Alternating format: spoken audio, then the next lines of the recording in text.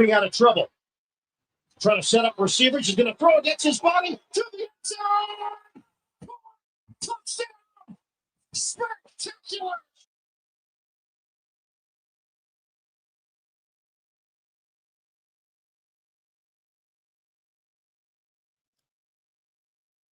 Well, a magnificent Monday afternoon. How are you? And welcome to the Jason Gregor Show on Sports 1440, sports1440.ca. Sports 1440 YouTube, Facebook, X, and Instagram. Of course, at Orders Nation as well. So thank you very much for listening. Thank you very much for watching. Maybe you download the app, Stingray or iHeartRadio, radio player.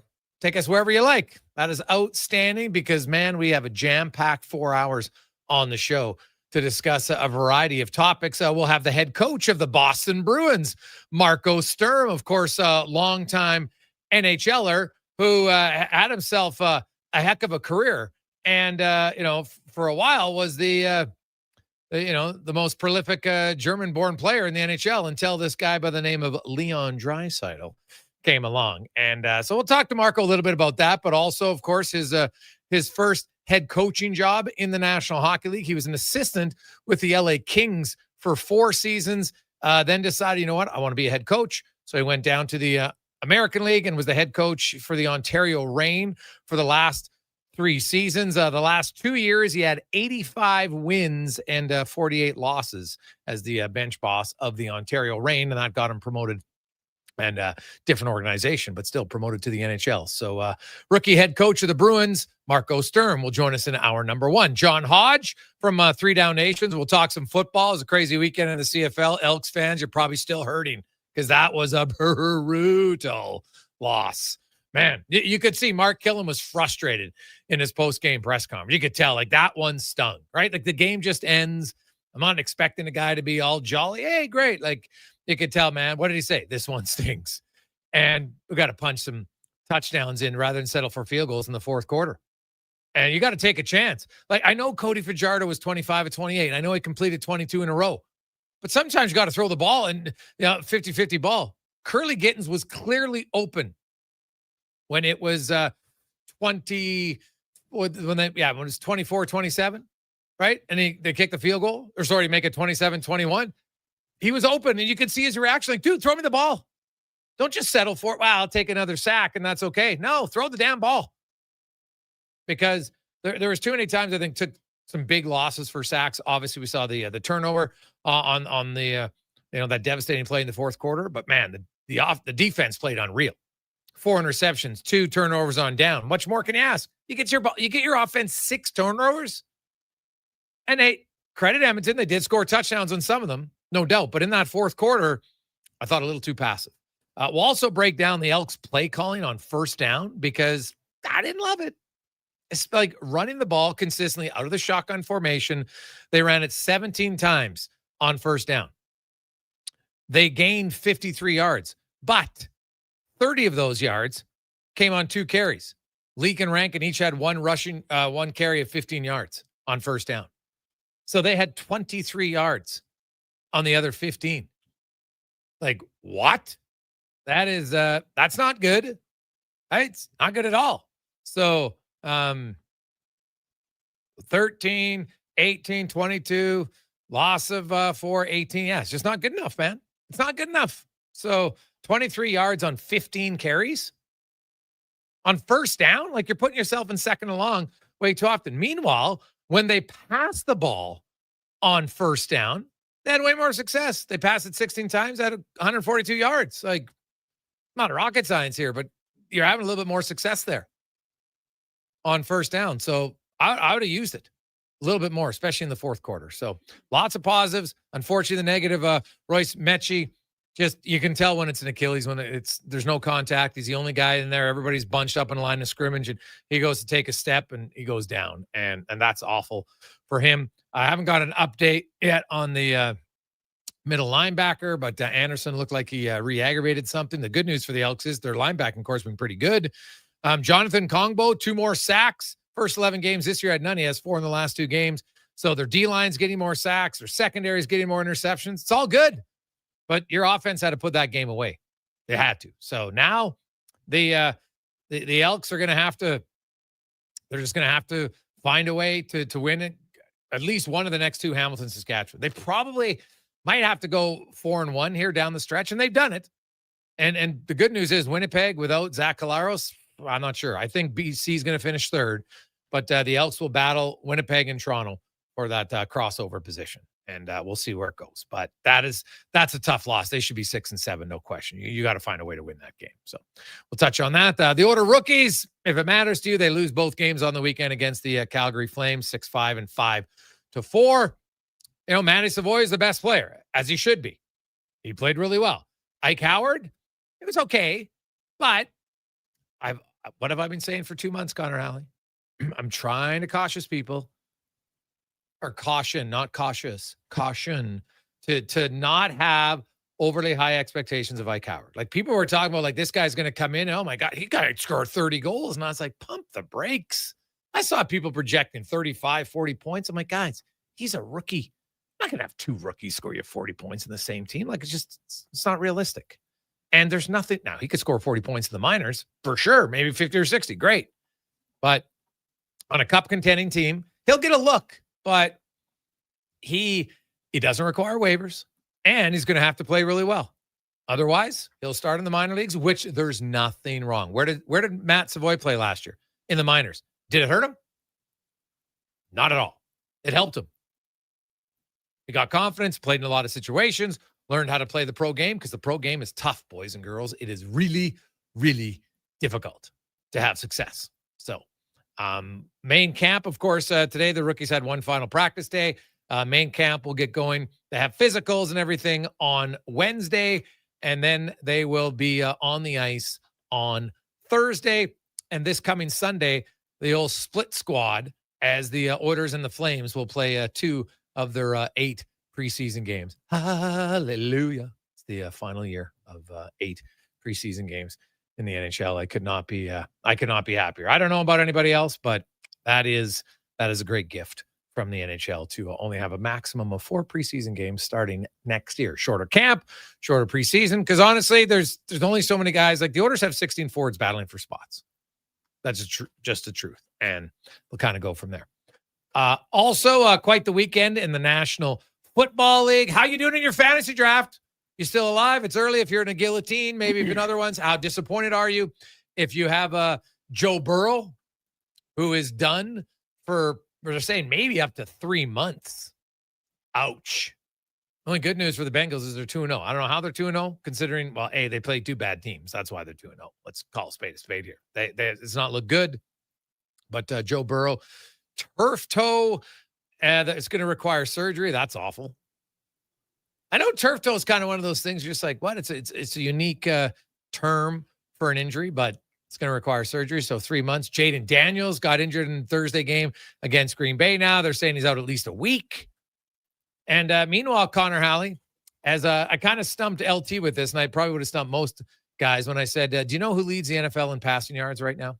Russell Wilson. As a team, the New York Giants, which is wild right now. I know they trailed in some of those games. They did score 37 points, but if you would have said the Giants, now the Chargers or the Raiders could easily pass them tonight, because the Raiders had 368 in their first win. The Chargers had 318 yards in their first win. So, either one of them could have a 300-plus game tonight and be ahead. But it's good for them. What about the Indianapolis Colts? Strutty. It's like, he was ahead of his time, like Godfather 4, and thinking Danny Dimes could throw Danny Dimes, but Danny Dimes played not bad, con man.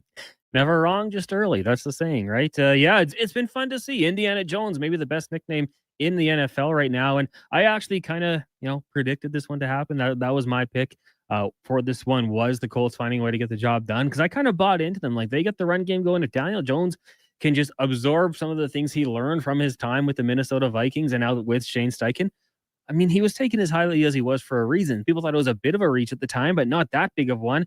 He can run the football, and, to do that against a good Denver Broncos team, hey, penalty assisted. Let's be honest. I think the call that went against the Broncos at the end, the leverage, it's a call we've seen made 51 times in the last 15 years.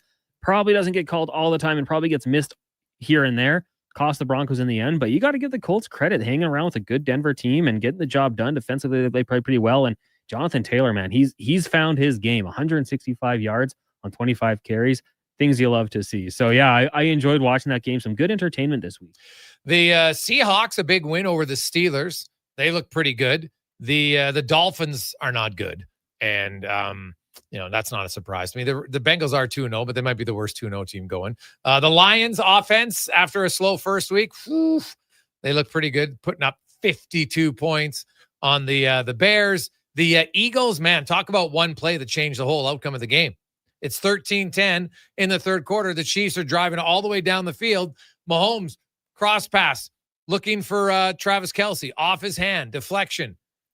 Eagles intercept it, run it all the way back. And if it wasn't for the speedy old lineman, whose name escapes me right now, knocking him out of bounds, that's a pick six going for 100 yards. But the Eagles do end up pushing it in, literally, on the tush push. Some people still don't like that play, but nonetheless. And then the Chiefs do score another touchdown. But that one play, Cons, basically cost them, because even if you don't score a TD on the Kelce one, you get a field goal, it's tie game. And, the Eagles, they didn't score another touchdown after that, right? So, or even score after that gift really from the Chiefs. So the Chiefs 0-2 for the first time in the Patrick Mahomes era. We'll see. I don't think they're that bad. They've lost to two pretty good teams, but they also haven't scored many points. So they obviously miss Worthy. Like they don't have any playmakers right now. That's their challenge. Oh, yeah, 100%. And you get Rashee Rice back at some point.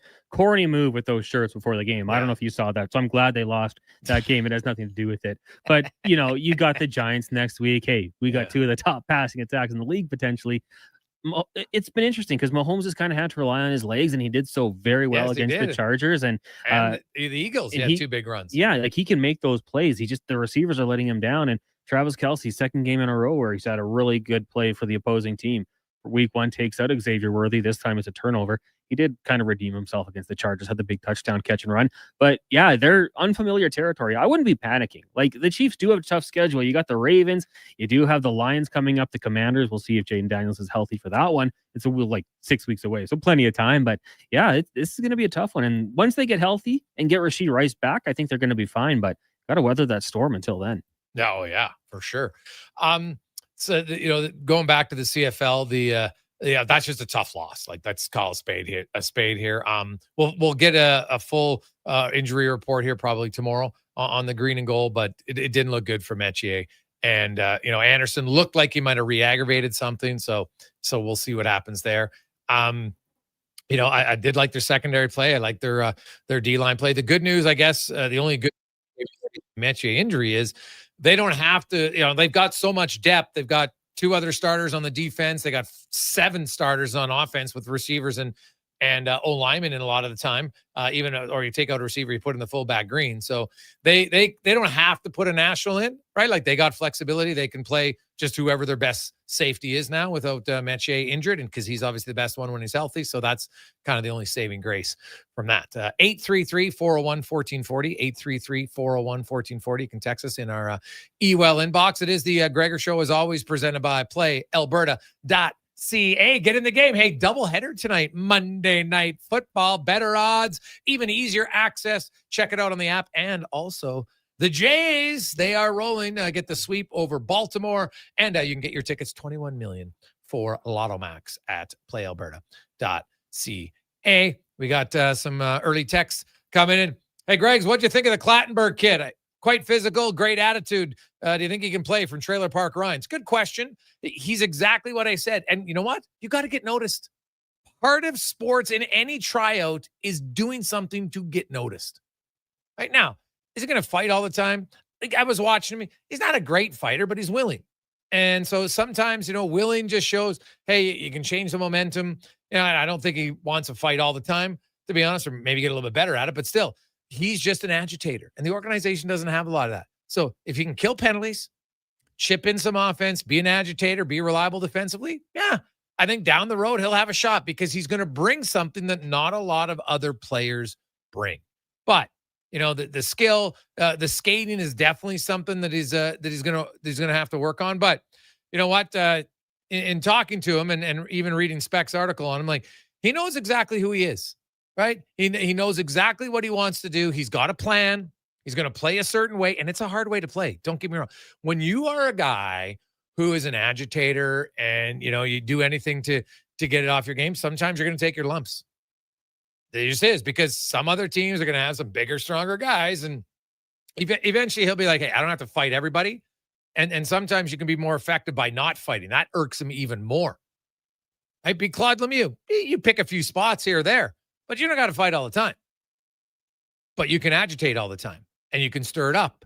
And yeah, you get used to taking a few, face washes and everything. But Clattenburg, hey, the guy's going to play, and he's going to play in the American League this year. He was never a big scorer in junior, right? So I don't expect a lot of offense for him. He's probably, if he gets to be an NHLer down the road, probably an energy fourth line guy. Nothing wrong with that. And the unique thing is, a lot of those guys, it takes a few years, of kind of grinding it out. Right? Like look at Ryan Lomberg. Right now, Ryan Lomberg really worked on his skating. Ryan Lomberg, he came out of college. He had 11 goals in 34 games, 18 points. Whatever. Now he played college route. Right? He was physical. He hit everybody, but then he played 3 seasons, one season in the ECHL, multiple seasons, like 3.5 seasons in the AHL and this guy played on a Stanley Cup winner in Florida. Like, it got to play, right? Then he went to Calgary. He's in the league. He's now played over 337 games. Like, you can, if you're willing to do things that other players aren't, it'll give you opportunities, right? That's just it. It'll give you other opportunities. And so that's where I am on him. And we'll kind of go from there. 833-401-1440, 833-401-1440. Coming up on the program today, we got Marco Sturm, John Kelly, Cam Tate, Gene Principe, Mark Spector, also Fernando Ramirez will join us, talk a little NFL. It's a busy Monday on the Jason Gregor Show, presented by PlayAlberta.ca. Mr. Rooter goes for a fall stroll. Ah, the beauty of fall. These leaves are crunchier than that calcified shower head I replaced this morning. And the earthy yellow oranges and browns are as colorful as the wad of hair I pulled out of the shower drain. Ugh, Mr. Rooter, can we talk about something else? Well, I'm sorry. I didn't realize you didn't like fall. You look about as sour as the sewer line I unclogged yesterday. For a plumber you'll truly fall for, call Mr. Rooter. It all started in 2006. The year Twitter was founded. Google bought YouTube. We played Wii Sports. And On the Rocks opened, changing Jasper Avenue forever. Celebrate 19 years of OTR on September 19th. Featuring Edmonton's own, The Royal Foundry. With party band DJ Deadly Nedley and DJ Kenny K. Edmonton's biggest party started in 06 and is still rocking harder than ever. See you September 19th. And On the Rocks. Jasper Ave and 118. Hey, sports fans, we've got a clear choice for you. At Crystal Glass, we provide customers with the perfect glass for any job. From home to auto and even commercial, installation or repairs, we're your team. Call 310 Glass or visit crystalglass.ca. Crystal Glass. Scott McGilvery here, HGTV host and renovation expert. The one upgrade I know homeowners will love: better, fresher Culligan water straight from the tap. Culligan's Aquessential reverse osmosis filtration system takes your water to the next level. With up to 7 stages of filtration and 14 filter options, they're certified to reduce over 90 contaminants.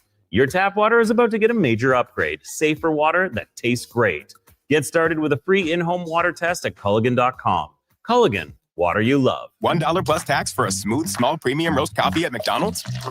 That means rich, full-bodied flavor at a price that's just as satisfying. Must be McCafe. Enjoy a small McCafe premium roast coffee for just $1 plus tax at participating McDonald's in Canada. Prices exclude delivery.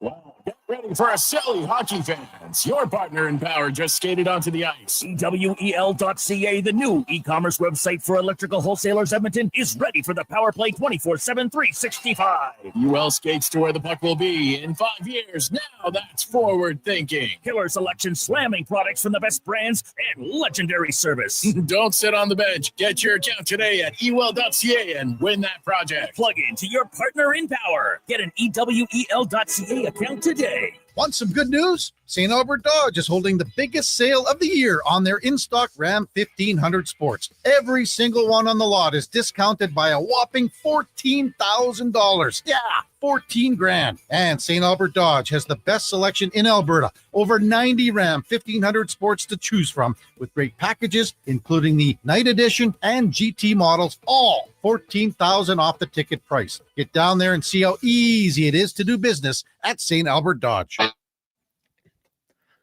Portions of this hour brought to you by Crystal Glass, your clear choice for residential windows. Locally manufactured and installed, Crystal Glass provides a beautiful product and incredible customer services for all of your residential needs. Call 310 Glass or visit crystalglass.ca for a quote. The Jason Gregor Show, the best of Edmonton sports talk and beyond. This is Sports 1440. Presented by PlayAlberta.ca, Alberta's only regulated online gambling website.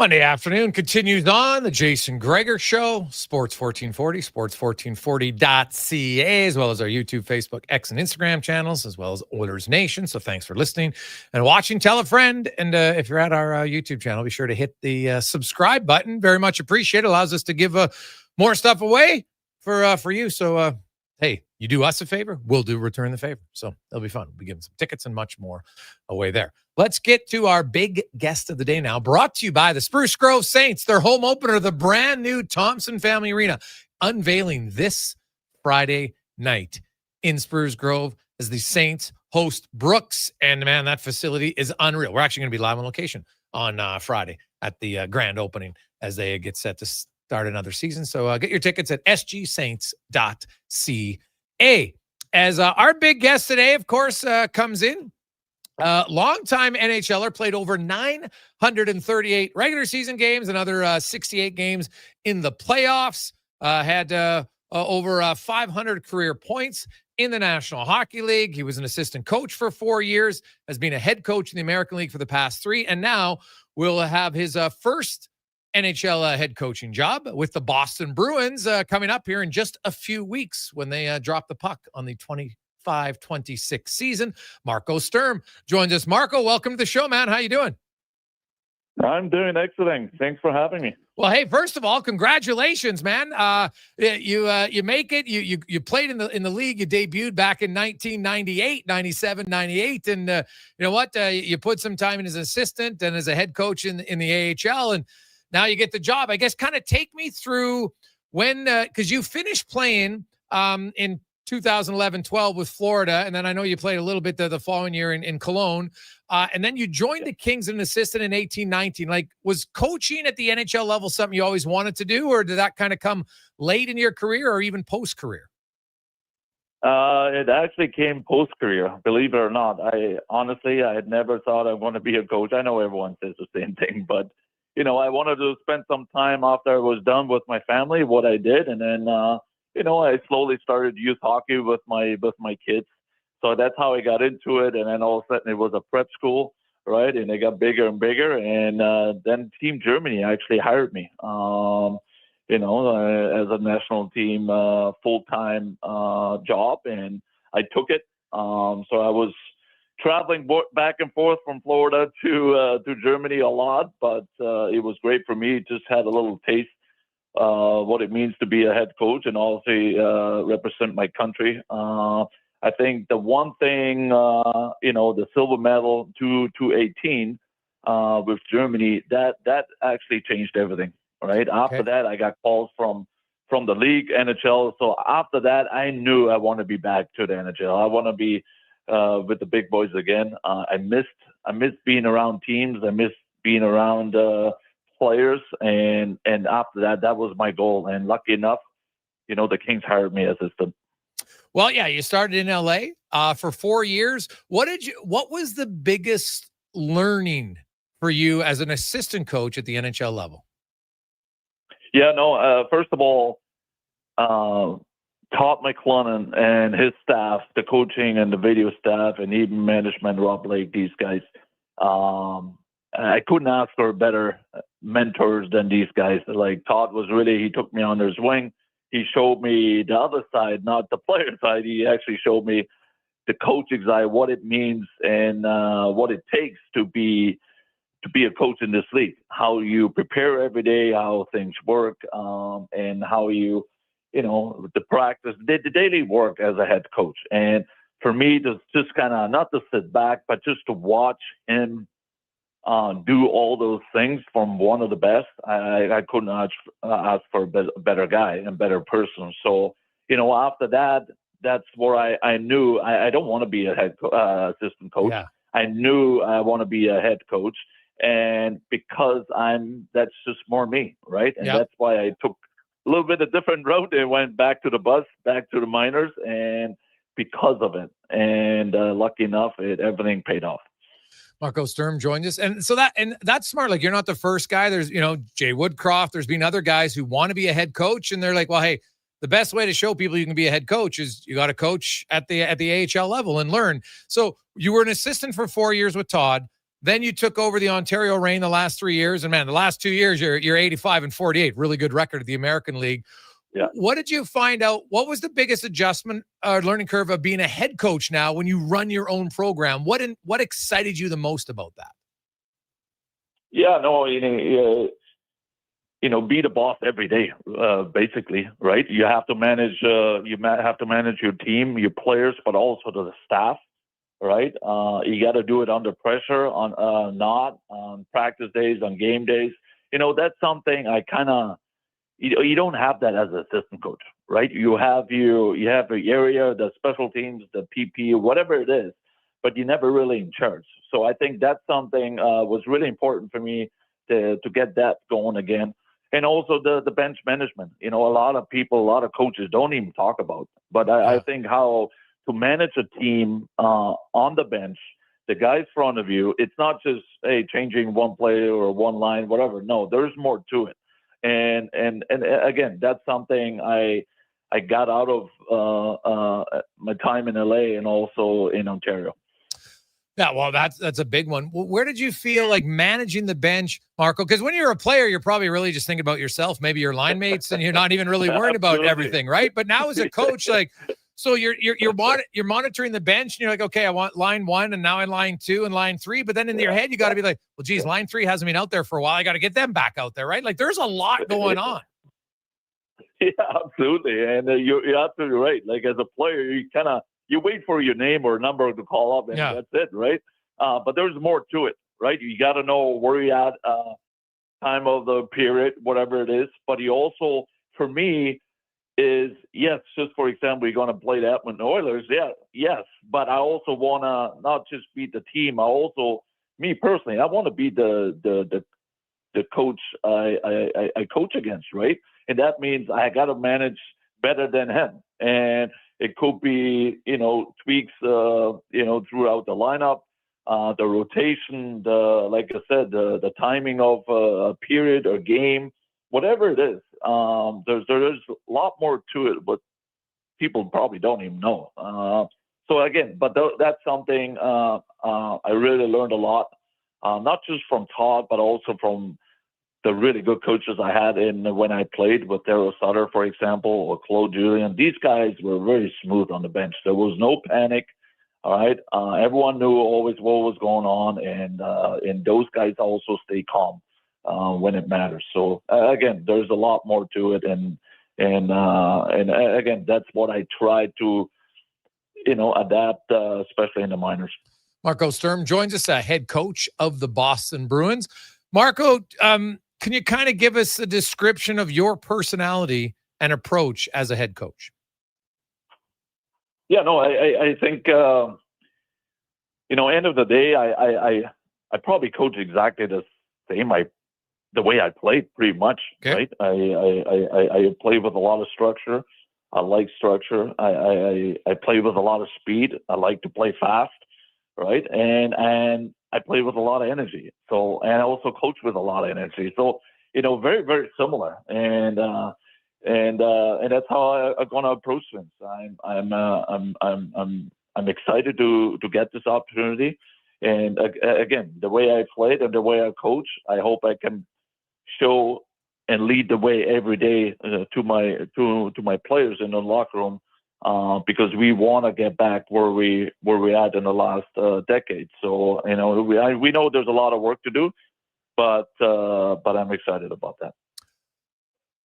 Marco Sturm joins us. Marco, looking at your roster, because the Bruins organization in the 2000s, no one's won more regular season games than them. They being like the most consistent franchise. Last year was kind of a rare outlier for the Bruins to not be close. I know Jeremy Swayman didn't have the season he wanted. Obviously, this year he'll be in camp and everything. You don't have a captain yet. As a head coach, do you feel it's super important to get one right away? How do you manage that situation?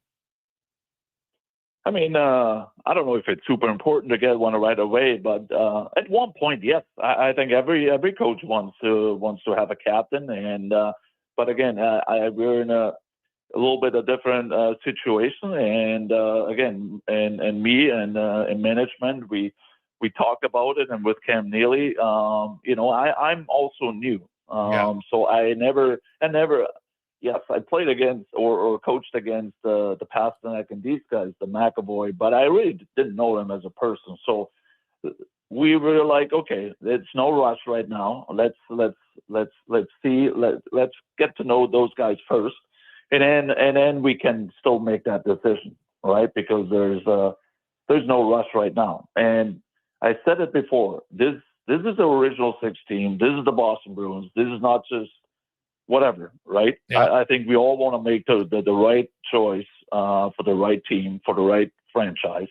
And that's why we're just going to take our time. I don't know when it's going to be, but I think we're very comfortable moving forward with we have a bunch of leaders, and especially with Pasternak and McAvoy. Marco, so your approach to training camp, and like, what are the things that you're going to want to get out of training camp and preseason that you feel will give your team the best chance to be ready when the puck drops in October? Yeah, no, I'm a big believer. Everything starts in training camp. That means we're going to set the tone right away. I think if we have a good training camp, usually you carry it over right start of the season, and I think that's going to be the message. That's going to be the goal, to have a good camp. So there will be no surprises going into the season. I know it's a hard league, so at least that's something I think it's in our control, how we want to prepare, how we want to work every day at camp, and and that's how we going to approach things day one. What about the style or system you want to play? Like, there's not that many systems at the end of the day in the NHL, right? Like, you could have a different forecheck here, maybe different neutral zone or whatever. But some guys do like more possession. Some teams are still a little bit of dump and chase here. They're not as much as used to be. But what is going to be Bruins hockey under Marco Sturm? Yeah, you're right. The big picture looks pretty much similar to every team, but everyone has different tweaks, and we're gonna have our tweaks. But going back to the Boston Bruins, why there's a reason why they've been so good for such a long time. I know last year was not a good season, but we did a lot of good things. So that means, for me coming in, I don't want to change everything. I think we want to keep a lot of good things. I'm going to tweak things where I think our team going to get better at it. And but you're also going to know what kind of team, what kind of players you have. All right. So again, we right at the start, because there will be a lot of messages. So I want to be, just smart and direct. Like everyone else, we want to play fast, but also very, very good structure. Just the way I coach. I think that's going to be a start, and the rest will sort things out. Marco, obviously one of the main parts of being a head coach is you have your assistant coaches. You got Chris Kelly, Jay Leach, Steve Spott. What responsibility is each guy going to have on your squad? Yeah, no, I'm very happy with my staff. First of all, Jay Leach been here for a while, and for this organization had some great experience in Seattle. He will be in charge of the D. We have Steve Spott. I'm very, very excited and happy that he decided to come with us. After he got released in Dallas, he will be in charge of the power play.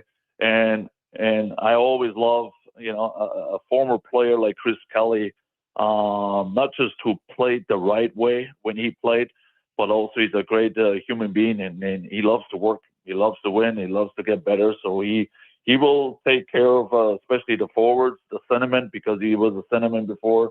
He will take care of a lot of the young kids we have coming up. So again, I really like our staff moving forward, and with Bob Essenza, as a goalie coach, he's going to be our veteran and our crew. I'm very excited. So I'm guessing that, Marco, you're going to help oversee the penalty kill yourself. And it's unique. Like every coach has a style. Like you were an offensive player, but you were also a reliable defensive player, right? Like you didn't need a map in your own zone. Coach could trust you on that. And, Boston historically, especially when you had Bergeron and Krejci, like that was kind of part of the Bruins MO. Like, yeah, we can score, but you know what? We got to be a reliable team. The center ice position, you talk with Chris Kelly. That's the one area where you're going to need some better play there. How can you maximize the play from your center iceman? How do you help them as a coaching staff?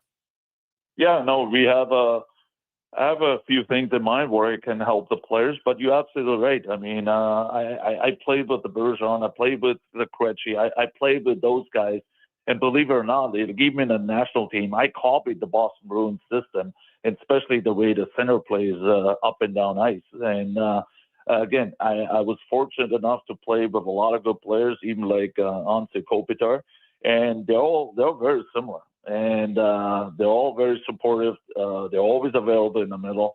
And now I like to, first of all, teach them, but also now to use their speed through the middle. So again, this is probably one of my bigger projects here with the Bruins coming up. We have the Lindholms, we have the Zaka and Middlestad, and the Corrali. But again, we got to make sure we're gonna use our speed a little bit better throughout the middle. Use your speed better throughout the middle. It's fantastic.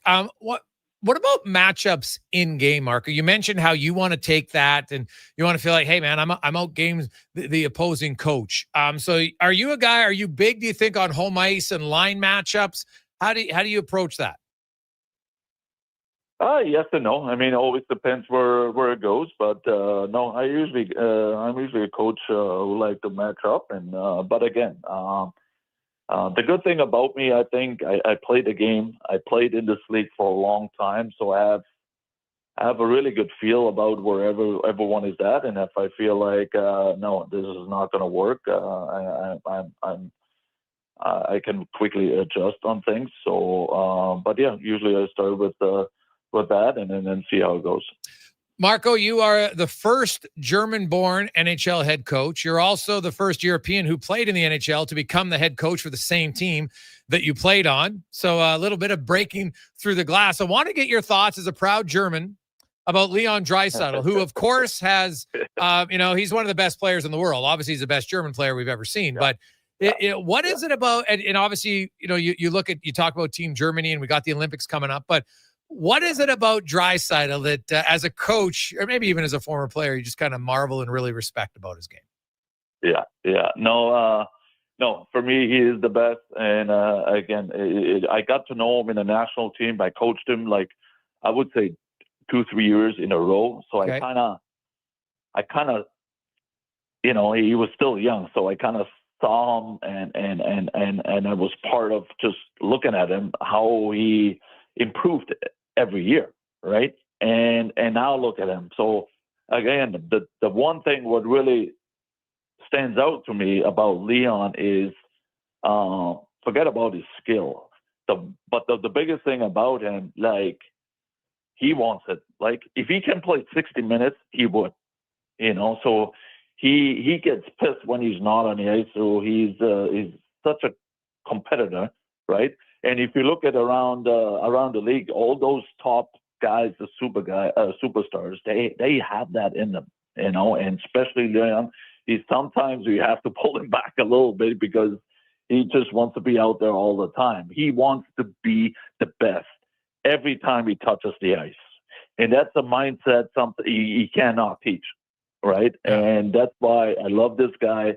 And that's why he's so yeah, it's hard for opponent. It's going to be hard for us. Like every time he steps on the ice, because I know he can be the difference every time, and I know he wants to be the difference every time he steps on the ice, and I think that makes him so special. Marco, congratulations! It's huge for Germany to have an NHL head coach now. So you're breaking barriers there, and best of luck with the team that you used to play for. And we'll talk to you throughout the year. Have a great time. All right, thank you very much. Thank you. That's Marco Sturm, man. I haven't talked to Marco in a few years, but man, he's a genuinely nice person. You can just tell, and I love him. Very honest. He kind of has a style. What he wanted to do. He went to LA. Got Todd McClellan, who's had a very successful NHL career, kind of learned, hey, how to be a head coach. This is what you got to do, how to manage a bench. Hey, you kind of forget about that sometimes. Like there's a lot that goes into managing a bench. And, he was wise enough to say, hey, my personality, I want to be a head coach. So went to the American League for 3 years and had some success in Ontario. And now he's in Boston. And it's definitely not going to be an easy job. In Boston, there's high expectations. That organization, he played there. He knows that they expect a lot, and they have been great. Now, last year was a dip, and I think everybody looks at Boston, and if there's a question mark, it's like, what are they going to do down the middle? Do they have the center iceman to compete? Because obviously Pasternak's world class, right? Elias Lindholm has got to be better, right? Casey Middlestad, they got Geeky, Pasternak, Victor Arvidsson, Pavel Zacha probably is their top six wingers. But, then you got Corrali. Sean Corrali, fourth line center, no problem. But is Fraser Minton ready to be a third liner? We'll see. So I think definitely Boston is a team that's, they got some openings. And I'll kind of be curious. On the back end, obviously, if McAvoy can stay healthy, you got Lindholm, you got Zadorov, Lowry, Peak, Jokiharju. Obviously, Swayman's got to get back to what Swayman was a few years ago. But I think the big thing in Boston is it's been a few years where they've given up too much defensively. And that's going to be an area he has to improve. Take a quick break. We'll return. That's the Gregor here on the Gregor Show, presented by PlayAlberta.ca. I'm a little hungry. I've got Booster Balls from Booster Juice. Booster what now? Booster Balls. They're little protein bites packed with nutrients. Chewy, crunchy, yummy, and new flavors all the time. Like this little guy. The new mint chocolate Booster Ball. Peppermint cocoa, coconut, peanut butter, maple syrup, all rolled up into a delightful little bite-sized snack. Why am I just hearing about this now? I don't know. Can I have one? No. Booster Juice, Canadian born, blending since 1999. It's the final weekend of the Brick's famous tent sale. Now save up to 70% off clearance items in the tent and store, with more amazing deals arriving daily in every department, like up to $1,800 off power reclining sectionals and up to $700 off big screen TVs. Buy more, save more when you buy 2 or more major appliances, up to $1,000 off. Plus, speaker when you spend $9.99 or more on furniture. Some exclusions apply. See in store for details. The Brick, saving you more. September, back to class and back to carting the kids around. Good news. Until the end of the month at Wolf GMC Buick, get GMC employee pricing on all remaining 2025 GMC Sierras, so you'll have loads of room. Plus, get 0% financing on Sierra light-duty crew cabs. If you're eyeing up an SUV, we have the completely redesigned GMC Terrain and our entire Buick family with incredible prices. And Costco members up to $1,200 additional off the price. Come see us, corner of 184th Street and Stony Plain Road. Wolf GMC Buick. We're making it easy. Listen up, because you're not going to want to miss this. Right now is your chance to get in on Play Alberta's biggest offer ever. For a limited time only, new players can get up to a $1,000 casino bonus when they sign up. There's never been a better time to join the fun. Visit PlayAlberta.ca today to get started with casino, sports, and lottery all in one app. Must be 18 plus to play. Remember, if you gamble, use your game sense. At Fountain Tire, get up to 25% off select tires, up to $125 off a set of 4 select Goodyear tires, and $50 off $150 service until October 18th. Restrictions apply. Book today. Fountain Tire. We're on this road together, Canada. Groceries, mortgage payments, family holidays, a new car. That's what profit shares look like for Vision Credit Union members. Each year, we return about 75% of our profits, $35 million last year, to the people who bank with us. Because at Vision Credit Union, when you're an owner, you get your share. Why not get yours? Learn how at whatsyourshare.ca. That's whatsyourshare.ca. It takes grit. It takes heart. It's the legendary Canadian Finals Rodeo, powered by ATV.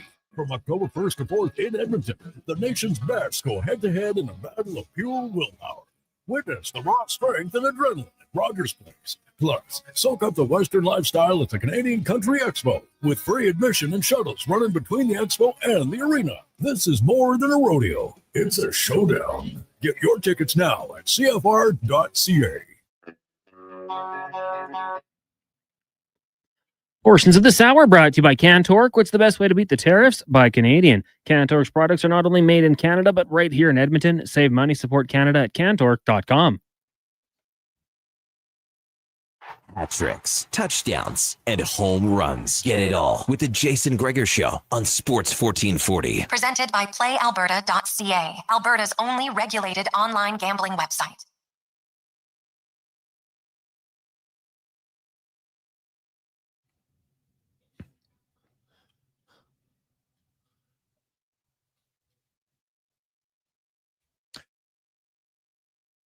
.247. Welcome back, Jason Gregor, Connor Halley, Sports 1440. Big shout out to our man Brad. It's a great get Marco Sturm, head coach of the Bruins, on, as the Bruins are an interesting team. The Eastern Conference is tough. The Atlantic Division is hard. Tampa, Florida, Toronto, heck, Ottawa, Montreal, maybe a team on the rise. We'll see. Still not necessarily sold in the halves as much as some people are, but we'll see. Can the Bruins get back in it? Maybe. But they're definitely going to have to play better than they did last year. No question about it. Now, let's go to our football report, brought to you by Legacy Heating and Cooling. Home with no payments, no interest for 1 year on your furnace. Plan ahead. Don't wait till it conks out in the freezing cold. LegacyHeating.ca. As John Hodge from 3 Down Nation joined us. We talk a little Elks and CFL. John, how you doing? I'm doing great. Thanks for having me. Well, John, I'm sure you watch a lot of the games, but I don't know if I've seen a team that kind of lost a game they had no reason losing more than the Elks on Saturday in Toronto. Like, when your defense gives you 6 turnovers, you got to figure out a way to win that game. Like, they led the whole way until the final field goal. Yeah, I mean, when you win the turnover battle, period, you usually win. When you win it 6-1, usually you win the game in a blowout. And, the Elks have struggled to generate takeaways all year. They entered this past week dead last in the CFL in interceptions. And all of a sudden, this secondary that has, again, struggled to turn the ball over. I think lack of pressure is a big part of the reason why. Well, the last few weeks, the Elks have been getting pressure, even though they've been banged up along the defensive line. You got kind of unheralded guys. Jonathan Kongbo is making plays. Joel DeBlanco bringing pressure on blitzes from the linebacker position. Like, this group has stepped up as of late. They finally get the takeaways. And of course, the offense didn't do a whole heck of a lot, not a ton of production, but they at least protected the ball until all of a sudden, 4 minutes left in the game, Aaron Casey comes on a delayed blitz linebacker for the Argonauts. Edmonton can't pick it up. Cody Fajardo gets stripped.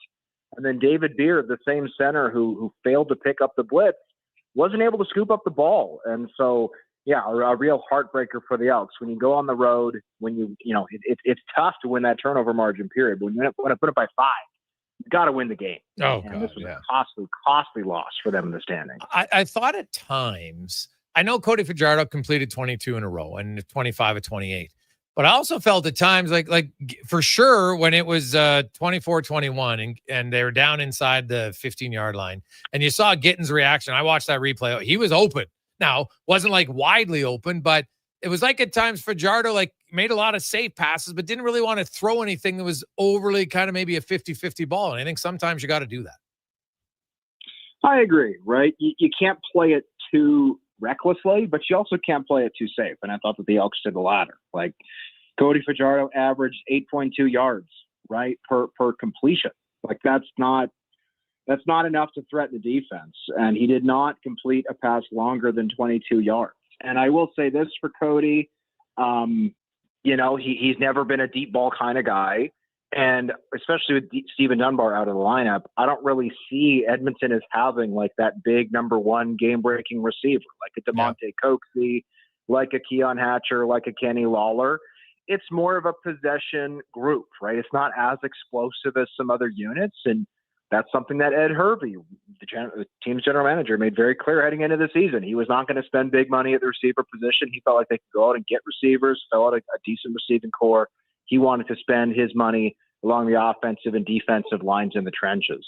And so, I don't think that's a bad way to build a team, but you're maybe not going to have the most explosive offense in the world if that's the way you're planning to build. So, yeah, I think this team is probably on the offensive side of it, skewing a little conservative, right? You never want to live on either extreme. And I think swinging that pendulum a little bit back to the middle would benefit them, especially because, again, that conservative play calling didn't help them at the most pivotal point of the game when they gave up their costly turnover deep in their own end. Well, I crunched the numbers on rushing on first down. They rushed 17 times on first down, every one out of the shotgun, I should add. And they gained a total of 53 yards. But 30 of those yards came on 2 carries. So they had 23 yards on their other 15 carries on first down. Like you're in second and long all the time. And every sack, including the fumble, came when it was second and long. And they just didn't have an answer for the Argos. And to me, like their passing on first down was 3 times as effective. They had 142 yards on 16. And I'm like, guys, just pass the ball more on first down. It was like we got to run the ball. We got to run the ball. Well, throw it in the flat then to Justin Rankin. He led your team in receiving yards coming into the game. It's not the end of the world. Yeah, I think you nailed that. I mean, Justin Rankin, I think, is the best player on this team right now, period. I think regardless, offense, defense, special teams, whatever, he's been dominant. And so if you might only give him 10 carries over the course of the game, but if you can feed him 10 passes as well and keep him just as involved on the ground and through the air, I think that not only, it essentially fills the same role as a run, but it also, takes some of the pressure off the run game. If every single first down, your opponent knows, okay, like we know what's coming here. We know what the formation's going to be. We know that this is going to be, the same zone read that they've ran previously. So I like that. Justin Rankin is a guy who obviously is a game breaker, but he's shown he can be just as effective as a receiver out of the backfield as he can at back. So I think that the more you can get him involved, but in a variety of ways, the better, because the offense simply wasn't explosive enough. They had less than 200 net or 300 net yards of offense, right? Less than that in the CFL is a bad game in the CFL. They put up points, but when it comes to putting an opponent away, right, you have to have those sustained drives. You have to have some explosion plays. They didn't have that. Yeah, definitely. John Hodge joined us. So, John, looking at and bad news for the Elks was the Metier injury, because that looked like an obvious Achilles. I know it hasn't been officially confirmed by the Elks, but that's what I'm hearing, and that's obviously not good.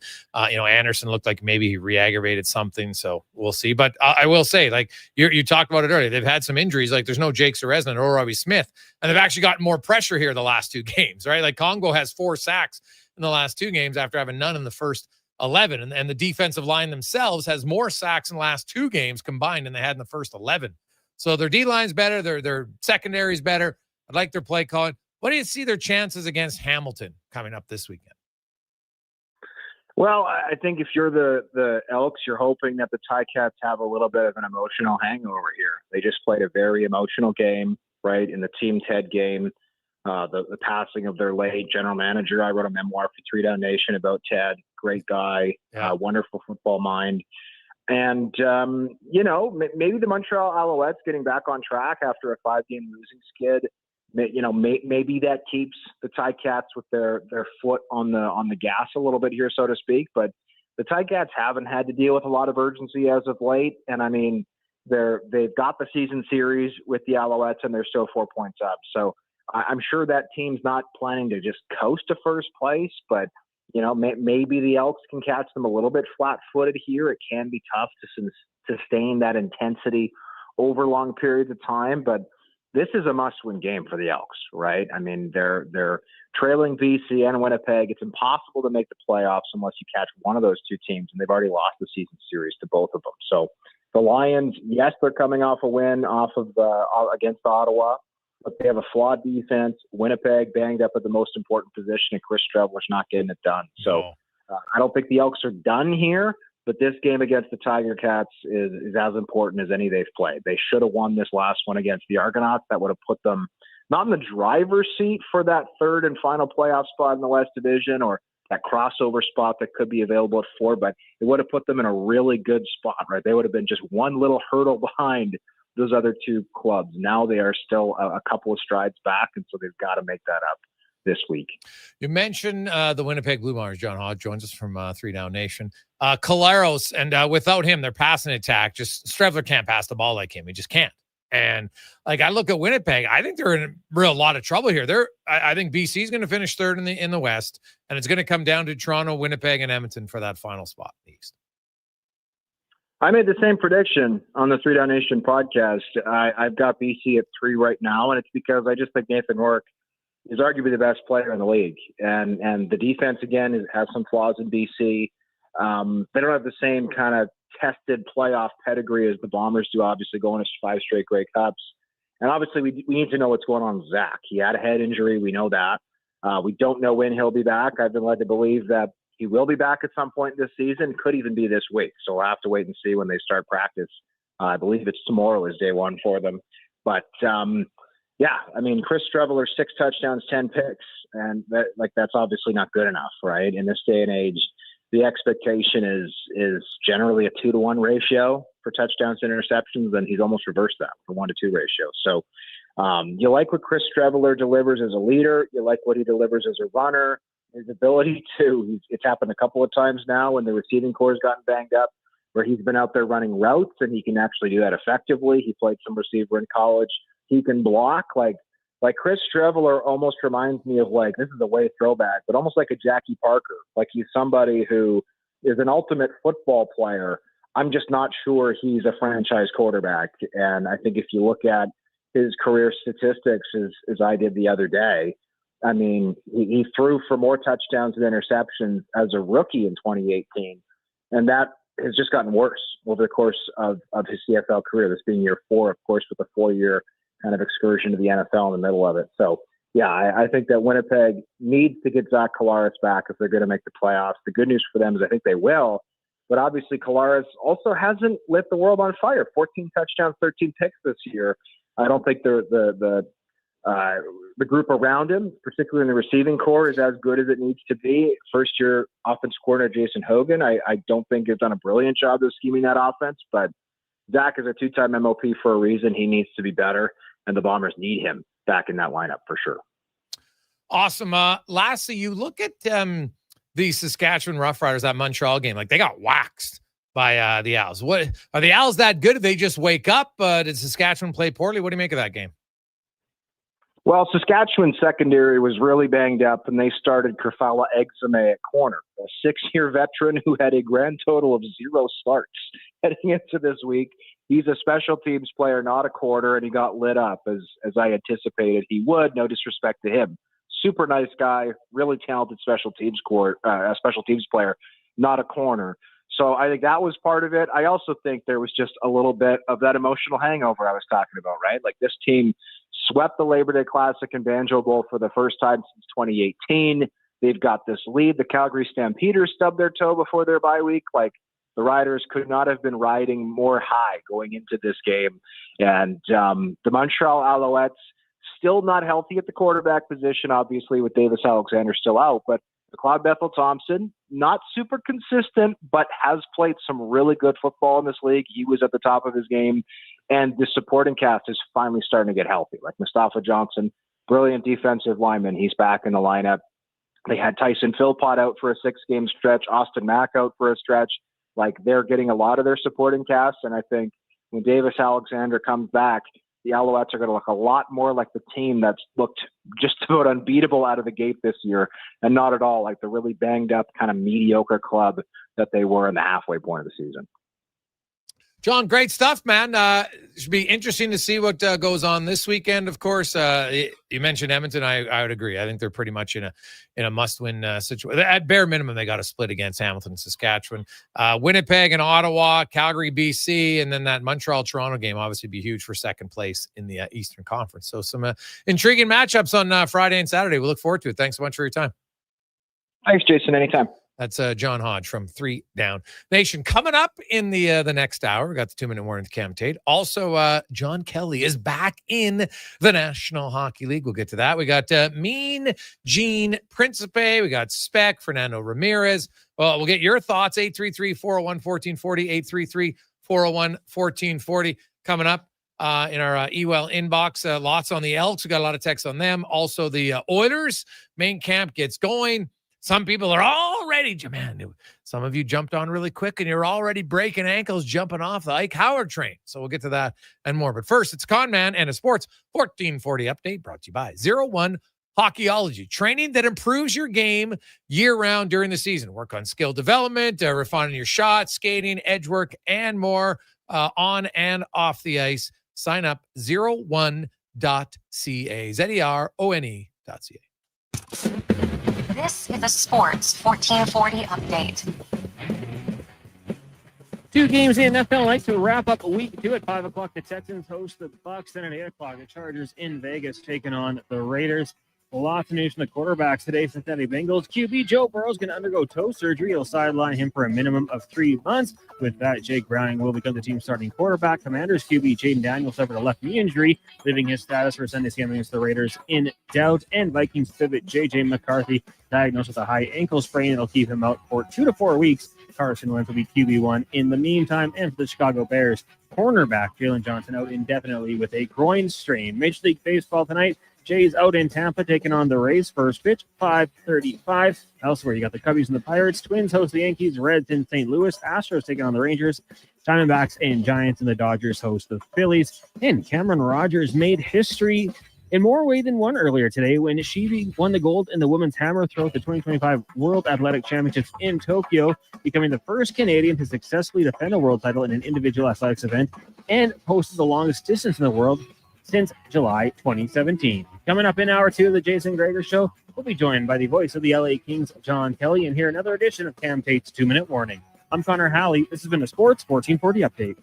This is Sports 1440, a Stingray radio station broadcasting on Treaty 6 territory. Download the free iHeartRadio app and listen to CKJR wherever you go. It all started in 2006. The year Twitter was founded. Google bought YouTube. We played Wii Sports. And On the Rocks opened, changing Jasper Avenue forever. Celebrate 19 years of OTR on September 19th. Featuring Edmonton's own, The Royal Foundry. With party band Kerr, DJ Deadly Nedley, and DJ Kenny K. Edmonton's biggest party started in 06 and is still rocking harder than ever. See you September 19th. At On the Rocks. Jasper Ave and 118th. The job isn't done until the last load is hauled, and having a semi-trailer out of commission is not an option. Whether replacing or adding to your convoy, Edmonton Trailer has a huge inventory of new and used semi-trailers, trusted by the gravel, logging, oil field, fluids, and freight industries. Find a trailer right for you online or at one of their 3 locations. For sales, service, parts, rental, and finance, when you're in it for the long haul, Edmonton Trailer. That's the sound of the Harley you've been dreaming about. And this is the sound of opportunity knocking, and it's coming from Harley-Davidson of Edmonton. We'll see magnificent Monday afternoon. How are you? And welcome to the Jason Gregor moment to own welcome. the legend. Find your dream machine at Harley-Davidson of Edmonton on the Yellowhead Trail. Locally owned and operated by the Kent family and celebrating 45 years. A Saskatchewan boy who grew up loving and playing sports. At least we think he grew Big shout out to our Listen to Kevin Carius weekday mornings from 7 to 11 on Edmonton's home for sports. Sports 1440. Action Electrical's projects team takes the field, folks, ready to execute the entire play for new commercial builds. Absolutely. They're masters of design, build, sketching strategy from initial blueprints to core electrical infrastructure. The team never misses on complex projects. Known for handling big league constructions and major renovations, ensuring flawless execution, hire the Action Electrical team to bring home a win for your project. Visit actionelectrical.net. $1 plus tax for a smooth, small premium roast coffee at McDonald's? That means rich, full-bodied flavor At a price that's just as satisfying. Must be McCafe. Enjoy a small McCafe premium roast coffee for just $1 plus tax. At participating McDonald's in Canada. Prices exclude delivery. When you get into a new Tundra, you might find yourself hauling ATVs into the great outdoors, even if your last outdoor experience was a backyard barbecue. Because with this much towing capability, fun, it's a serious upgrade. All that's left to do is drive it home. Get in and go right now at Toyota, where you can lease a 2025 Tundra 4x4 double cab SR5 from $154 weekly for 60 months at 5.39% with $7,999 down. Visit shoptoyota.ca for your local Prairie Toyota dealer today.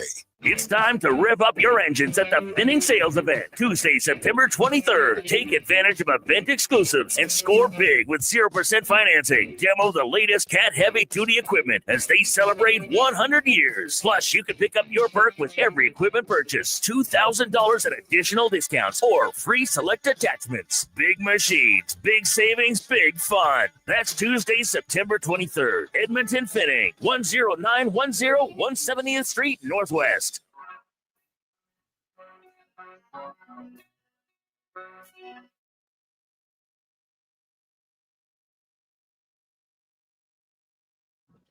Portions of this hour brought to you by Joppa Machinery. Joppa is digging deep on their 50-year history of supporting Alberta's construction industry with their line of special edition blackout excavators. Visit joppamachinery.com for all the details. The Jason Gregor Show, the best of Edmonton sports talk and beyond. This is Sports 1440. Presented by PlayAlberta.ca, Alberta's only regulated online gambling website.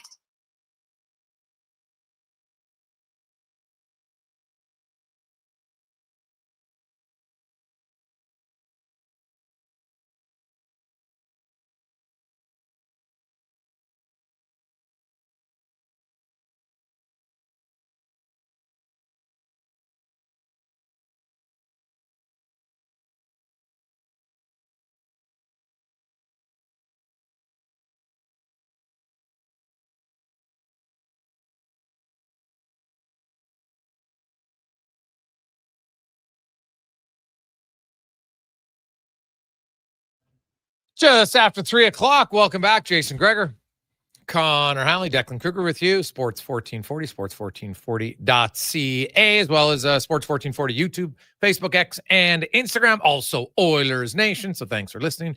Thanks for watching the show. Download it later. I know many of you on the podcast, or you take the app with you.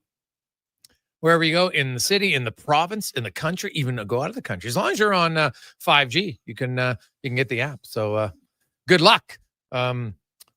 Today, we coming up this hour, Mr. Kelly, John Kelly, is back in the league now as the longtime voice of the Blues. Of course, now second generation voice of the Blues, I should say, is now the voice of the Los Angeles Kings, taking over for Nick Nixon, who retired after a stellar career as the voice of the Kings, which included 2 Stanley Cup championships in 2012 and 2014. Tater has the 2-minute warning coming up later on this hour. Actually, joining us, he came in studio, wheeled in, literally. You know when you say, "Hey, someone wheels in" with Tater, it's true. He wheels in, and brought some cookies today. So nice. Haven't seen him eat the cookie though. I don't know if it's as good as spaghetti or not. So we'll see. Check that out later. 833-401-1440, 833-401-1440. We got a lot of text flying in already. Some thoughts. The regular season for the NHL getting closer. Of course, preseason 6 days away as NHL teams will get the preseason sched going. The Oilers and the Flames will have a double dip on Sunday night. The always lovely split squad. Now, if Connor McDavid plays, and I'm not sure it's a guarantee. If he does, he would play in the Edmonton one. Connor McDavid in the preseason, rarely, not always, sometimes he has, but rarely does he go on the road. So we'll see. Like, I think it was 3 preseason games that he played last year, and I would guess it would be something similar to that this season. Sometimes it can get up to 4, depending on if they will. Yeah, and really when he does play, he's not playing 22 minutes. That's obvious, right? The reason why I'm probably going to play on the road this year is because their last 2 preseason games are indeed on the road in Seattle on the 1st of October, and then Friday night the 3rd. And that one, Oiler fans, will be on television. So on on Sportsnet. If you want to check that out, the one on the 28th against the Canucks also. And now there is the two against the Jets are both on TSN, but you'd probably need the NHL package. Otherwise, they're blacked out. So there you go. Elks, NFL. Curious. Hey, Greg's, me and my buddies were wondering your rules on the Guillotine League. Is it anything different than a normal PPR? No, the only difference that I see in a Guillotine League, so if you have a normal 12, 14-team, 10-team league, whatever you play in, although I don't know how anyone play in a 14-team league like in a full season. That, to me, wouldn't be fun. There's not enough players. But you're playing a 10, 12-team league, got full PPR. The rules are all the same. The only difference in a Guillotine League is in our league, there's 18 teams. And each week, whoever has the fewest points, so you don't play head-to-head against anybody. You're basically playing everybody against the field. Whoever has the fewest points, you're out. And then your players go and they become free agents, and the other remaining teams can bid on them with fab bucks. That's how it works. So we're nearing the second week. And cons, I don't have to fret. I'm in. But so we have a guy currently who the website, because we use Sleeper, has him at like a 1% chance to make it because he does have more points currently than the guy behind him, but the guy has a kicker and he needs I got to pull it up, which kicker he needs, 5.7 points, I think it is. And here's the thing, though. Well, it says it's 1%. I'm like, that seems low because all it takes is an injury to that kicker and you're done, right? Yeah, I mean, in theory. Because when's the last kicker injury we saw? It's been a while since we've had a kicker injury. He needs 5.37 points to pass. Is that in this league? I don't know if you know the exact rules. Is that like 5 points for a certain distance, 50 plus, or? Yeah, you get more points for 50-yarder. Yeah. Which kicker is it? Do you know? He's got Fairbairn from Houston. Good kicker. Yeah, had a good week last week. No. He is. He's definitely pretty good.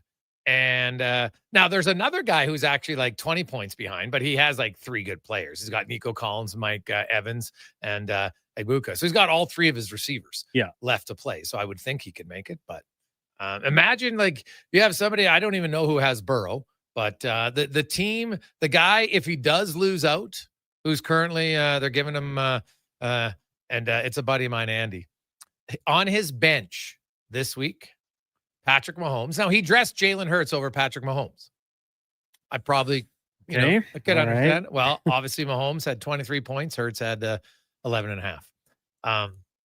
He left Stevenson on his bench and had Derrick Henry do a whole lot of nothing. But we all dressed Derrick Henry. Yeah, I was in that same camp, so I get it. Right. And then he had Tucker Kraft. Now, that one's a little bit of a kick. But he has Sam Laporta. But he went, he benched Tucker Kraft. So he has like 70 points on his bench. Hard to be overly critical of those moves. No, not really, but you still don't like it. Oh no, absolutely. I mean, it's kind of like look at AJ Brown right now. Yeah. Like you're probably feeling like I have to draft him just in case, but first 2 weeks haven't been very good depending on your depth. Yeah, the Eagles have no passing yards right now. They just don't throw the football. Yeah. Jalen Hurts is a running back. Like all he would have needed is one of those guys to play. Yeah, and he'd be safe. That's kind of what like is nerve-wracking about the Guillotine League is you're watching, you're just like, okay, I don't want to be the worst. So, on midway through Sunday afternoon, you're like, okay, I feel all right. And then it's good to go. But so we use, for those asking, we use the, I didn't set it up. Our buddy Mini-Me set it up. And they use the Sleeper app. And I have to say, you know what, on your phone, it's pretty simple. Pretty good. I still I'm old school. I like doing any fantasy of picking my team on a desktop or a laptop so I can see the screen bigger. It's like people who watch TV on their phone. I don't know how they do it. I can't handle it. I'm like, dude, why am I watching television on a 4-inch screen? But it's just age. I understand it. Right? Kids nowadays, I have my niece, hey, do you want, we have like this big TV downstairs? No, I'll just watch it on my phone. And I'm like, what? You have you can watch a movie on a big, but you're watching on your phone. I don't get it. So I do not get it. Now, did you say Mini-Me, your buddy? Yeah, that's what I call him. How big is he? Nick. Mini-Me? Yeah. It's not overly big. Levers from first round. You know Levers. Yeah. He's got shaved head, right? He's Mini-Me. And I know what he's tipping the Toledo's at, like 5'5". Maybe, I don't know. Right? Like he's $130. right now, maybe. I don't know. Yeah, it works. Yeah. So yeah, mini me. I love it. So, but he is good. He's a commissioner in 2 leagues, so God love him. Right? Like it's like herding cats. So I like chirping him, but I respect him for doing it because I wouldn't want to be the commissioner of the fantasy league. I think like you talk about jobs in life that you don't get a lot of positive returns on. I would think like how many of you out there are a commissioner in your fantasy league? Cons, are you a commissioner? No, I did it once and got out of there. So you did it how'd you get out? Well, the league just kind of the league. Oh, okay. And I was happy to let it end. Oh, so you didn't fight for the league. You're just like, I'm out. I guess technically I'm the commissioner of the Fantasy Frenzy League, but all good dudes, like not any real hassle there. Oh, Everyone's okay. kind of just happy to be there, I think. Okay.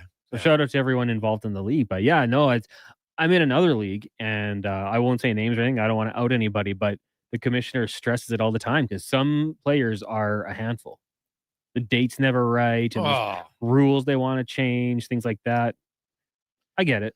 Oh, so we did it in our league because every year the same rule change gets brought up. The guy keeps trying to bring it in. I'm like, dude, they're not doing it. So this year I put in a rule that says if a rule gets turned down, it can't be brought up again for 4 years. Good thinking. Because I'm just like, what are we doing? And we actually have it in our constitution that if you want to submit a rule change, you have to do it in writing before the league meeting. Because most guys just won't do it, right? Because they get to the league meeting, now they want to complain. Okay, hey, what about this rule change? So I'm like, no, if you haven't brought it up in advance, you can't do it. Now, some guys do it, and that's fine.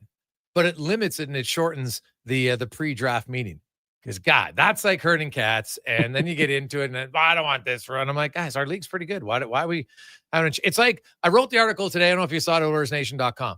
I saw Wyshynski had an article from last week about the NHL. And Cale Makar, here's his comment. I want to read Cale Makar's comment because this is fitting about, wanting to change things. Says, quote, I feel like all the players want to go back to number 1 versus number 8. I think that's the thing we'd like, but I get it. I understand the playoff format. It makes the road harder sometimes.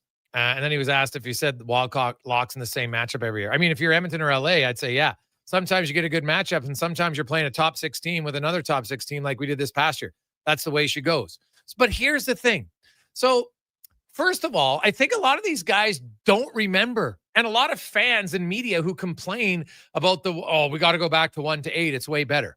Well, first of all, it's only going to change 2 matchups. Do you understand that? Right? The majority of the time. Because it has the number 1 team and the lowest. That's always the same. That's how it is right now. Number 1 gets number 8 regardless, right? So that one doesn't change. And even if you have because the other division winner, there's been a few cases where like Minnesota and Calgary in 2023, Calgary won with 111 points, but Minnesota was actually second in the Central with 113. But under the old 1 to 8, guess what? Calgary still would have been number 2. So they would have had the wild card team. So the wild card matchups and the 1-2, they stay the same in a 1 to 8. Nothing's changing. So the only matchups that are changing are the 3, 6, 4, 5 / second and third division ones. Those are the only ones that change.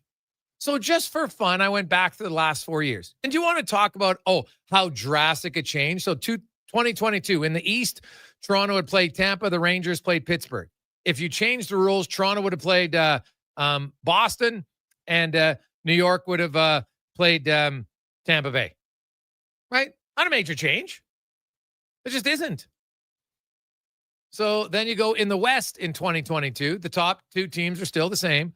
And Minnesota had played St. Louis, and Edmonton had played LA. So it would have been Minnesota versus LA, St. Louis versus Edmonton.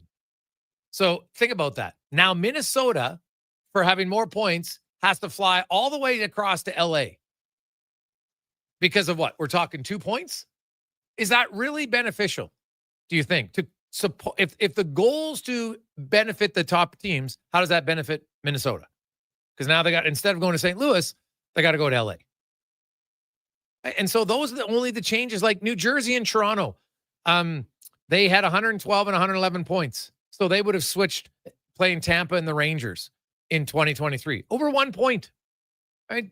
Edmonton played LA. They would have played Minnesota. Dallas would have played LA in 2023 under the 1-8 format. Carolina played they played Tampa Bay. Boston and Toronto, actually, they would have still played the same. So you only would have switched in the middle. Florida, instead of playing Tampa Bay, they would have played the Islanders, and Carolina would have played Tampa Bay. So now you lose out on a Florida-Tampa Bay matchup. Why? Because of 1 point? Like, for me, I just don't know. You're always still playing good teams. So I wanted to get to Colorado because he was talking about, the last 2 years for Colorado. So under the current format, Colorado had 107 points in 24. They played Winnipeg, who had 110. You know what would have happened in 24 if it was 1-8? Colorado would have played Edmonton, the team that went to the Stanley Cup final in the opening round. Do you think Edmonton was better than the Winnipeg Jets, Connor Halley? When you look at how Winnipeg plays in the playoffs, I think we'd all agree, yeah, they were. So is that an easier matchup? I don't think so. And then you go this year. So Colorado played Dallas. Colorado had 102 points. Dallas had 106. LA had 105. Edmonton had 101. Those teams were 5th, 6th, 8th, and 9th in the NHL. So it's not any easier, right? It's not any easier. Instead of playing a 106-point team, you would have played a 105-point team. So I understand the players feel like, oh, God, it's way harder. And you tell yourself it's harder. But it ain't that much harder. It's not much different. So you could ask for, if you want to go to 1-8, then you have to do what the NHL's never done and make it a 1-8 in the conference where the division leader isn't guaranteed first and second. They've never done that in the history of the format because they've changed the playoff format numerous times. Since the Oilers came into the league in 1980 and they expanded to 16 teams, the first 2 years, it was only 2 years, it was 1 versus 16. Then they switched that up. And so 1982, they went to 4 divisions, top 4 in every division made it. And they did that through until 1994 when they went to 1-8, but the division winners were automatically ranked first and second. In 1999, they went to 3 divisions. Remember that? And so then you had, remember that people call it the Southeast for a while? First, second, and third were automatically division winners. So you really only had then kind of 2 wildcard spots. They did that up until 2014. And then they went to what we currently have. So we went back and forth. And people like to talk about it. And I think some people, our memory is, oh, this is way better. But the truth of the matter is, when it's 1-8, the 3 versus 6 and the 4 versus 5 are usually all 100-point teams. And they're playing each other, just like the second and third teams now in the division. The only difference is, in the Western Conference, it would lead to way more travel. So you're not punishing the Eastern teams. There might be a little bit more travel, but they're all closer anyway. Right? Florida and Tampa are obviously the 2 little bit of outliers, a little bit farther, but nothing like Minnesota to LA, right? Or Nashville to Vancouver, which they did do. And that's another rule. Like, if we're going to change rules, the easiest rule change would be if there's 4 teams from each division, there's no crossover. Number 1 and number 4, 2 and 3. That's how it should be. You want to promote division rivals because if you're going to go to 1-8 and you're going to make it a clear 1-8, no division winners, then you have to make it an equal, unbalanced schedule, all in conference play. All right? Because now we got 84 games. So that means 52 games in your conference. And you play against the other 15 teams. 7 of them you play 3 times. The other 7 you play 4 times. And you just switch it 1 year back and forth. That's how you do it. Right? Or you rotate it around however you like as a league. Put it in the system. It's not hard. But so many people talk about the 1-8 being so much better that they forget that it's only going to change the 2 second and third matchups. That's it. It doesn't really matter because you're going with the team who has the top division winners automatically get the 1-2 seed, even if a team in the other division has more points than them. So I don't think it's as big of a deal as some people like to think. So, hey guys, even McCarr's sick of the Oilers playing LA. Well, you know what? But what's funny is you can go back and I looked at the when they had 1 versus 8. Fun story. How many years did Edmonton play Dallas in a row? And it was 1 versus 8.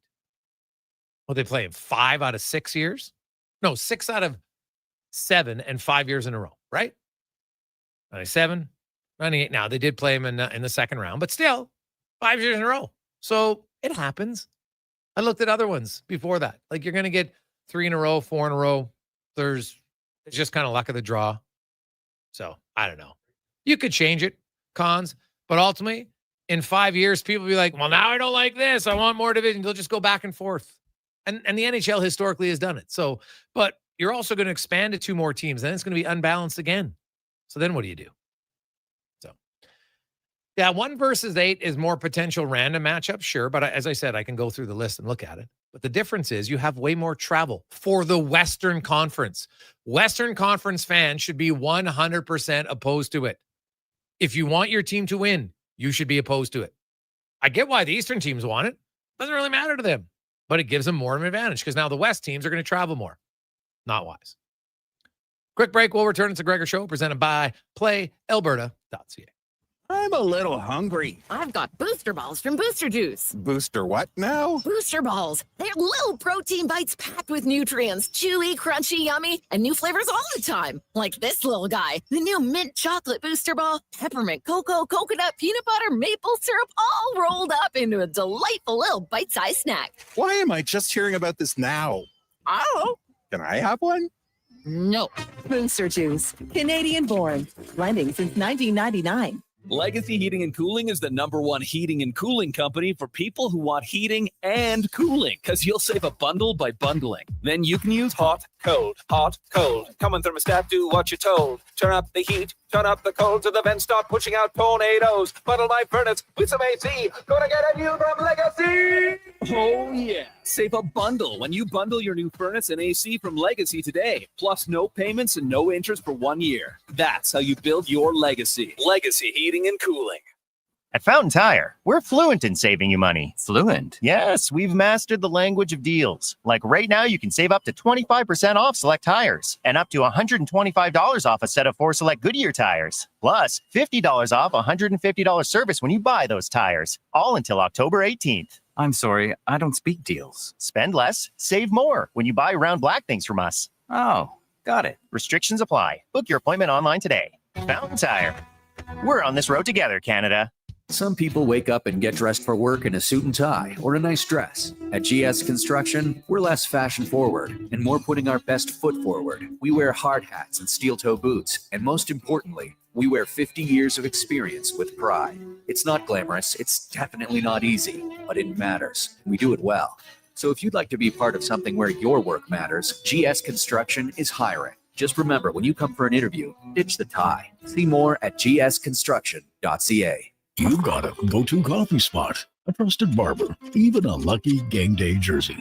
But when it's about looking your absolute best, there's only one name you need, Mr. Dirk. Family run since 1939, we're experts in crafting impeccable tailor-made suits and offering a wide variety of everyday styles. Pair that with personalized one-on-one fittings and the convenience of on-site tailoring. Mr. Dirk elevates your style game. Visit our Edmonton store or explore MrDirk.com. Score big on style with Mr. Dirk.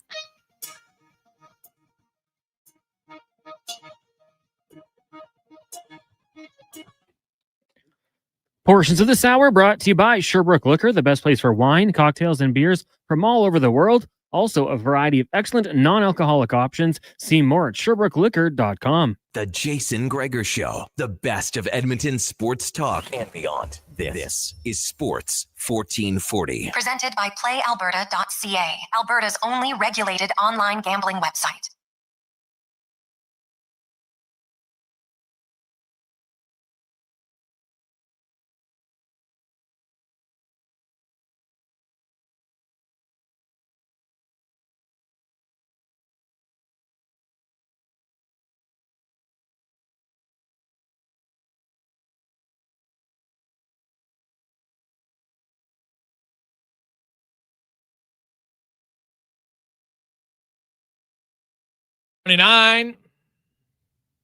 Welcome back. Monday afternoon, Sports 1440. Sports1440.ca. Hope you're having an awesome day. It is the Gregor Show presented by our title sponsor, PlayAlberta.ca, and a double dip tonight and Monday Night Football. Better odds, easier access, especially on the mobile app. So download it today, Play Alberta app, or go to playalberta.ca, and the improved odds all season long in the National Football League, as well as the CFL, MLB, and more. The Jays on the road in Tampa Bay, as the Jays' magic number to clinch a playoff spot is down to 5, and they have put themselves in an unreal spot to win the AL East. When you consider they have 13 games remaining, they're 4 up on the Yankees. They own the tiebreaker, so it's basically like they're 5 up. So if the Jays win 6 more games, the Yankees have to go 11-2. Actually, 11-3. So not happening. No. Yeah, 11-3. Not happening at all. So that's good for the Jays. Let's talk a little hockey as we go in the room, brought to you by Action Electrical, one of the most diverse electrical contractors in the province with 4 divisions: projects, service, testing, and solar. When it comes to projects, they do the design, build, the switchgear replacements, new construction, renovations, and more. ActionElectrical.net. And a voice that many of you, especially if you have the NHL Network, have heard, seen for many years with the Blues, and now he's back in the National Hockey League as the voice of the Los Angeles Kings. John Kelly joins us. John, congratulations on getting back in the show, man. How you doing? Oh, thanks, Jason. I'm doing great. How are you? I'm great. To be a play-by-play guy like that, kind of, it doesn't matter I think what your job is. When you love your job, it kind of gets ingrained in who you are. And how challenging was it not do, like, when was the last time you had a year where you didn't do play-by-play? When I was in college. I've been so lucky. I graduated college in January of 83. Wow. And worked in a small town in Kansas for about 8 months. And then in August of 83, I got my first job in pro hockey doing the St. Catharines Saints of the American Hockey League. At the time, it was the Maple Leafs Farm Club. So I did 6 years in the American League. And then after my dad passed away in 89, I went to St. Louis, then went on to Tampa, Colorado, St. Louis, and now to LA. So I've been traded a few times, I guess you could say. Sort of like Corey Perry. How's that? I'll just go with Corey Perry. Oh, hey, speaking of Corey Perry, what brutal news for him and the LA Kings. Gets hurt in a skate here last week, and now he's on the shelf for, 6 to 8 weeks? I think we lost John there, Cons. So I'll have to get him back. But, if you missed that order, fans, Corey Perry just in the LA version of a captain skate, just fell awkwardly on the ice and is out 6 to 8 weeks, which is brutal news for, and hey, missing the start of a season for any player is hard. I just think when you're older, probably becomes even more challenging. Now, Corey Perry's the ultimate professional, as Oiler fans saw firsthand last year. The guy shows up, he knows how to play, knows how to compete, but you know what? You lose some training time, you just lose being away from the game. That's going to be hard for him if all of a sudden he's not back on the ice until the middle of November. Right. You look at guys who hold out and they just miss training camp. Never mind the first 6 weeks of the year. You're just playing catch up, and that's too difficult. John's back with us. And John, that is kind of brutal news for the Kings and Corey Perry. They're hoping he'd come in and, give him some scoring depth, and just kind of has a freak accident. Now he's out 2 months. Yeah, Jason, I saw the news. My wife and I were actually driving to LA on the weekend, and it happened at what they call the captain skate. So, I honestly don't know anything more than that he fell or, whatever. I don't know exactly what happened. And I guess had minor surgery. And, I guess that's the best case scenario when a player limps off like that. You fear ACL and things like that. So, really looking at it positively, if you want to look at it that way, a veteran like that doesn't need to play in 82 games. And he's got obviously a lot of wear on his tires or tread on his tires. So, he'll be back. And obviously he's been a pretty fortunate guy, and teams that have traded for him or signed him have been pretty fortunate as well. I think he's been in the final 5 times in the last 6 years. So, but that's not the way you want to start training camp, losing one of your veteran pieces for 4 to 6 weeks. John, for a guy who is, you're in, St. Louis long time and other places, obviously you're a play-by-play guy, you call the game, that part of it's easy, but, to be better as a play-by-play guy, the more insight you have, just the more you know the players. Like sometimes you can bring up a story because you've been there for 5-7 years and it's easy to put it in. When you come to a new team, do you have to get more comfortable with the storytelling? The play-by-play for you is easy. Like you can call a game. That part's easy. Is it the other part that takes a little while that you can't even speed up until you just create relationships with people? Yeah, you are 100% right, Jason.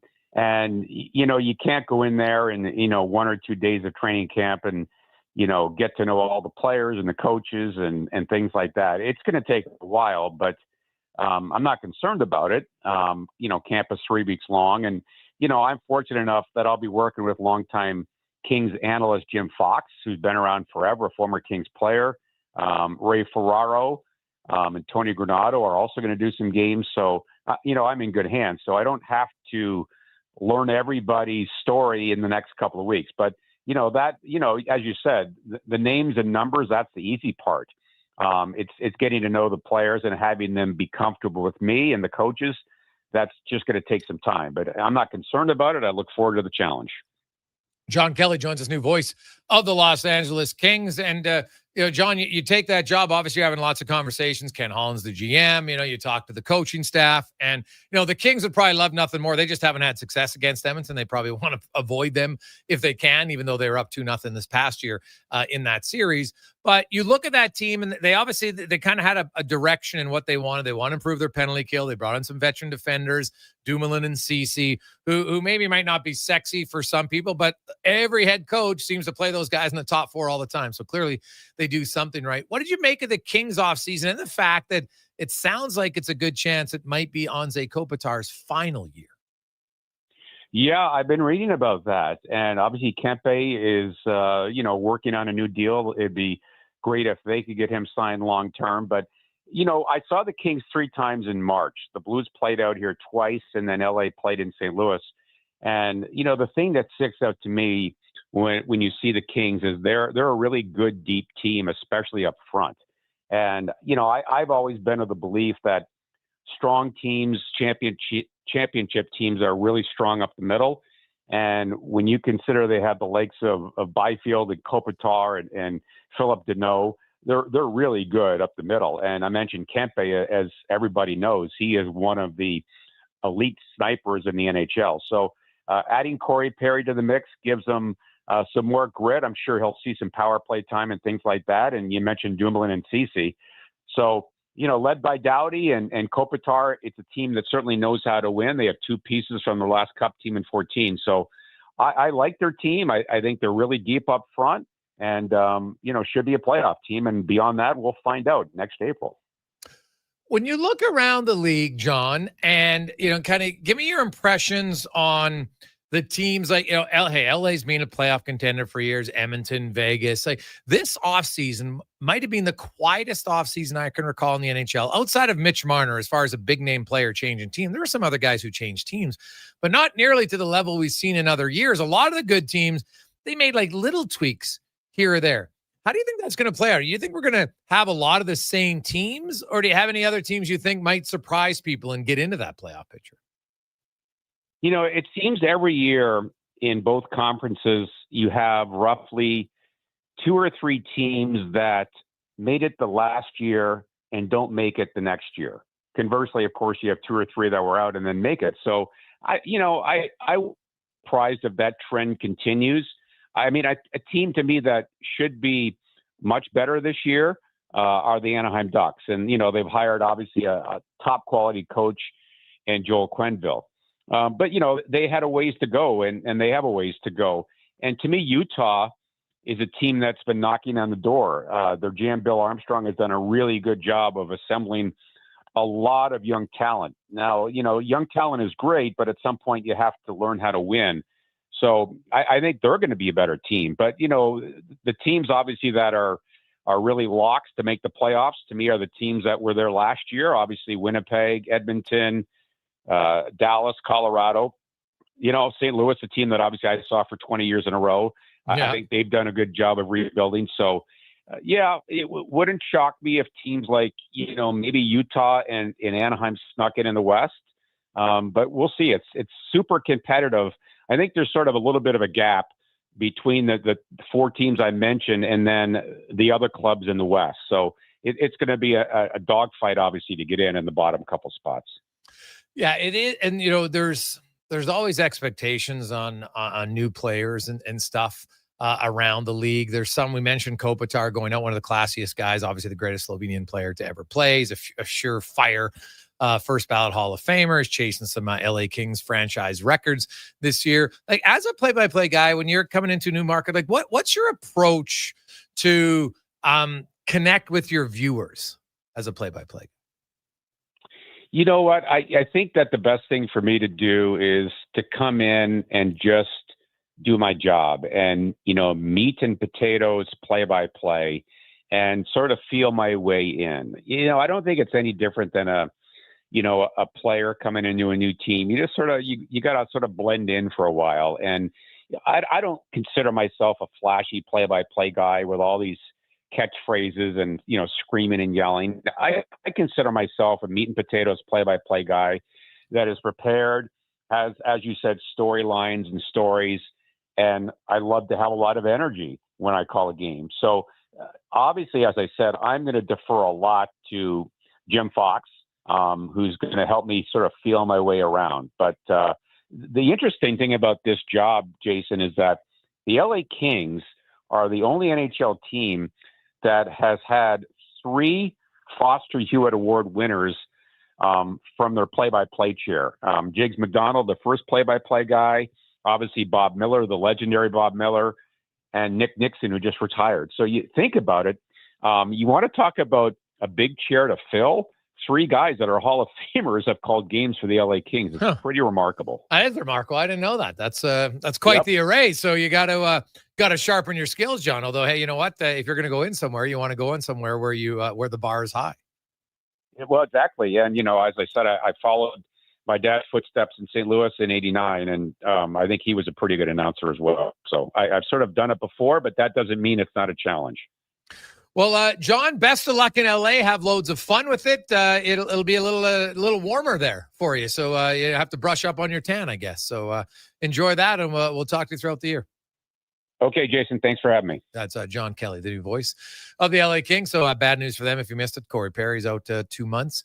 Also, though, Anze Kopitar, like his career, he might be one of the quietest superstars the league's seen. Like you look at he's right up there in all the Kings franchise records. He's going to be top 30 scorer of all time. He's won 2 Stanley Cups. He's won like he is a really, really good player.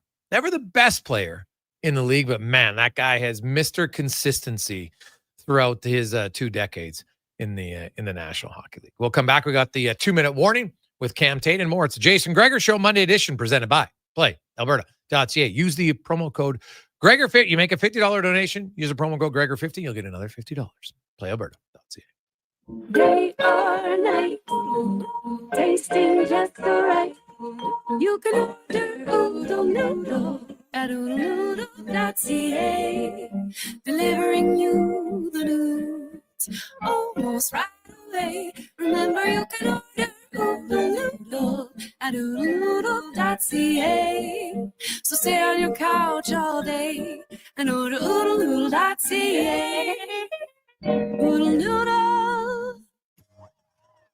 Listen up, because you're not going to want to miss this. Right now is your chance to get in on Play Alberta's biggest offer ever. For a limited time only, new players can get up to a $1,000 casino bonus when they sign up. There's never been a better time to join the fun. Visit playalberta.ca today to get started with casino, sports, and lottery all in one app. Must be 18 plus to play. Remember, if you gamble, use your game sense. The Spruce Grove Saints home opener is Friday, September 19th, and you don't want to miss it.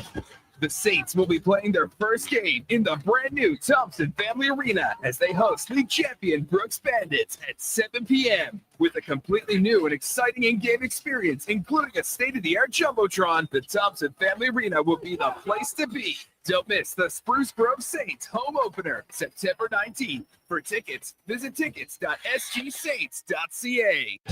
I'm Colin Livingston, president of Cantork. Since 2016, we've been at the forefront of hydraulic torque wrenches in Canada. I'm delighted to share our latest venture, in-house production for quicker turnaround, superior quality, and heightened versatility. Experience excellence at cantork.com.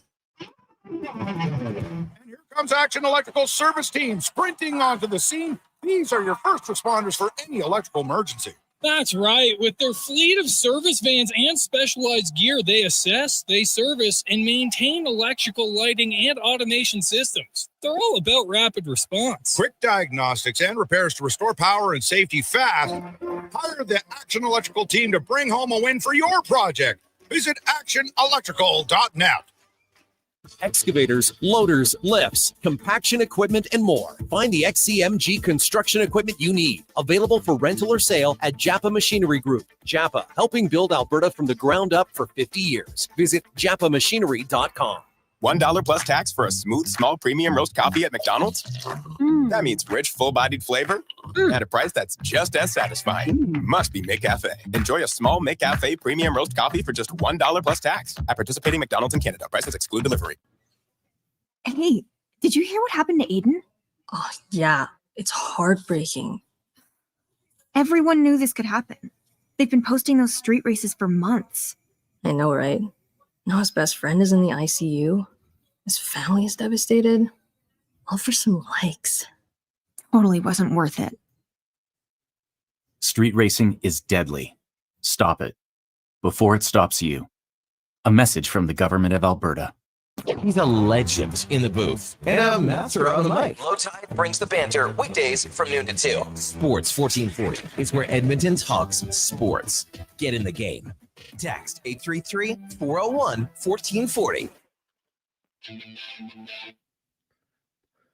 Portions of this hour brought to you by Papa John's. Enjoy a taste of Hawaii with Papa John's Aloha Trio. Try the classic Hawaiian, Super Hawaiian, or Hawaiian barbecue chicken pizzas for only $19.99 each at papajohns.ca or on the Papa John's app. From puck drop to kickoff, it's the Jason Gregor Show on Sports 1440. Presented by PlayAlberta.ca, Alberta's only regulated online gambling website.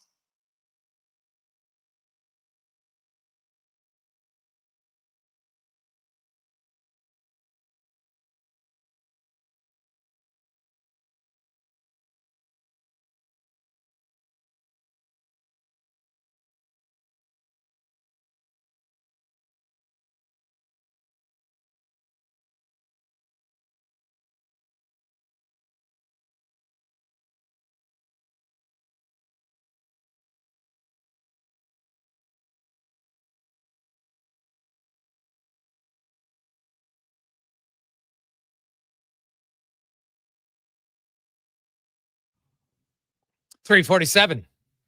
Welcome back. Jason Gregor, Sports 1440. Sports1440.ca, Oilers Nation, YouTube, Facebook, X, and Instagram. And Declan made a good point in the break off here. We were talking because I was outlining who Colorado has played in the last 5 years in the playoffs. They played Dallas, Winnipeg, Seattle, Tampa Bay, Edmonton, St. Louis, Nashville, Las Vegas, St. Louis. Like, what are we talking about? How much more variety do you think you're going to get in the 1 versus 8? Like Vegas, Nashville, St. Louis, Edmonton, Tampa Bay, Seattle, Winnipeg, and Dallas. 8 teams in 5 years. Like, what do you... People getting upset about it is just because you say you're upset. It's not going to... It's just different. It's not better, and it won't lead to way more matchups. The Oilers played the Stars 5 years in a row, 6 out of 7 in the 1 to 8 format. Okay? There's no guarantee you're always getting different teams. So claims that it's better are just bunk. Okay? I'm sorry. That's what they are. Oh, look at this 110-point team.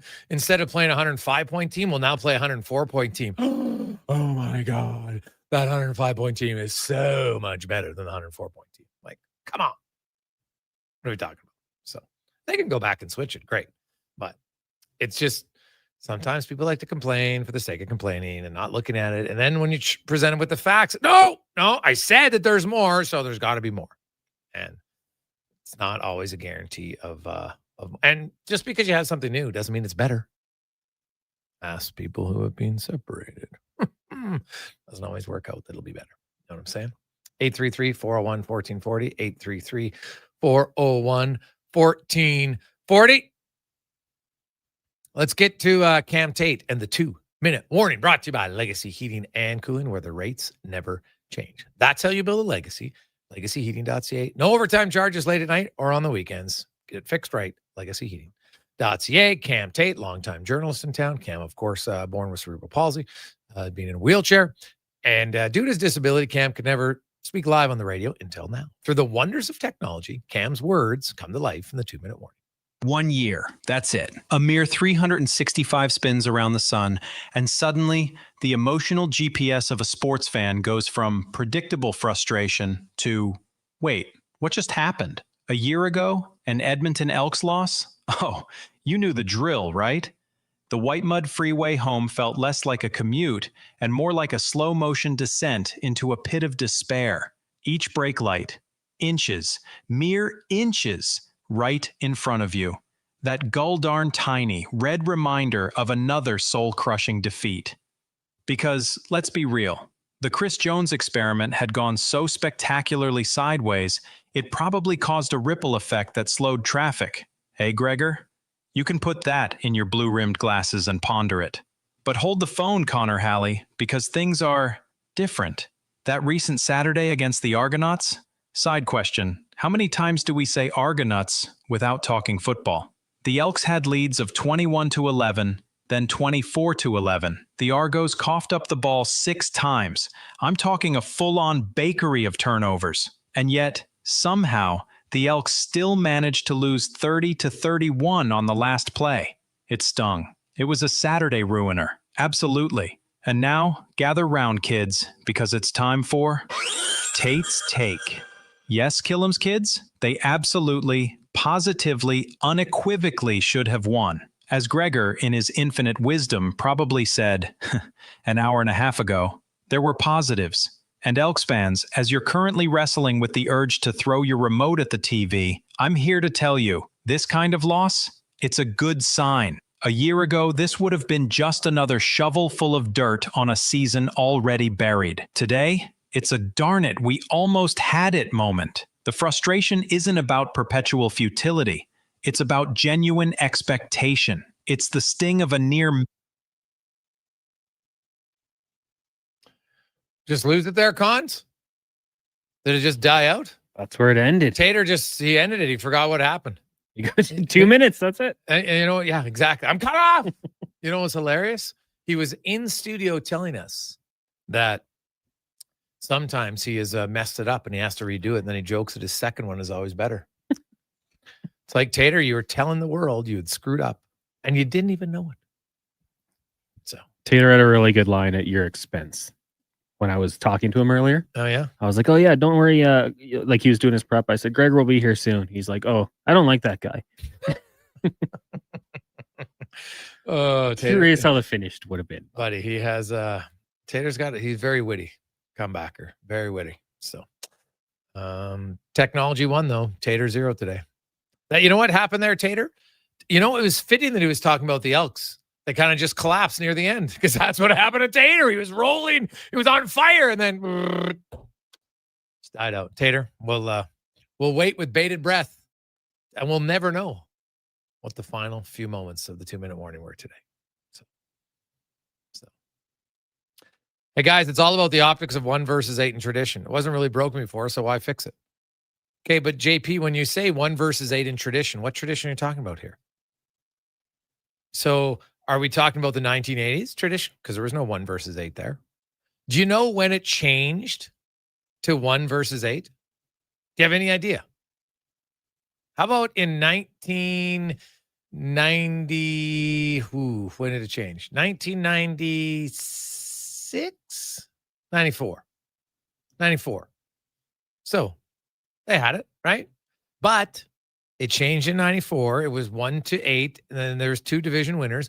But then remember, in 1999, 5 years later, then they changed to have 3 divisions in each conference, and 1, 2, and 3. So the top 3 teams, regardless of points, all you had to do was win your division. You got either the 1, the 2, or the 3 seed.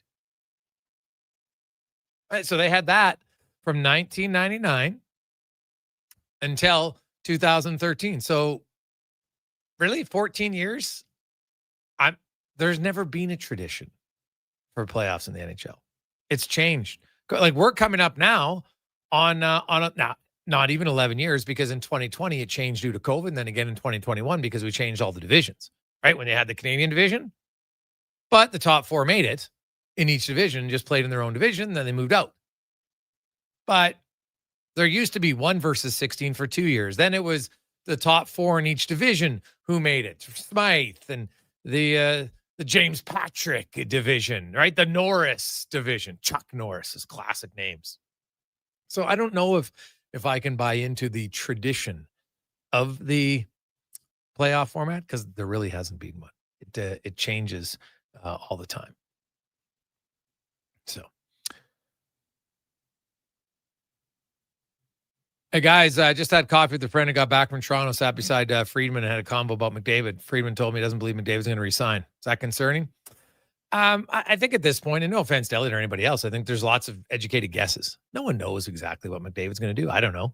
I can talk to people around it, right? McDavid's not going to tell me flat out, because I don't think he knows yet exactly what he's going to do. I still believe he'll lean towards, when he weighs everything, he might just do the very simple thing: pros, cons.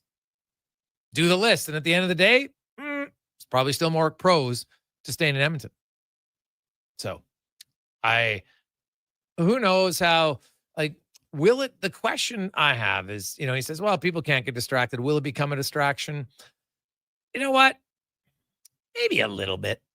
And it all depends on how some people deal with the distraction over the others. So I don't know, but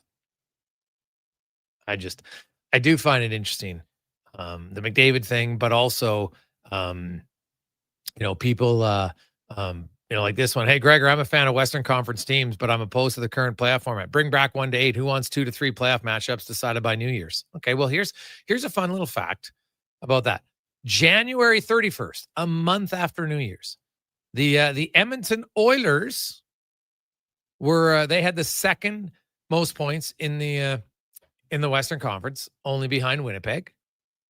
They were slightly ahead of Vegas, because they had the same amount of points, but Vegas played one more game. So Edmonton was technically, on January 31st, they were ahead of Vegas. They were first, Vegas was second. And so if you look at the Edmonton would have then played the wild card team, who would have been at that point, drum roll please, the LA Kings. But Winnipeg would have played Colorado. You would have had Vegas playing. Actually, no, that's not right. It would have been Calgary would have been in. So there, when you say stuff, it's just not true. The matchups weren't set that early. And rarely, there's been the odd one time, I think it was in the Atlantic Division, Toronto and was it Toronto and Boston? Everyone's like, oh my God, we know who's playing there. Okay. That happens once. But that's it. It's not. So you're like, oh, geez, maybe it's Toronto versus Tampa, or maybe it's Toronto versus the Rangers. They're all 100-point teams. You're playing a 107-point team. You're playing a 108-point team. I don't know. I think it's much ado about nothing. Let's get to Connor Halley and a Sports 1440 update. We got Mean Gene Principe coming in spec, Fernando Ramirez.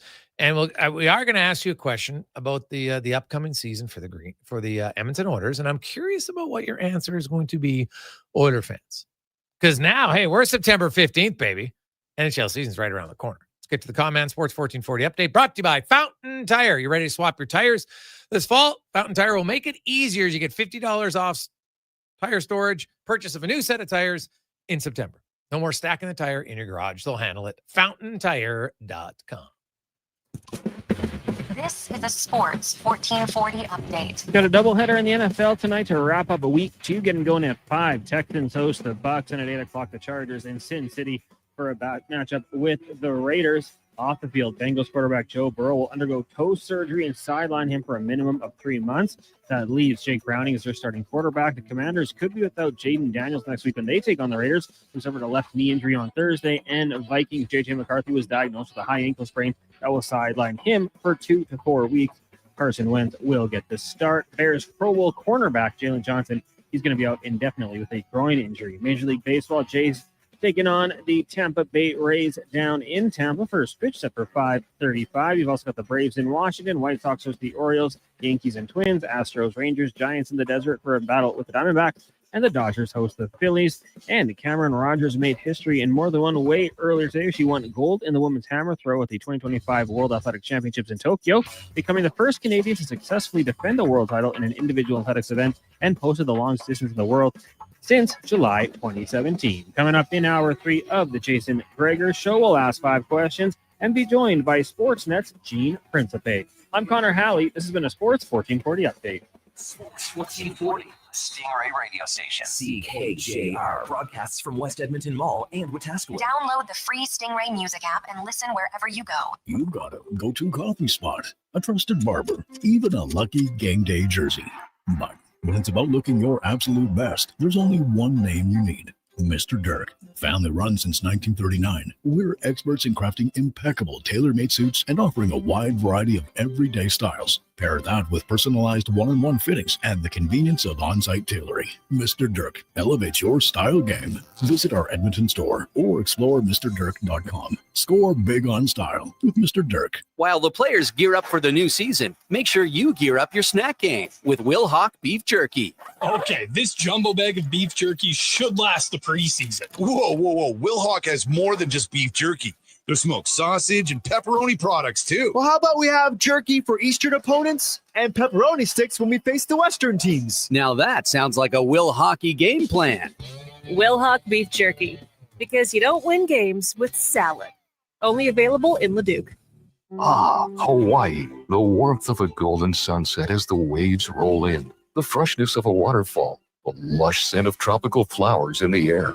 You don't need to travel to enjoy all Hawaii has to offer. You just need to order pizza. Bring Hawaii home with the Aloha Trio, available for a limited time at Papa John's. Try our classic Hawaiian, super Hawaiian, or Hawaiian barbecue chicken for just $19.99 each. Better ingredients, better pizza. Papa John's, proudly locally owned and operated. Experience a season of superior luxury, performance, and savings. The Fall Experience event is on now at Volvo Cars Edmonton. The all-new redesigned 2026 XC90 is here. Come drive one today. You won't be disappointed. Finance or lease a 2026 XC40 from 1.99%. And right now, you can save $7,500 on remaining 2025 XC60s. The Fall Experience event is on now at Volvo Cars Edmonton. Great vehicles, better service. Visit VolvoCarsEdmonton.com. Friday, September 26th. Get ready for a one-of-a-kind experience with two of hockey's most legendary enforcers. Century Casino Edmonton presents an evening with Marty McSorley and Kevin McClelland. Hosted by Louis DeBrusque, they'll take the stage for an unfiltered night of stories, laughs, and memories. Hockey legends Marty McSorley and Kevin McClelland at Century Casino Edmonton. Friday, September 26th. Hurry, get your tickets now from Ticketmaster. When you get into a new Tacoma, you might suddenly find yourself expertly tackling bumps and boulders on backwood trails with a confidence you just didn't have during pothole season. All that's left to do is drive it home. Get in and go right now at Toyota, where you can lease a 2025 Tacoma 4x4 double cab SR5 from $115 weekly for 60 months at 6.79% with $7,699 down. Visit shoptoyota.ca or your local Prairie Toyota dealer today. Hey, Gary, is that your dad? No, this is Evan, the new sales rep I hired. Oh. First impressions matter, but when hair loss takes over, it can feel like you're not being seen for the maverick you truly are. Hi, I'm Dr. Vance Elliott. At Advanced Hair and Skin Surgery, we know that hair loss is more than just a cosmetic issue. It's personal. Let's discuss all the cutting-edge options available so you can make a great impression every time. Book a free consultation today at drvanceelliott.com.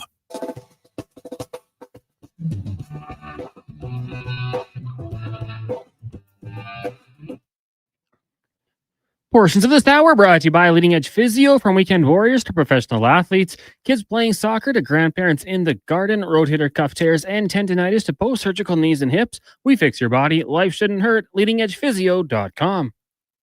Hat tricks, touchdowns, and home runs. Get it all with the Jason Gregor Show on Sports 1440. Presented by PlayAlberta.ca, Alberta's only regulated online gambling website.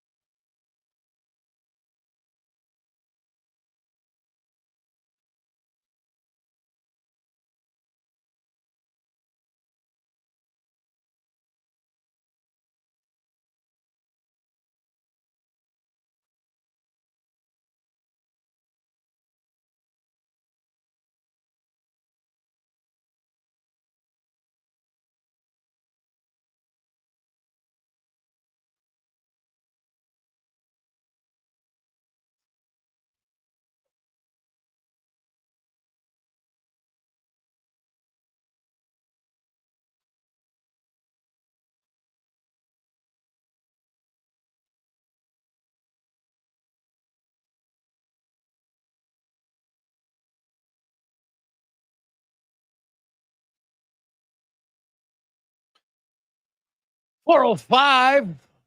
Welcome back. Jason Gregor.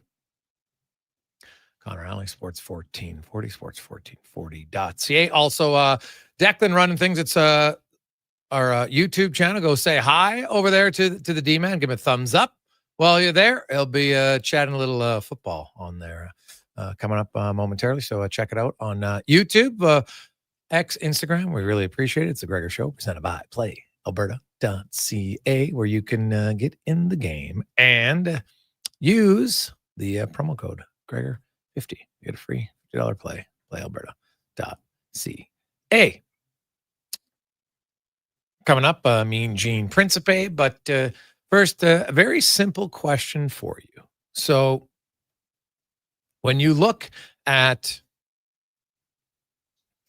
the Edmonton Oilers, and pretty confidently we can say that Zach Hyman seems unlikely that he is going to be starting the season for the Edmonton Oilers. Now, it might only be 2 weeks, might be a month, who knows yet where he's at. They're obviously not going to rush him back, coming off the wrist injury, ligament injury. And I look at that right wing position for the Oilers.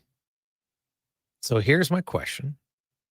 You only get one answer, not multiples, not, well, here. No, just one. On opening night, and for the first week of the season, who is going to be Connor McDavid's right winger and why? What do you think it'll be? 833-401-1440. 833-401-1440. Who and why? And if we look very quickly at the options, I'm taking out Zach Hyman. I guess you could put an Hyman if you think he's going to be ready. I guess that's a chance, albeit slim. So the right wing possibilities: Matt Savoie, Trent Frederick, who has played right wing a lot. You have you have David Tomasic. You have Andrew Mangiapane. Maybe even Kasperi Kapanen. Those would most likely be, I think, the options as the right winger on opening night on McDavid's wing. Who do you think it will be and why? Connor Halley? Who is your who and why? I would love to be the eternal optimist and say Zach Hyman, but I just don't think that's going to happen. And I hope the team gets off to a good start so he doesn't feel any extra pressure to maybe rush back a little early. I am going to go with Matthew Savoie. You know what? I'm really intrigued by this guy. Like what I saw out of him in these games. Wearing the C. Cool for him, I'm sure. Hometown team. But you saw the offensive upside that he has. I think we saw that also in the goal that he helped set up last season playing with Leon Draisaitl, the tenacity to go win the puck and then know where to put it. Going into this season, I'm going to say he starts there, given that opportunity to hang on to it. And we'll see how long it lasts, but I'll take Savoie. Savoie. All right. 833-401-1440. 833-401-1440. Hey, guys, quick question. Do you think it's a distraction for Ekholm, Podkolzin, and Walmart? They don't get contracts and tell McDavid does from Bird. Well, I think that's not 100% going to be the case automatically. And I don't think the players are that. Like, Podkolzin's an RFA, right? So there's lots of RFAs. And like, no offense, Vasily Podkolzin here. This is not a superstar player. I like Vasily Podkolzin, don't get me wrong. But this is not a player the organization's like, well, geez, man, we got to lock this guy up. Like, come on. The season hasn't even started. The guy scored 8 goals last year, and I like Podkolzin. I think there's potential, but I don't think it's like, oh, my God, we got to sprint and get this guy signed. T.S. Ekholm's 36. He's been around long enough. He even said it himself. He's like, hey, I get it. I understand the business. He wants to stay here. I don't think that's going to change if he signs in November, December, January. I don't think it matters. Jake Wallman. Heck, Jake Wallman might be saying, yeah, you know what? I could sign, but man, what if I have an even better year this year? Could be pretty good. So I don't think it's that much of a distraction, to be honest. Just me. But I will say this. Some players play better. Some players struggle when they don't have a contract. And I don't think it's as easy as predicting who is going to and who isn't. because there's a lot of factors. Maybe a guy's a little bit banged up, more banged up than you think, but he's playing through it. Doesn't have as good of a year. So is it the injury? Is it him thinking about his contract? Because there's lots of players that go a whole season, don't have a contract. They're fine. So I don't think it's going to matter. Hey guys, if those are McDavid's options, no wonder he is not signed to a contract. It's pretty pathetic for a winger to play with the best player in the world. Corey from Beaumont. Well, Corey, I asked you the question then. Can you name the team that if their first line right winger goes down, that they are blessed with an abundance of great options to replace him? Right? Can you? So like, let's go to Nathan McKinnon. Right? Like who he has to drop down. Now they do have actually two pretty good right wingers, I think, right?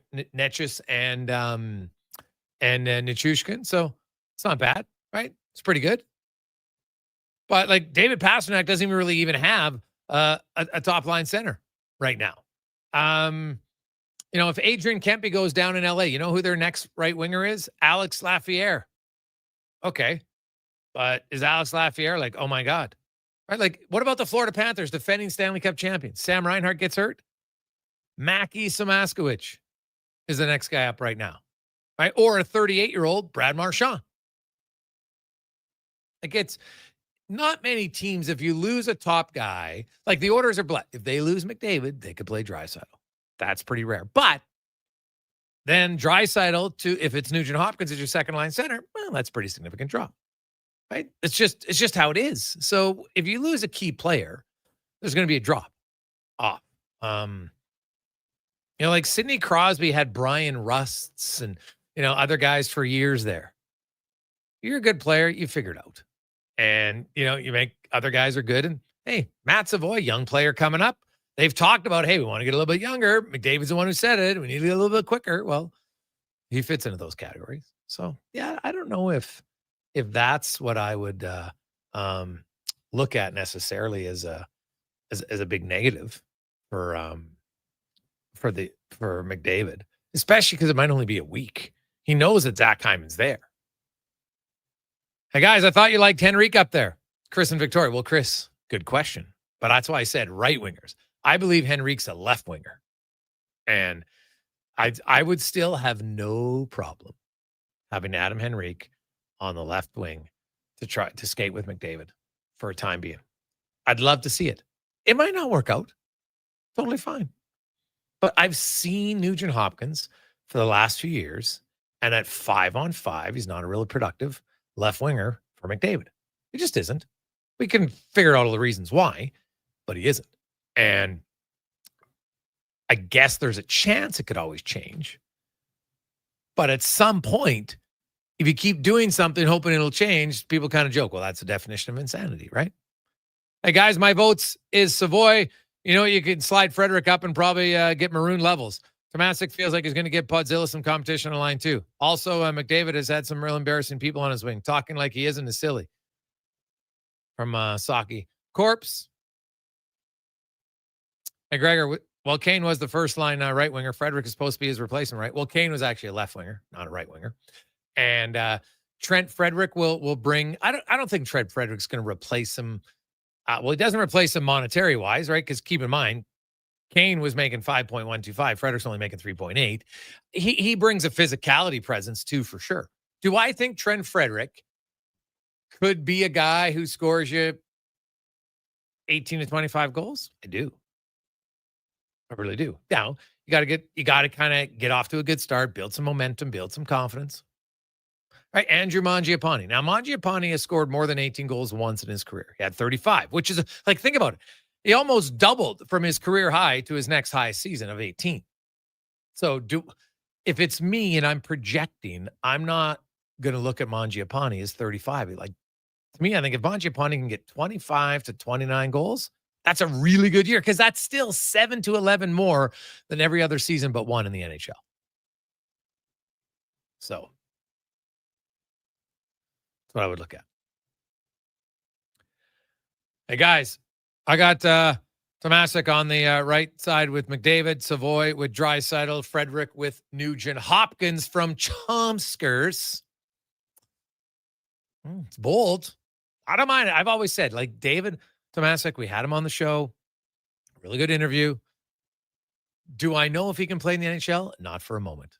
I'm not going to pretend to. And I don't like giving kind of pie in the sky predictions. Oh, I think he'll do this. And because what happens is if you set the bar too high for players, then if a player doesn't reach it, people get mad at him. Like, look at how people reacted to Ike Howard in the rookie weekend. Like, honestly, some people, the way they talked about Ike Howard after the trade was like, this guy was a lock.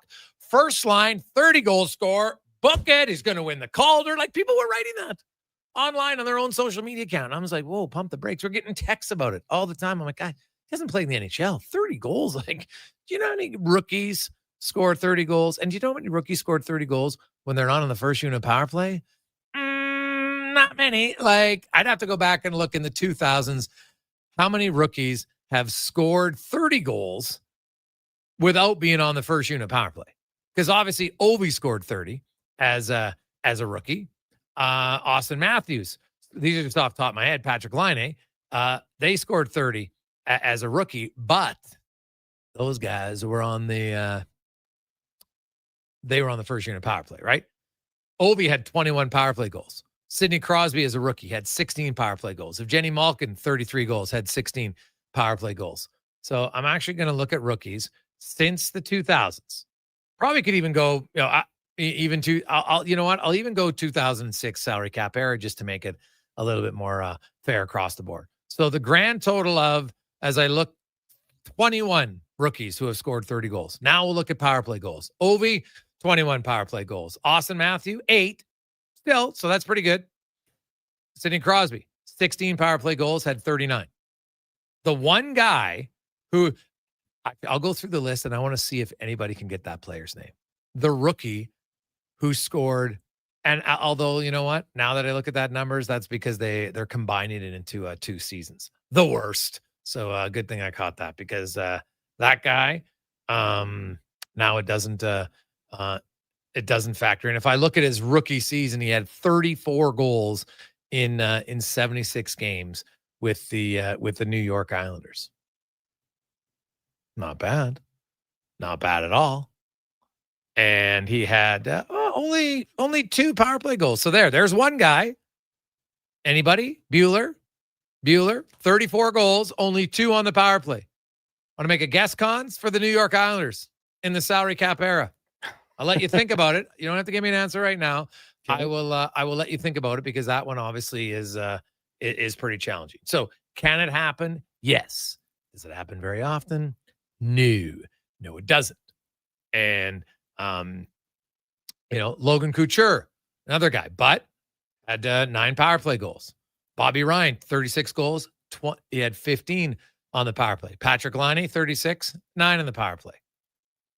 You look at Dustin Penner, 33, but he had 11 on the power play. And he also played, that's parts of 2 seasons. Malkin was 33 and 16. Kyle Connor, 33 and 7. Brock Besser, 33 and 12. Marek Vatos, 32 and 12. Jeff Skinner, 31 and 6. Of them are on the power play. Yanni Gord had, he didn't have 30. Artemi Panarin, Dominic Kubalik, both older guys. So yeah, not many. That's my point. There's not many guys to do it. So any suggestion of Ike Howard should be like, if the guy could get 15 goals, it would be a really good rookie season because it is damn hard.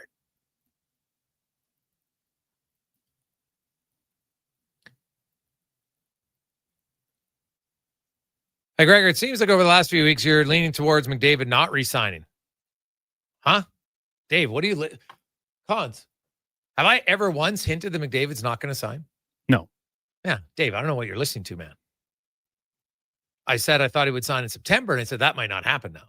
But I've always believed Connor McDavid's going to sign.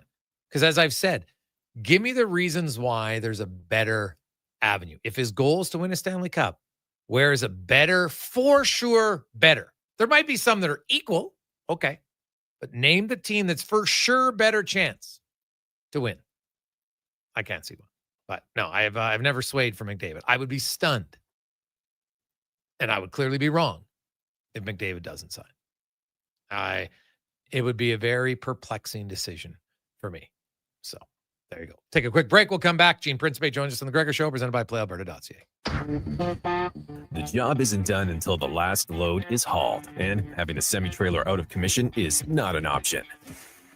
Whether replacing or adding to your convoy, Edmonton Trailer has a huge inventory of new and used semi-trailers, trusted by the gravel, logging, oil field, fluids, and freight industries. Find a trailer right for you online or at one of their 3 locations.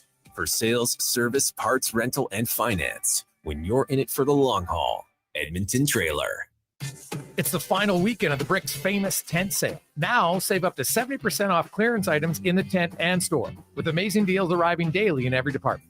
Like up to $1,800 off power reclining sectionals and up to $700 off big screen TV. Buy more, save more when you buy 2 or more major appliances, up to $1,000 off. Plus, get a free Bluetooth party speaker when you spend $9.99 or more on furniture. Some exclusions apply. See in store for details. The Brick, saving you more. When it comes to sports in Edmonton, Jason Gregor is a must listen. He brings you the inside scoop with guests from across North America. If it matters in sports, you'll hear it here first. Gregor rolls out weekdays from 2 to 6 on Sports 1440. When you have lifting and material handling needs, Northwest Crane delivers. Western Canada's Sandy dealer, backed by the industry's toughest one. 3 years, 3,000 hours, no compromises. They service all crane makes and models with skilled technicians and deep industry expertise. Alberta owned with locations in Leduc and Grand Prairie and fully equipped service trucks. Northwest Crane keeps your operation lifting. For more information on sales or service, visit northwestcrane.com or call today. $1 plus tax for a smooth, small premium roast coffee at McDonald's?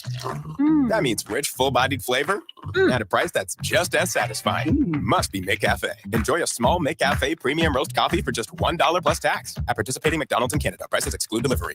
Stop juggling lowest bid contractors, because at Wetaskiwin and Ready Mix, one call does it all. From concrete supply to cribbing and pumping, we've got your project covered. Locally owned and operated, Wetaskiwin and Ready Mix is proud to deliver on spec and on time every time, because we know quality concrete isn't cheap, and cheap concrete isn't quality. Send Wetaskiwin and Ready Mix your blueprint. We'll handle the rest. Wetaskiwin and Ready Mix, 780-352-4301.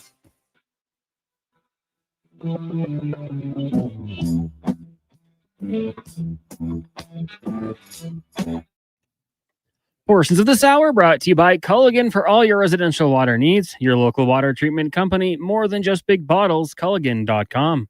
The Jason Gregor Show, the best of Edmonton sports talk and beyond. This is Sports 1440. Presented by PlayAlberta.ca, Alberta's only regulated online gambling website.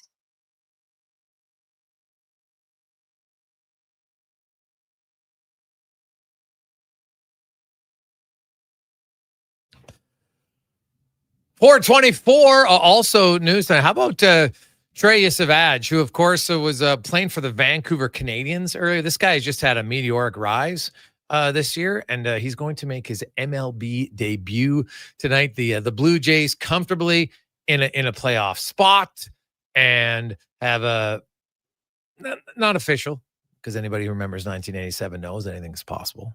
They lost all their games in the final week of the season to blow a lead against the Detroit Tigers and missed the playoffs. God, it was painful. But it would seem highly unlikely that the Jays don't wrap up the American League East at this stage, especially considering their opponents the rest of the way. KC and Tampa Bay twice, 2 series that is, and then Boston in another series. So it's not like they're playing Detroit or the Yankees or Milwaukee or any of the top dogs. So they should do all right. Heck, then go 6-7. And the Yankees got to blow the doors off and go like 11-2. So pretty unlikely at this stage. 833-401-1440, 833-401-1440. Texts keep flying in, which is awesome. We'll get more of those. We asked a very simple question. We assume Zach Hyman will not be ready to start the regular season. So on opening night, and we'll just put a caveat in there the first week, who is the right winger on McDavid's line? 833-401-1440 in our email inbox. Now, let's get to the oil report brought to you by Volvo Cars Edmonton. They are the number one Volvo dealership in Canada for new car sales. And also they have the new revamped Volvo XC90 2026. Stop in for a test drive today. You won't be disappointed at VolvoCarsEdmonton.com as we're joined by Mean Gene Principe, of course, the host of Orders on Sportsnet, joins us. Gino, how you doing?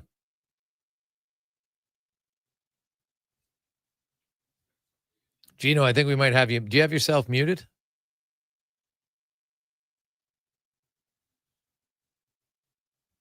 No. Well, we'll get you to try to figure that out. Technical difficulties here from the Gene Man. And no, I don't know if he can hear. So Collins will have to try to figure it out. I think he could hear us, but I could see him.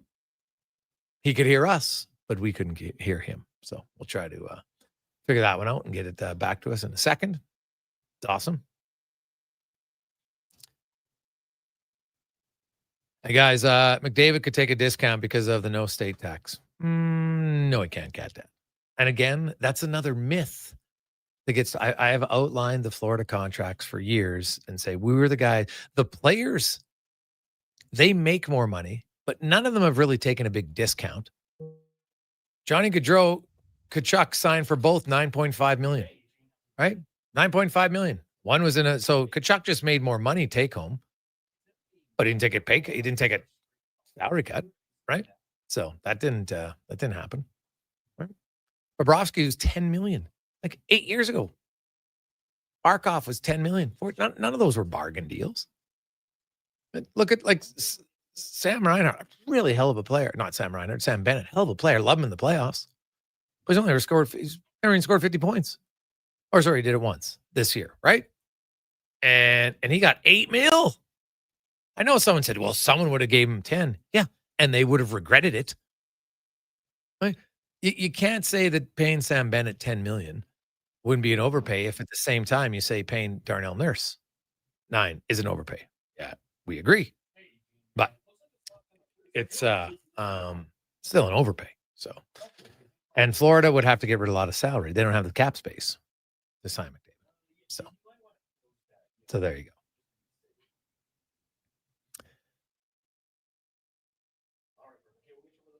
Hey guys, why not just the Panthers could? Well, like I said, the Panthers, I know you're talking Kevin Durant strategy, Rick, but here's the thing. Florida, how can they sign McDavid? They got to get rid of a lot of guys. They don't have any cap space. So I get your theory that Kevin Durant did it. Yes. But the Lightning, potentially, but who are they losing? Because you still got to have the cap space to do it. Right? So that's a challenge. It could maybe go to Tampa, maybe. Kucherov, Vasilevsky, aging Hedman. Maybe that one. I've always said Colorado with McKinnon and Makar. Sure. Now, is it better? I don't know. Even? Sure. Definitely not. Clearly better in my eyes. Gene does join us now. Gino, how you doing? Hey, Jay. Sorry about that. Hey, no problem, buddy. I was hearing you, but as you noted, you were not hearing me. Just following up on the McDavid stuff. So I don't want to mix sports and politics too much, but my wife is a city councilor running for re-election. On June 30th, when we knocked on the first doors, all people were talking about was the second straight Stanley Cup final loss. Yeah. And then by about the second, third week of July, it turned to the team. What's Zach Hyman's status? What changes are they making? What about goaltending? All team-related stuff. Yeah. But I would say the last about 4 weeks, the only question I ever get is Connor McDavid. Is he signing? When is he signing? How much is he signing for? How long is he signing for? The city, I wouldn't say the city's in a panic, but it certainly is. It is the lead topic of certainly diehard Oiler fans, and I think just those that enjoy the game and watch it, whether it be casually, sporadically, everybody wants to know what's going on with Connor McDavid. Oh yeah, and that makes sense to me. I totally understand it. So we'll see it. I don't think it's going to happen before the end of the season now. All right. I always thought it was going to be before September, and I've kind of changed my tune on that. Might be a little off base. So we'll see. I still believe that he would eventually will sign in Edmonton. I think it'll be a shorter term deal. AAV, I don't think it's going to be a big sticking point. He wants to win. At the same time, they're going to pay him, what he's worth, give or take. So should be fine. But the fun question I have, Gino, is we assume Zach Hyman's not ready to start the season. Doesn't sound like it would be long after, but he won't be ready to start. So for fun, opening night, when the Oilers drop the season or drop the puck in another season, who in game one will be the right winger on McDavid's line? Well, can I defer to Leon Draisaitl and Nugent Hopkins on the left, or is that too? Well, you could if you believe it. If that's what you're believing, then yes. You know what? I honestly, Jay, I think one of the neat, when you and I first kind of started covering the team on a full-time basis, for me it was 98. You were in that same time frame. I mean, it was a different time for the Oilers, and you would often have 65, 68, 63 people at camp. And I'm not saying legitimately that many had a chance to make the team, but it was there were spots to be had. And I think over the years, the numbers have come down a lot. But I think the one thing at camp, there may not be a lot of openings, but I think where people slot in is pretty wide open. I mean, does Mangiapane, my paisan, will he play both sides? Can he play both sides? Yeah, mostly he can. Right? Mm-hmm. I mean, to me, I would, there's nobody who can skate like McDavid, but Mangiapane he's a pretty darn good skater. And I would throw him up there to start. I think if I was running the Oilers, unless something really big happens during training camp that makes you change your mind, I would slot in Connor, Leon, and Nuge as your Ryan Nugent-Hopkins, I think, is your top three center. And then there's some movement to be had. And I certainly think Mangiapane he's either got to be with Connor or Leon. So if Zach's out, I think that would be the guy. You know what Leon and Connor can do. I mean, you're 0-0 on the season. You haven't lost a game. So I don't think there's any push or panic. So I think a guy like Mangiapane, I heard you talking about Ike or Isaac Howard. That one is really, I mean, camp is huge for him. And I think many people agree that it might take some time in the minors for him, but he might not. He might show that at least to start, he deserves to be at the NHL level. So I think that's what's kind of intriguing. I was at a charity event with Zach last week, and I was impressed. He signed a lot of books. So I had not seen him, or the last time I saw him in any way, shape, or form, he had I wouldn't say a cast, but a protective sleeve or around his wrist area. But I mean, it was a good sign that he's making progress, and that maybe by October 8th or soon after, he'll be ready to go. Who would be your choice after my long answer? Well, I think it's going to be Mangiapane, but my big wild card would be David Tomasek. The other guy not to rule out, though, if Hyman's out, is Trent Frederick, who likes right wing maybe more than he likes left wing. Yeah, and that would give. So I guess the bottom line is that Connor, if it's let's go with Mangiapane and Frederick, because they would be more likely than Tomasek, but let's just go with those two. So one guy gives you something that Connor's kind of not had on his line, and the other guy gives you something that Connor's not really had on his line. So either way, I like that. And as you know, the first few games it's a mishmash of lineups and stuff, but certainly in your last one or two, depending on how many Connor plays, it'll be interesting to see who goes with him. And I think if the coach or coaches have decided that it's going to be player A, then player A should get probably 2 full games with Connor just to get him up and running and ready. I think, Luke Gazdic, who I'm not saying would be in line to be the opening night starter with Connor McDavid, but Luke has played some shifts with Connor and other top line centers, and he said it's an immense amount of pressure when you're playing with a guy like that. You don't want to, for lack of a better term, screw up, and you always feel like with Connor McDavid, right? Like and we've seen some some players go through that, and it's natural. I think at any level, if you've played with a great player at that level in any sport, you don't want to disappoint him, I guess is the best word. And so you're really pushing to succeed as a twosome, or in this case, a trio of a line. So I think it's a great storyline going into camp. And, there aren't a lot of openings, but there are a few. So that's one angle. And then the other angle is, where do these new players end up? Gene Principe joined us.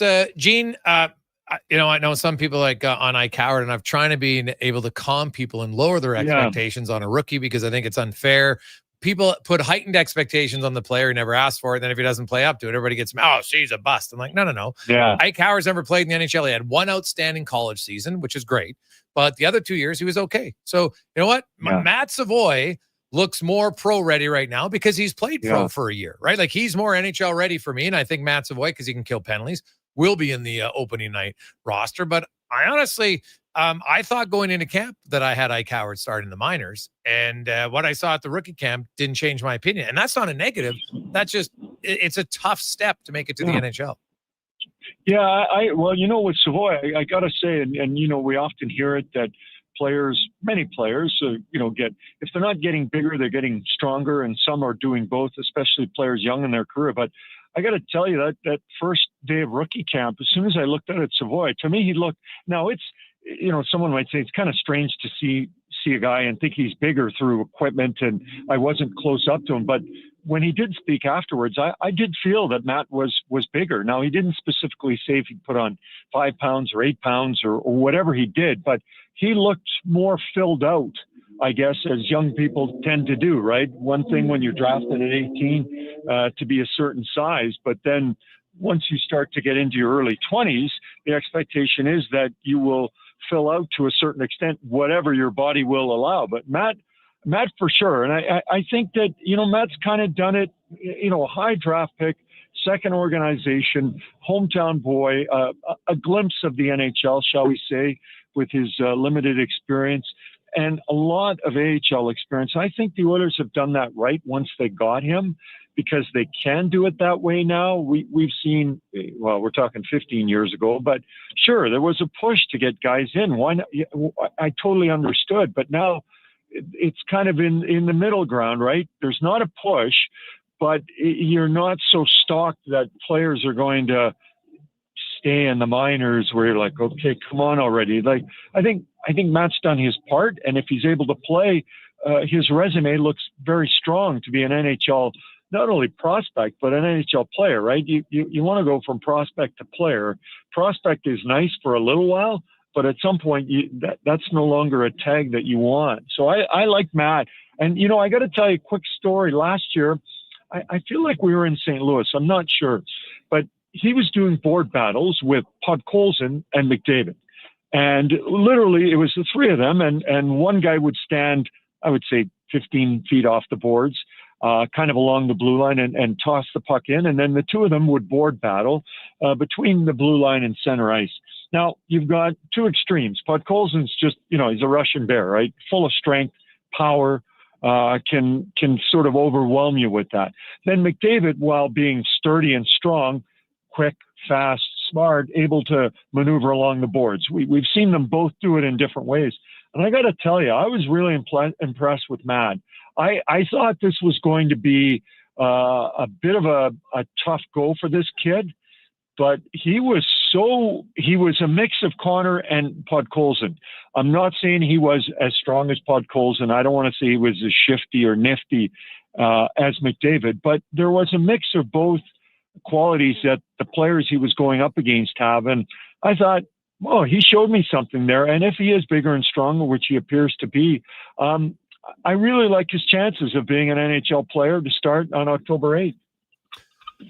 Gene Principe joins us. Gene, a guy who's obviously not going to make the Oilers this year, but did make a name for himself and stood out. And basically, he outlined what he was going to do before the tournament, how he was going to play in Clattenburg. He's going to play physical. He's going to get people's face, going to be aggressive. He chipped in a goal.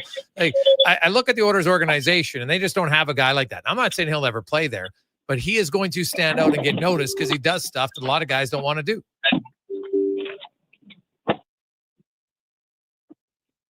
Did we lose Gene? Did he fall out of his car?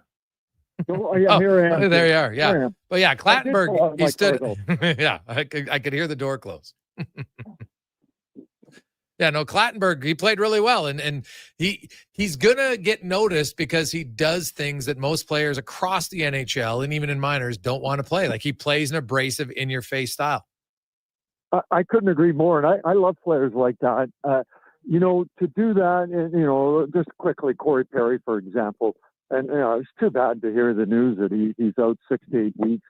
What a shame, right? But, Corey's done that style for, 20 years, right? And that is not that, it's one thing to be out of your comfort zone or to do something that is abrasive, annoying, troublesome for the other team, a game or two, a week, a month, maybe even a season. But this guy, as in Corey Perry, has done it forever. And I like the idea of this young guy sort of understanding. I think that's one of the things, Jason, that's tough for young players, right? We all hear the stories of how these players are always, if not the star of their team, but, like one of the higher end players. And then as they grow up, things can change. And they may not be the player that has first line power play written all over them or is a top six forward. And with Clattenburg, I like that. And I think every organization needs it. The Oilers have had a mix of that, never sort of homegrown. So I think it's great. And I think the kid, I have only kind of listened to him talk. I've never met him. But I think that he kind of understands that it's a position and a possibility for him to enter an organization that, Trent Frederick is like that. Evander Kane was like that. Corey Perry was like that. I'm not saying they don't have guys on their team that won't fight. That there are guys on the Oilers that'll do that. But I kind of like that mix. And certainly crowds, fans, they love that player in any city, in any town, on any type of team, whether it's, a basketball player that's rough and tumble and gets under the boards and is shorter and but yet plays bigger than he is, or those kinds of scrappy characteristics. So I like the kid, and I look forward to seeing more of them. Gene Principe joins us. Gene, one last one for you. The third pair right defense. We're assuming Wallman's going to play in the second pairing. So you've got Stetcher, Emberson, and Alex Regula. Who do you like to win two of those three, like the two guys to stick? Wow, that's a tough one. I think God bless Troy Stetcher, right? I don't know if there's ever been a more gracious exit from a playoff lineup in Game 5 of a conference final than he did when he basically, I'm not saying he was going to play, even if he hadn't been so gracious, but if your listeners and viewers remember, he was so complimentary of Matthias and understanding that it was time for him to come back and that he had to step aside, even though him and Darnell had been playing wonderful together. So my heart goes out to him to get one spot for sure. And you talk about scrappy, undersized, undrafted players. Troy is certainly that. That next position, like Regula, I thought Ty had a strong season. I think with young defensemen, his ups and downs could have been worse. Defense is tough, and when you're down, that's a real tough place to be. But I really like Ty's makeup. I love his scrappiness. He had some big bouts, and for a guy who never fought in college or university in the U.S., I thought he stepped up really well. I got to give Emberson the lead on that. I really like him. I think he's a great young guy, and I think he would deserve that based on what he did last year. But Regula, I got to tell you, Jay, I know him, seen him play a tiny bit, but when you're gone that long, I'm not sure what it will be like for him to return up to, the kind of player the Oilers feel can be on their team. Yeah. Well, his size, the fact that Stan Bowman brought him in, I think he's a player here that to me is arguably the most competitive position to look for, the third pair right defenseman, and who's going to win it for opening night. Yeah, and I like that there's a battle, right? That's great news. Yeah, for sure. Gino, we will see you at the rink later this week. Okay. Have a good one. Thanks, Jay. Take care. Buddy. There's Gene Principe. Roger Sportsnet. The Oil Report brought to you by Volvo Cars Edmonton. We'll come back. We got 5 questions and more on a busy Monday on the Gregor Show, presented by PlayAlberta.ca. Experience a season of superior luxury, performance, and savings. The Fall Experience event is on now at Volvo Cars Edmonton. The all-new redesigned 2026 XC90 is here. Come drive one today. You won't be disappointed. Finance or lease a 2026 XC40 from 1.99%. And right now, you can save $7,500 on remaining 2025 XC60s. The Fall Experience event is on now at Volvo Cars Edmonton. Great vehicles, better service. Visit volvocarsedmonton.com. Listen up, because you're not going to want to miss this. Right now is your chance to get in on Play Alberta's biggest offer ever. For a limited time only, new players can get up to a $1,000 casino bonus when they sign up. There's never been a better time to join the fun. Visit playalberta.ca today to get started with casino, sports, and lottery all in one app. Must be 18 plus to play. Remember, if you gamble, use your game sense. Work never gets done by standing around. You have to put your words into action. And that's exactly what GS Construction does every single day. Our priorities are safety first, quality second, efficiency third. GS Construction works hard. It's true. But first comes the care, the planning, and the people. Underground infrastructure isn't just about machines and trenches and some traffic inconveniences. It's about doing things right. Find out more on what we do. Visit gsconstruction.ca. Legacy Heating and Cooling is sounding the call. Don't struggle through winter with a furnace you can't trust. For maintenance before winter strikes, call Legacy. Call Legacy. For furnace tune-ups and repairs to give peace of mind. Call Legacy. Call Legacy. Or to scrap your old furnace for a brand new high-efficiency one. Call Legacy. Call Legacy. And with no payments, no interest for 1 year on your new furnace, it's gotta be Legacy Heating and Cooling. Ah, Hawaii. The warmth of a golden sunset as the waves roll in. The freshness of a waterfall. The lush scent of tropical flowers in the air. You don't need to travel to enjoy all Hawaii has to offer. You just need to order pizza. Bring Hawaii home with the Aloha Trio, available for a limited time at Papa John's. Try our classic Hawaiian, Super Hawaiian, or Hawaiian barbecue chicken for just $19.99 each. Better ingredients, better pizza. Papa John's, proudly locally owned and operated. Fountain Tire. You can save $50 off tire storage with the purchase of 4 select tires now until September 30th at participating locations. Okay. Or you could squeeze them into your backseat, possibly causing upholstery damage, drive them home, struggle, sweating buckets trying to get them out of your vehicle, resulting in you feeling guilty for not going to the gym more often, or at all. But at the end of the day, it's your choice. Totally up to you. Definitely $50 off the tire storage. You got it. Book your appointment today at fountaintire.com. Fountain Tire. We're on this road together, Canada. Stop juggling lowest bid contractors, because at Wetaskiwin Ready Mix, one call does it all. From concrete supply to cribbing and pumping, we've got your project covered. Locally owned and operated, Wetaskiwin Ready Mix is proud to deliver on spec and on time every time, because we know quality concrete isn't cheap, and cheap concrete isn't quality. Send Wetaskiwin Ready Mix your blueprint. We'll handle the rest. Wetaskiwin Ready Mix, 780-352-4301. Need the perfect ride? The Golf Cart people have it. They offer a wide selection of new and used models from top brands like Club Car, Yamaha, and E-Z-Go. Whether it's a lifted cart for adventure or a sleek ride for the course, they'll find your match. Customize with accessories or choose a ready-to-go option.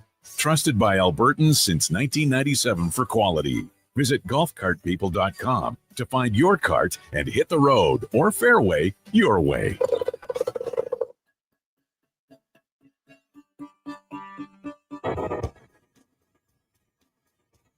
Oh.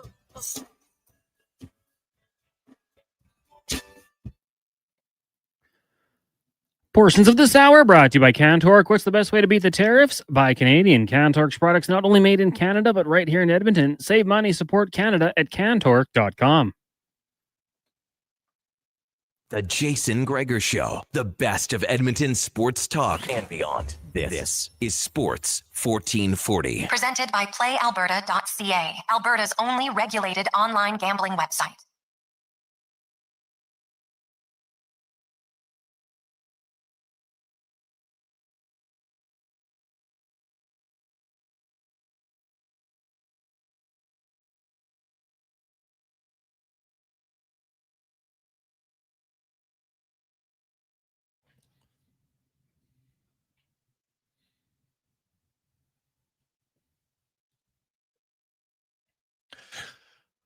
450. Welcome back. Jason Gregor, Connor Halley, Sports 1440, sports1440.ca, Oilers Nation, Sports 1440, YouTube, Facebook, X, and Instagram. Thanks for listening. Thanks for watching. Busy night, a Monday nighter, doubleheader in the NFL. You got the Jays in Tampa Bay to take on the Rays.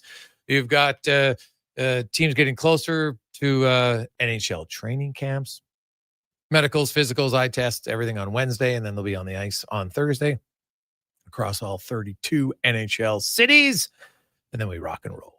Should be fun. Let's get to 5 questions now, brought to you by The Brick, where the tent sale continues on for another 3 days. Kick back and relax. You can get up to $1,100 off of sofas and sectionals at The Brick and thebrick.com. It's time for 5 questions on the Jason Gregor Show. All right, Jason, question number 1. What was the biggest takeaway from the Oilers' 2 losses to the Flames rookies over the weekend?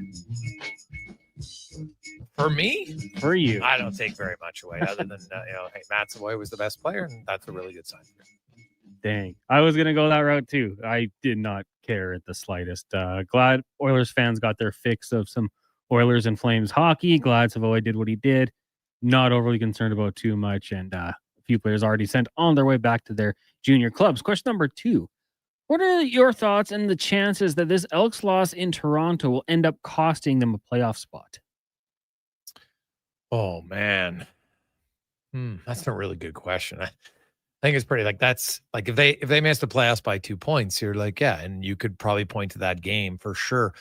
The Hamilton one, obviously, when they dropped the game-winning touchdown in the end zone, that's going to be up there. So they've had 2 really tough losses, this season. So, but that one, man, I just think when your defense creates that many turnovers and gives you the ball on the 40 and the 42-yard line twice in the fourth quarter, and you can't punch it in either time, that cost them. So I would say very high chance that it cost them a playoff spot.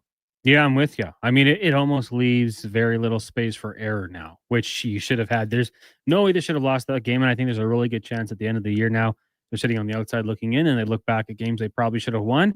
They look at the game with the drop against Hamilton, but this one for sure. 6 turnovers to 1. Quarterback appears, in terms of completion percentage, almost perfect. You still can't leave with a win. That's not good enough. So I think there's a good chance of it as well. Question number 3. You got the Texans 2.5 and the Chargers 3-point favorites entering their games tonight against the Bucks and the Raiders. Who's your pick to win these games? And is there anything else you would throw down at playalberta.ca? You go ahead. I'm going to lean.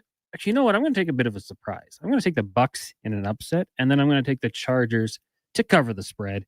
And if I was looking for a little extra fun in this one, I like a Mike Evans anytime touchdown, and I like Omarion Hampton to score his first career touchdown for the Chargers. All right.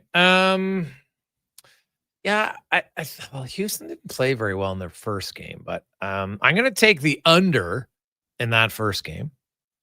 So that's what I'd go. And I would take the Chargers are what, 3-point favorites? Yeah. But you can go sometimes on the game line and get more points for better odds. Mm-hmm.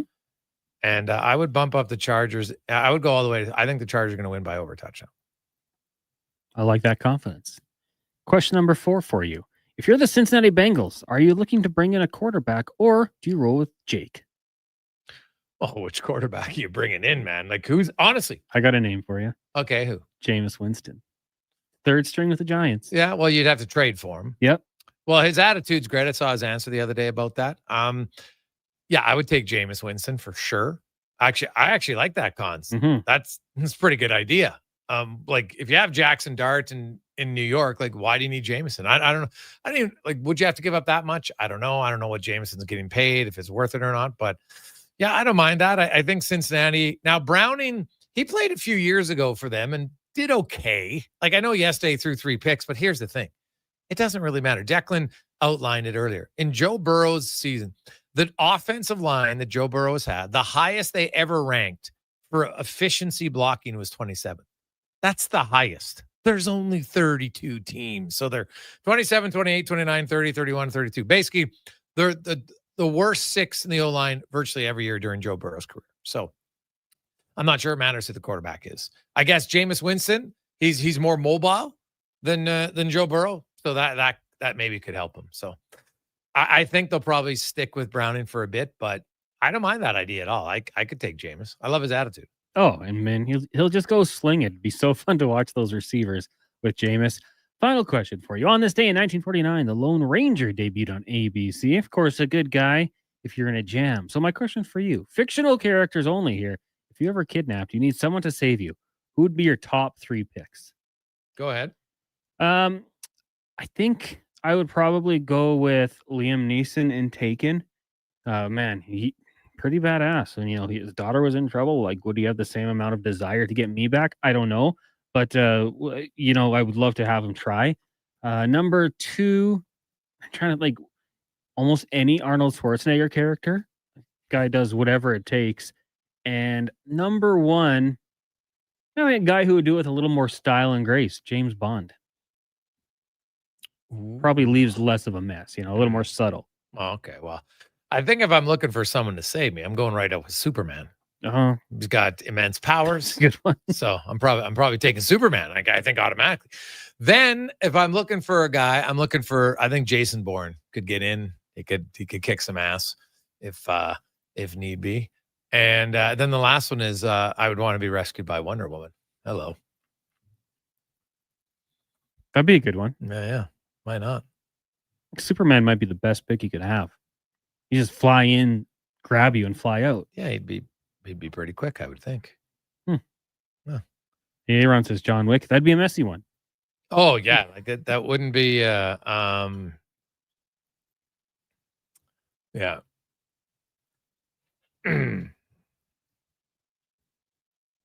So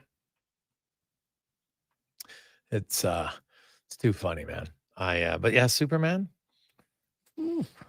As long as no one has kryptonite, we're fine, right? Yeah. What's the worry there? So I'd take him. But yeah, Bourne, or if I was looking what about Gandalf the Grey? Yeah. It'd be pretty good. Wizard. Yeah. Although I always liked I always forget his character's name, but the elf in that one, he was awesome. And is it the Gimli was a short guy, but oh man, what was the elf's name? I never remember. Frodo?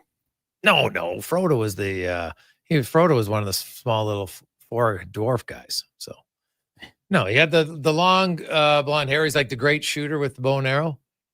What's it? Legolas? There you go. Thanks, Deck. I haven't seen the movie. Yeah, what? You haven't seen Lord of the Rings?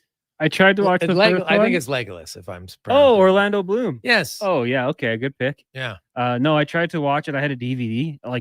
After years of hype, I put it in, and the DVD had a scratch, and it stopped. So I just gave up on it. That was 20 years ago. Yeah. That's a long commitment, though. I'd have to watch a lot of movies. Yeah. That's good.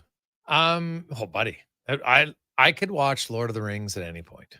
I love that. That's one where, because there was so much going on. It's I do wonder how many people out there Game of Thrones. I'm really tempted to watch it from the start. You should. Yeah. Because there's so many characters that I think I forget lots of them. So, yeah. Yeah. I would do that. That, Sopranos. I'm watching Stranger Things again. I want to get kind of reacquainted with the new season coming out. Yeah. But yeah, Game of Thrones is a great one.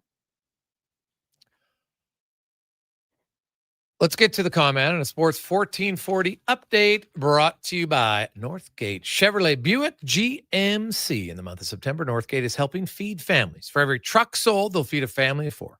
Farmers and small business owners get preferred rates in September. Northgate, this truck's for you.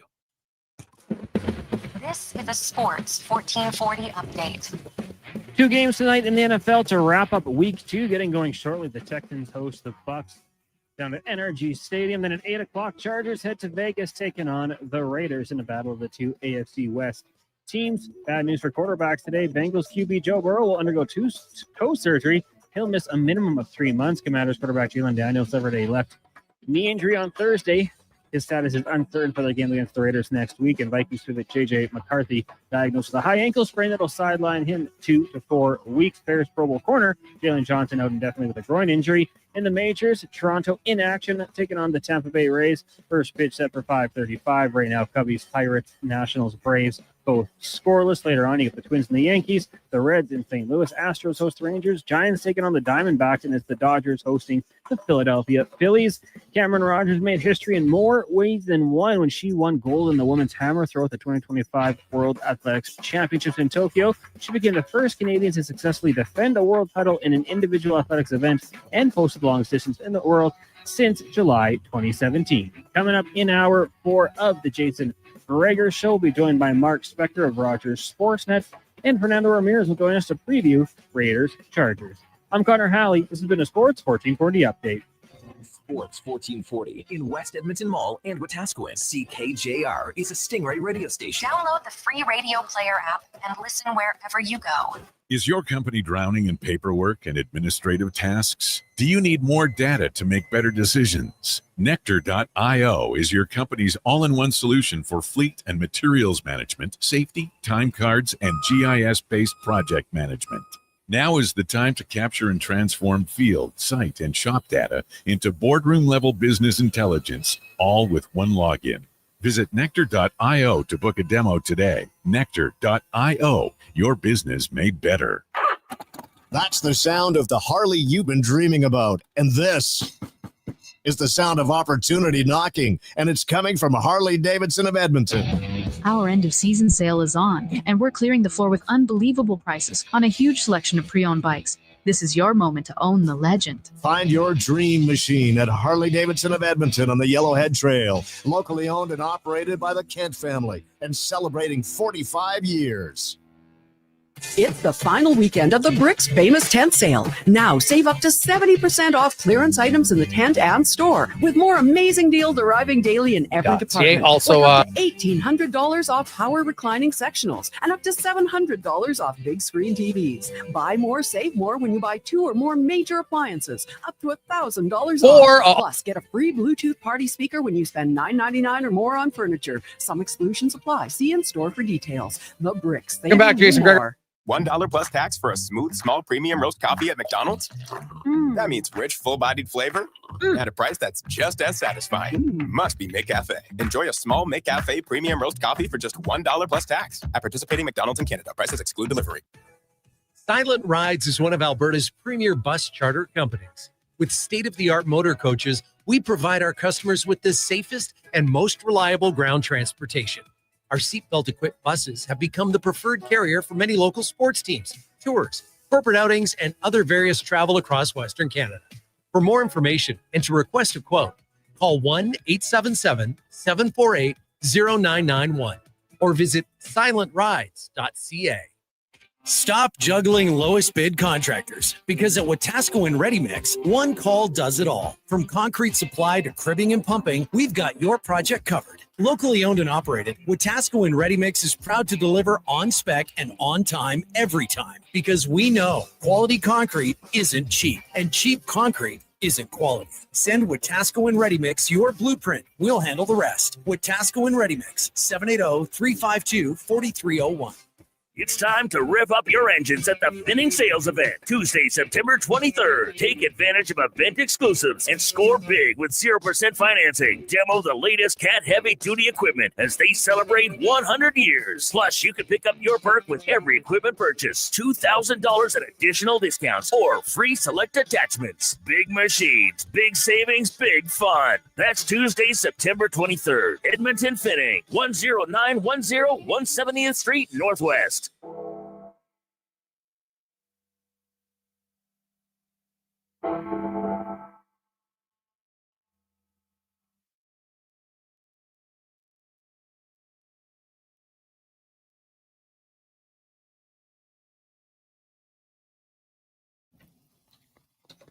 Portions of this hour brought to you by Harley-Davidson of Edmonton on the Yellowhead Trail, locally owned and operated by the Kent family and celebrating 45 years. See all their great bikes at hdedmonton.com. The Jason Gregor Show, the best of Edmonton sports talk and beyond. This is Sports 1440. Presented by PlayAlberta.ca, Alberta's only regulated online gambling website.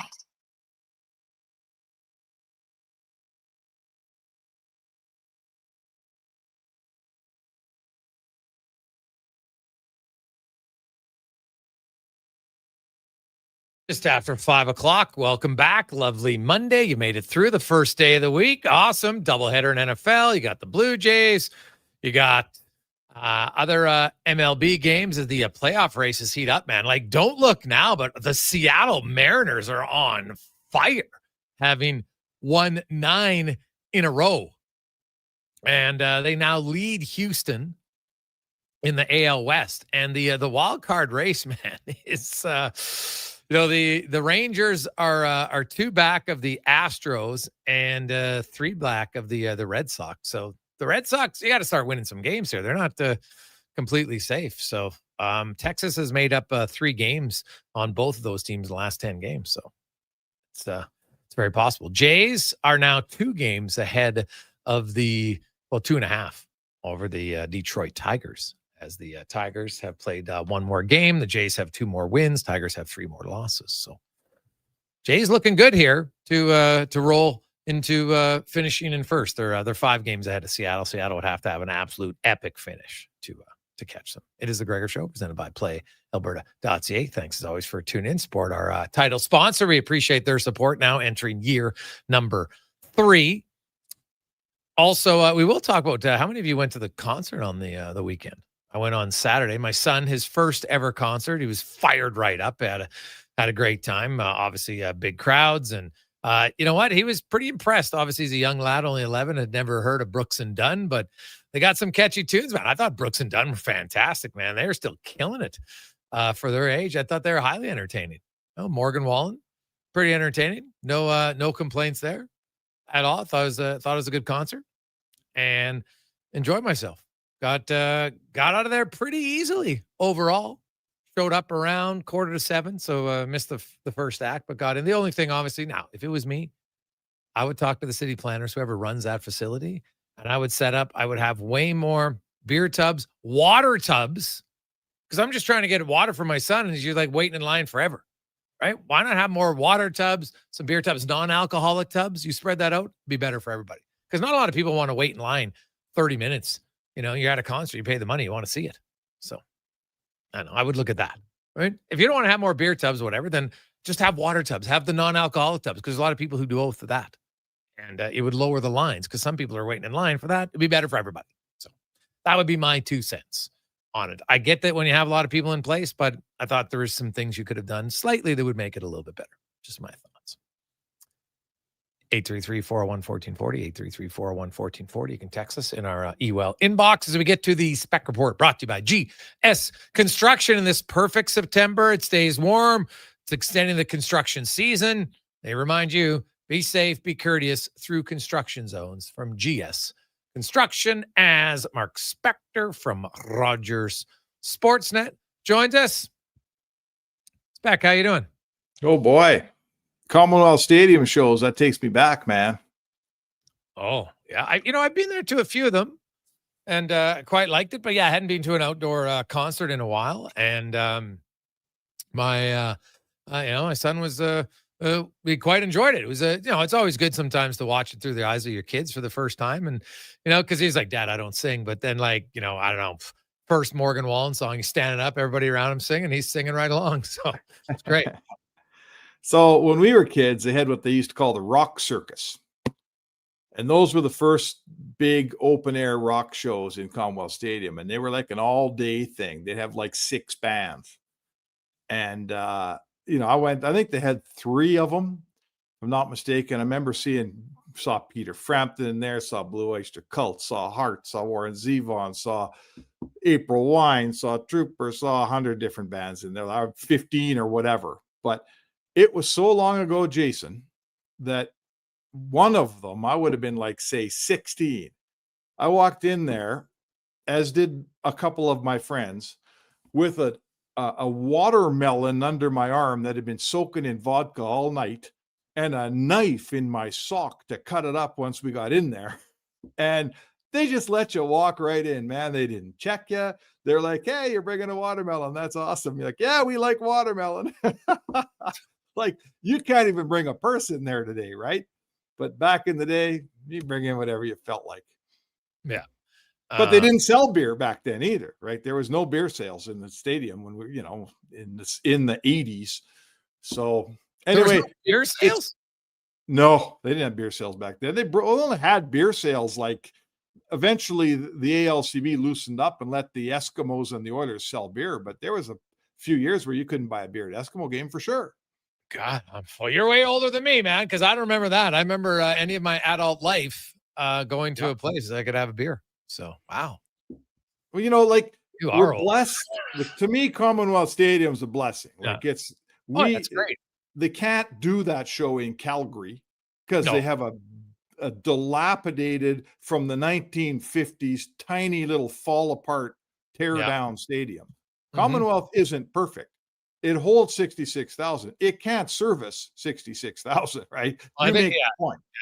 You make the point. It can't handle it. The bathrooms, the concessions, the entrance points, the screening, they can't handle 66,000. But in the end, we get Morgan Wallen for 2 nights, and they're coming up the Highway 2 from Calgary to see him. Yeah. Like, I have no, like I said, I don't expect to be perfect and wait in line, but there are, like, I would have water tubs around. Like, I get if they're worried about, we don't want people to get too inebriated and make it way too easy to get beer. I totally understand that. But if you have water tubs and people can get water or non-alcoholic drinks, and then that shortens all the lines, because some people who are in line to get beer are also in line to get the water and the non-alcoholic is all at the same place. So it just, to me, it's a small little thing that I think would make it more convenient for everybody. Hey, listen, next time you go to a new stadium, a big American stadium, you'll note that for their 66,000 people, they have like 3 or 4 different concourses, right, on each side. So there's way less people in every concourse, and there's way more concessions, right? This stadium has 1 concourse on each side for 33,000 people, right? So it's just not built the way you'd build a stadium anymore. And, that's why when you show up at a full house like that, it's kind of like the ballpark that the little ballpark in the River Valley, Telus or Remax Field. It can't handle 9,000 people either, even though it can seat 9,000. Yeah. Spec, your guy, Mr. Clattenburg, made an impression for himself on the weekend. Had a goal, had a few tilts, was aggressive all the time, and he basically said it beforehand. This is how I'm going to play.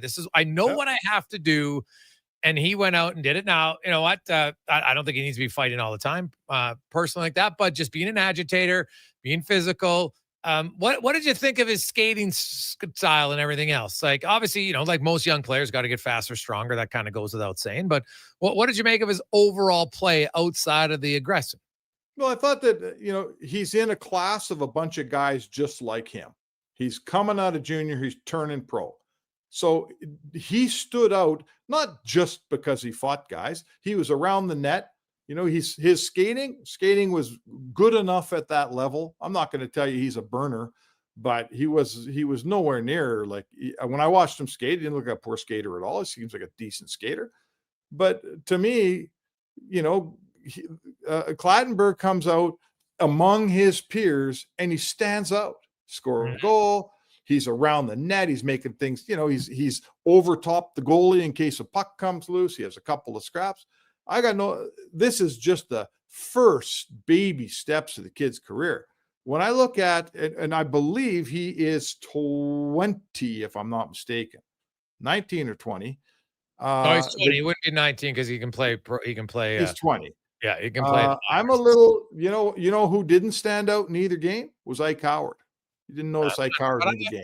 I'm not surprised. Like, I've been saying it ever since they made that acquisition that, hey, Ike Howard still hasn't played pro hockey. He had 1 unreal year in college, and the college, like, you go there and it's every level is a little bit higher. And if he needs a little time in the minors, like, look at Matt Savoie. Look at the difference between Matt Savoie last year to Matt Savoie this year. It's a big difference in development. Oh my goodness. And he did stand out among that group in both games. I didn't see the Calgary game, but I spoke to Eric Francis down there, and he told me that 22 was quite noticeable and played well. So Listen, if their conversation is, does a year in the AHL benefit a 20-year-old player immensely? Like, why are we even having that conversation? Yeah, right. it's not a conversation. Like, are you kidding me? It's an absolute fact. And, I don't know what the situation was for Howard in Tampa. I know they wanted him to go to Syracuse like right at the end of the season and play a couple games. They didn't want to go. That's a different scenario. If he's asked to go there and start a season there this year, he told me that he would go there no problem, and I respect that. Anyone who's advising him to do anything different should get their head screwed on straight. If you can't make the team, go to Baco and get better and come back and make the team later. Dude, I could always say, hey, Ike, you know who did play NHL for a bit, but then his first full year as a pro, who went to, now it was only for 6 games for a month, Leon Draisaitl. Like there's lots of time to develop and become the guy. And it's always important to remind people that the AHL is where 85% of NHL players go. It's not a bad place to go. It's actually a fantastic place to develop your game. Yeah. Oh, there's just no argument here. It's there for a reason. It's there for a reason. And when you're coming out of hockey, NCAA or junior, where you're playing against kind of quasi men, sort of young men, let's say, the AHL is full of real men, and it is a different brand of hockey. And the jump from junior to NHL and going leapfrogging the AHL, it's a massive jump that only a very, very few players can handle. Yeah, very true.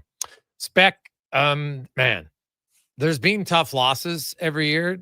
That loss for the Elks Saturday afternoon in Toronto, that's one of the toughest losses. You could see Mark Killam in this post game. He was obviously frustrated because there is no doubt in my mind they gave that game away. They being their offense, not their defense. Their offense gave that game away.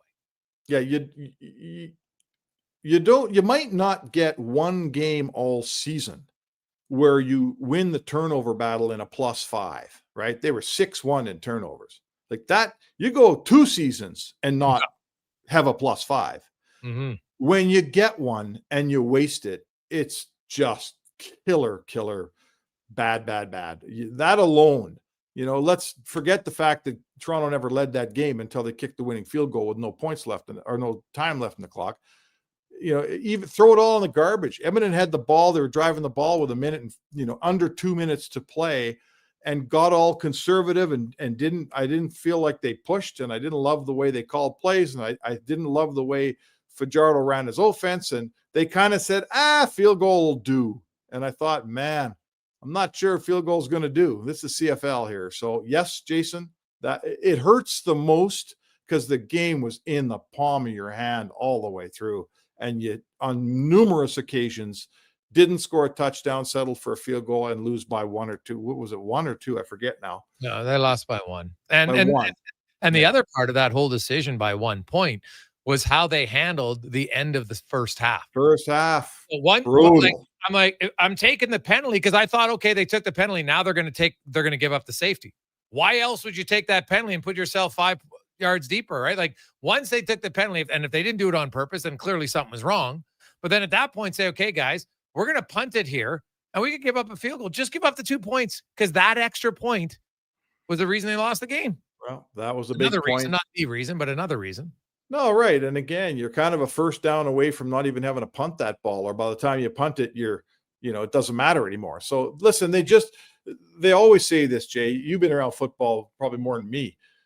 They always say a football game gets decided on sort of 5 or 6 plays, 5 or 6 moments. It's never one, but there were 5 or 6 moments where the Elks could have put the screws to that game. They could have had 7 points instead of 3. They could have made an extra first down and run a clock out. There was just so many opportunities to win that game, and they let them all slip through their fingers. It hurts, man. When you lose like that, you were good enough to win and you come home with an L. That hurts.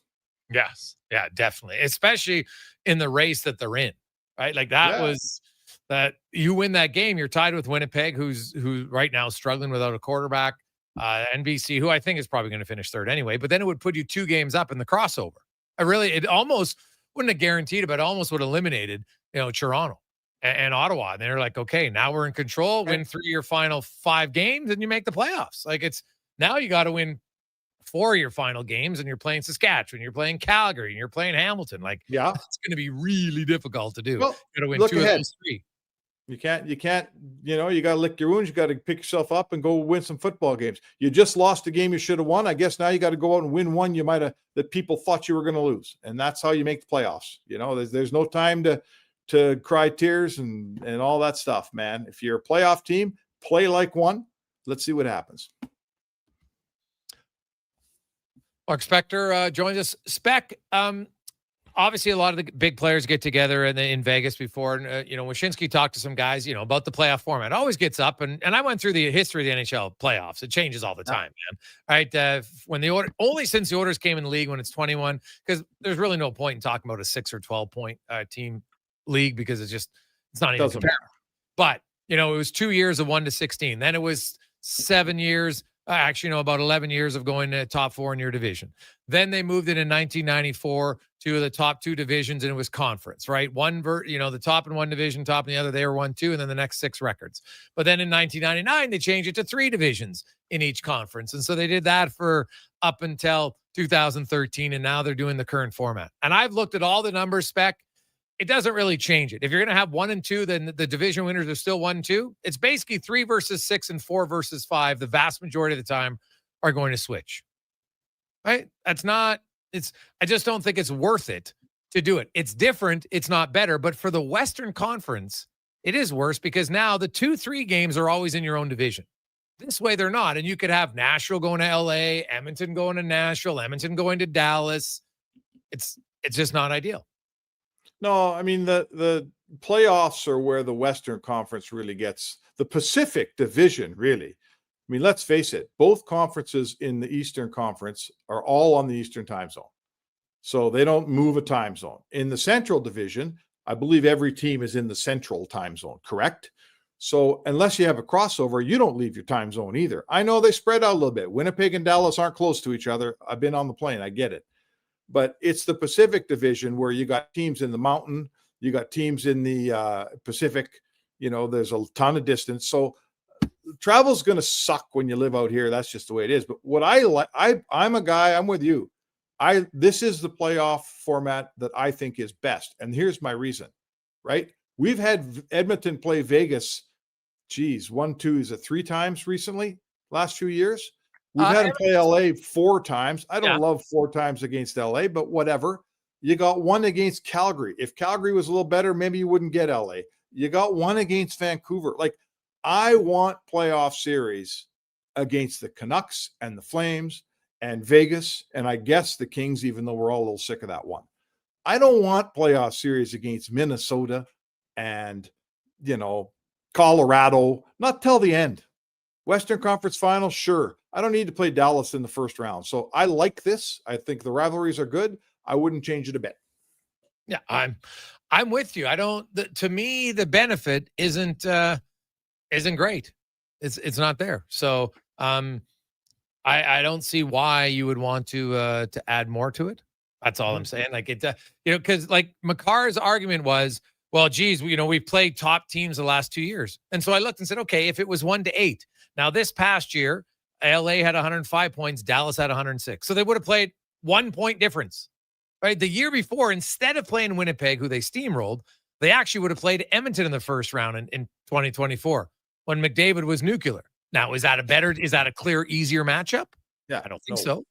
Right. So it's not a clear, better matchup. It's not an easier matchup. So I don't, the argument is like, we're talking 1 point difference of a guy, 106, 105. And so all that happens is people get a little tired. But here's the thing, Spec. When it was 1 versus 8, Edmonton played Dallas 5 years in a row and 6 out of 7. So it can happen, right? It can happen. Yep.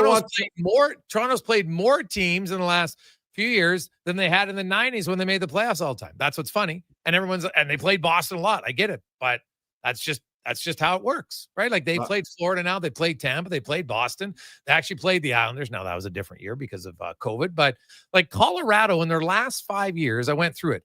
They played Dallas twice, they played Winnipeg, Vegas, Edmonton, Seattle, Tampa Bay, Nashville, St. Louis. Like, how many more teams you want to play? Yeah, you're not getting sick of one team. Hey, I want to see Colorado and Dallas play, and I want to see that group of Toronto and Boston and Montreal and Ottawa. I want all those teams to play each other, right? As a fan, that's what I want. You know, I don't want my team playing the Islanders. That's for Philly and the Rangers, and those guys love playing each other. Those are great rivalries. I want to see Rangers Islanders. I don't want to see Rangers Ottawa. It doesn't do it for me, right? Give me the divisional rivalries. Give me the regional rivalries. Give me the old school Toronto Boston any day of the week. I don't know why we're trying to fix something that ain't broken, man. Yeah, I'm totally with you on that. Spec, I'm going to ask you the question we asked our audience. We got a lot of different answers. So we assume Hyman might not be ready to start opening night, whether it's there for 2 games, 10 days, I don't know. But so for argument's sake, Spec, Zach Hyman's not there on opening night when the Oilers are at home against the Calgary Flames. I think it is on the 8th of October. Is that right? Yes. Yes. So who is the right winger on McDavid's wing on night 1? Well, I think it's going to have to be, it's probably, you're going to keep the rest of your lines together. I'm going to say go at you backwards here. I'm going to tell you that we're going to keep Mangiapane is going to play with Draisaitl and Podkolzin. I'm not messing that line up because Hyman's not playing, right? I'm going to play Frederick and Henrique on my 3rd line. I'm going to play Janmark and Lazar on my 4th line. So I got a bunch of wingers here. I got Savoie. I got Tomasek, right? I've got, I guess I got Howard, you know. So I got Kapanen. Did I name Kapanen? Don't forget about Kapanen. He's kicking around here too. He's got Trent Frederick can play right wing. So who's your pick? Well, I got Trent Frederick on my 3rd line center. So my pick is going to be Savoie to start the season. I think he'll earn the look to start the season. But it's going to come from the group of Tomasek and Savoie and Howard and Kapanen. That's where it's going to come from. If I'm the coach of this team, I'm not messing up all my lines because of one spot next to McDavid. We're gonna what do they call it when they use a bunch of different relievers? I'm gonna parachute whoever in there until Hyman gets healthy. Yeah. All right. What about you? Who's your guy? I went with Savoie was the easy pick, so I didn't want to pick him. So yeah, right. I went with the wild card, David Tomasek. Yeah, okay. Yeah. Let's see how he shows. I know it's low odds, but that's why I went. That's okay. I don't mind that. I was just writing a preview today. I'm trying to figure out to see, like at 29, right? He's going to be, you know, what is he? Like, who is he? Will his game translate? Is he Yuri Dopita, who never did it? Or is he like Igor Larionov, came over here at 28 and ended up in the Hall of Fame? You know, his game did translate. So I'm not telling you he's Igor Larionov, don't get me wrong, but at 29, you know, it's not easy to come over here and find the NHL game. I'll be fascinated to see how this cat can do it. Oh yeah, he is my. I've been saying it from the minute he signed. He's my wild card because tell me watch him. I'd never seen him skate live and was very impressed by him. But can he play it against NHL guys? We'll see. At bare minimum, I think he's in your bottom 6. But his shot and the Hyman absence says maybe he surprises to start. So training camp in Edmonton is littered with guys who had great camps. Who's the guy that had the unbelievable camp? Sorry? Ty Ratty. That's the guy, right? Oh. Ty Ratty. Did he light it up, man? Yeah, it didn't carry over though, but did that not translate? Oh man, this Payarvi lit it up in the there's lots of guys. It's more about the play than it is the goals or not. But you know, hey, good for Ty Ratty. The guy was a real good scorer in junior, but the NHL is different. So he could score. Hey, let's go. I'm looking for it. You know what the Oilers need, Spec? All the Oilers need is a Brian Savage in October until Hyman gets healthy. That's all they need.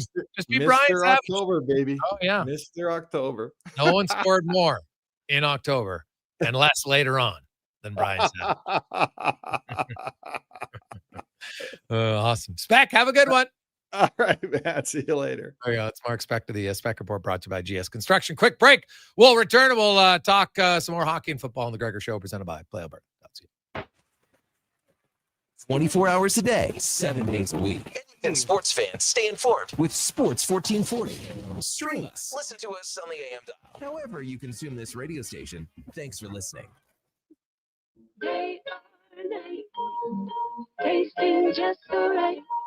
You can order noodle at oodle-noodle.ca, delivering you the news almost right away. Remember, you can order oodle-noodle at oodle-noodle.ca.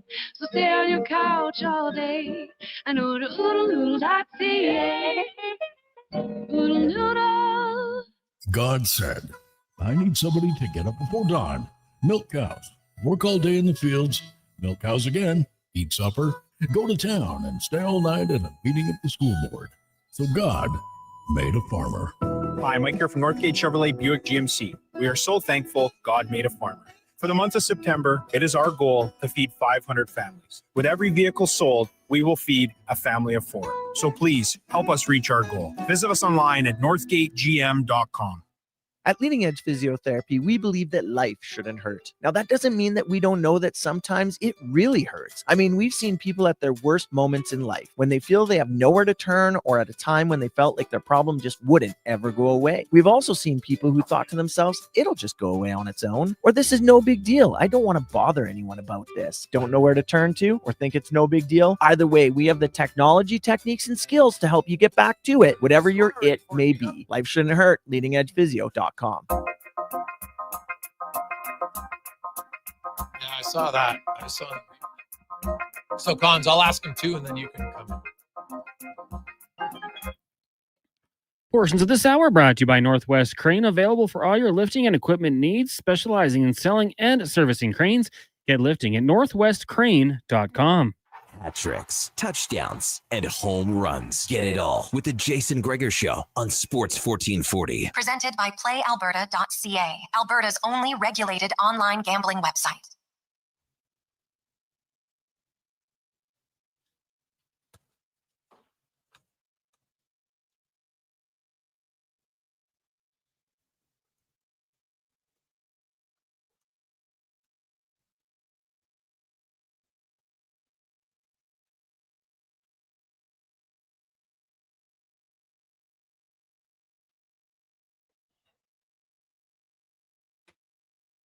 .533, welcome back.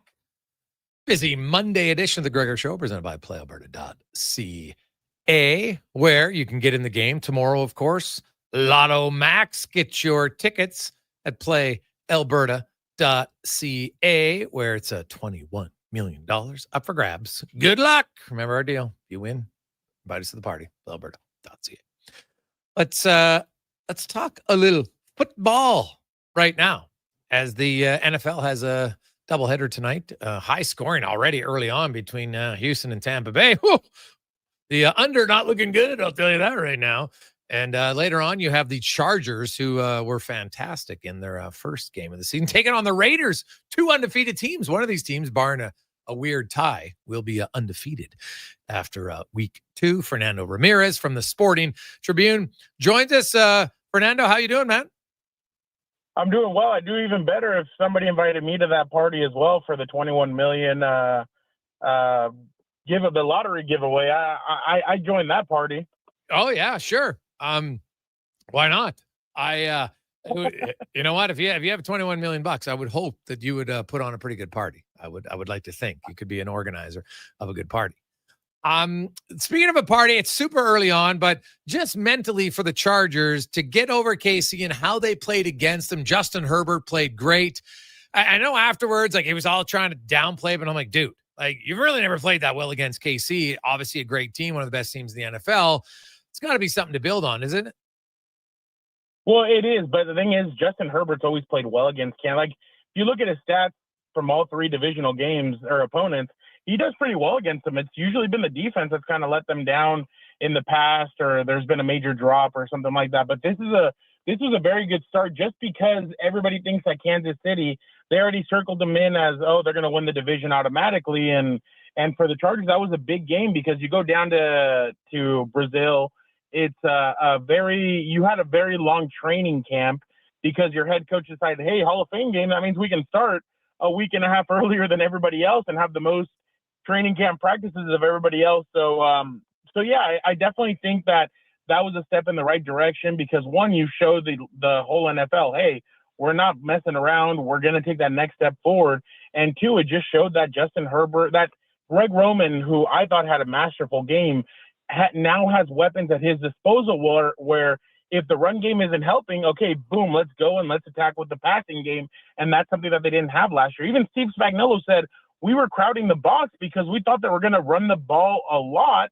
And no, they decided to go back and throw it. Well, yeah, that's what happens when you have a $52.5 million quarterback who has a very good arm. So, yeah, no, like you said, very, very good start for them right off the gate. And another huge game tonight against the Raiders.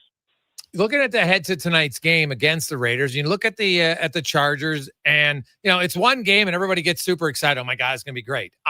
Quentin Johnston, great first week, no question. Is Ladd McConkey still the obvious guy, but is Quentin Johnston maybe more of the big home run hitter, and McConkey's more of the get a lot of the underthrows more frequently? How do you see that playing out this year?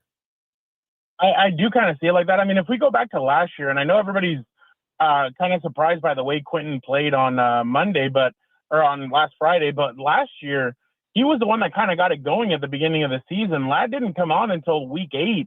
If anything, after that Arizona game, a lot of fans were questioning whether Ladd was going to be as good as what everybody thought or not. And then he has that big 100-yard game against the Saints, and that was his kind of coming out party. But Quentin's a playmaker. I mean, he was taken in the first round. Yes, he does have some drops in it, but yeah, no, Quentin, the one thing I noticed about Quentin on Monday or on last Friday, I don't know why, Monday's the game, last Friday was the other game, but last Friday what I noticed is release. When he releases off the line of scrimmage, the Chiefs cornerbacks couldn't touch him when he was they couldn't jam him, they couldn't do any of that because he's so quick off of the line of scrimmage. It looks like that's something you worked on. I spoke to him about it, and he said, yeah, that's something I've been working on all off season. I want to get quick coming out of when the ball snaps, not let them touch me, and then me using my speed to take advantage of it.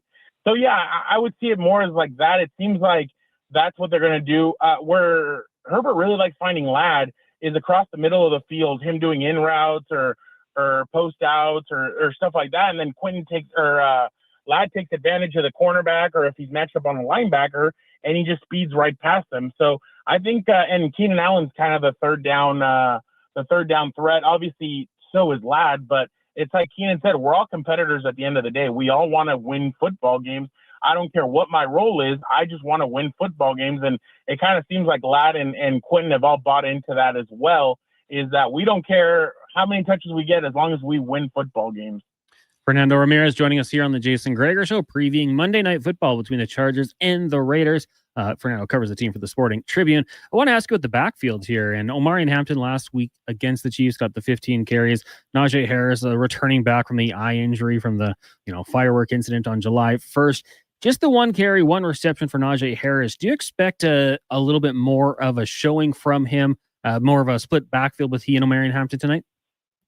It's funny. The other thing that I thought Najee did pretty well, and so did Omarion, was pass blocking. I actually thought they both did very well in that game, which obviously helped Justin Herbert out a bunch as well. But no, I do. I just think the thing is with Najee, they've slowly been bringing him up, and I feel like he's still getting in game shape. I mean, Keenan Allen even told me I'm still getting in game shape, and I'm like, dude, 5 catches for 76 yards and a touchdown. He's like, imagine what I could do or 7 catches. Sorry.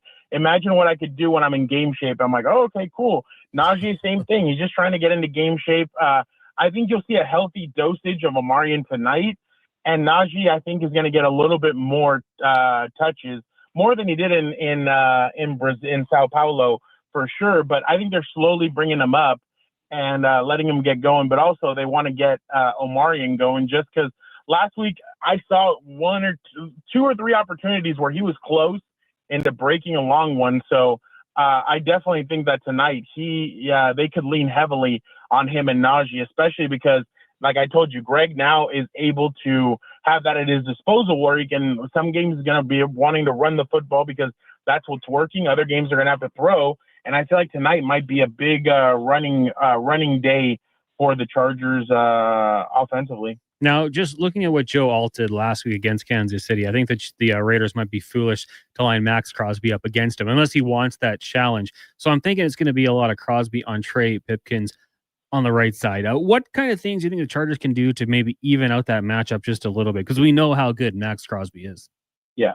No, I definitely think they're going to throw some tight ends his way. Will Dissly's probably the best blocking tight end they have. I'm sure they're going to throw Amarian and Najee his way as well. I do agree with you. I really would be very surprised if they threw Max Crosby on Joe Alt for two reasons. Obviously, one is the you'd rather have the mismatch for Max, and the mismatch is Trey Pipkins. But I actually thought Trey Pipkins had a strong game last week against Karlaftis. Obviously, Max Crosby is in a different universe than Karlaftis is, but I definitely think that'll help him seeing this guy now this week. So I definitely think Trey will be okay. But again, I think the Chargers are going to go on the safe side and try and use Will Dissly and the running backs and even Tyler Conklin to kind of help him. And sometimes they'll even bring in a sixth offensive lineman to kind of help and give different looks like that. But yeah, Joe might be slotted into being the first person to win that offensive line award if he keeps on performing. I mean, last week he had 3 or 4. I think he had five or six snaps against Chris Jones, and Chris wasn't able to do anything against him. So yeah, and I spoke to his former offensive line coach about 2 weeks ago, and he told me no matter where you put Joe, he is going to shine, and he's just a student of the game. He's going to learn quickly, and he's like, I wouldn't be surprised if he didn't win that award, the offensive line, the In the Trenches award, the first of its kind. And he's like, I wouldn't be surprised if Joe didn't win it this year for the Chargers. But yeah, their offensive line is going to definitely be on a microscope tonight against Max Crosby. Looking at, and I know it's super early in the year, but if you're the Chargers, you win tonight.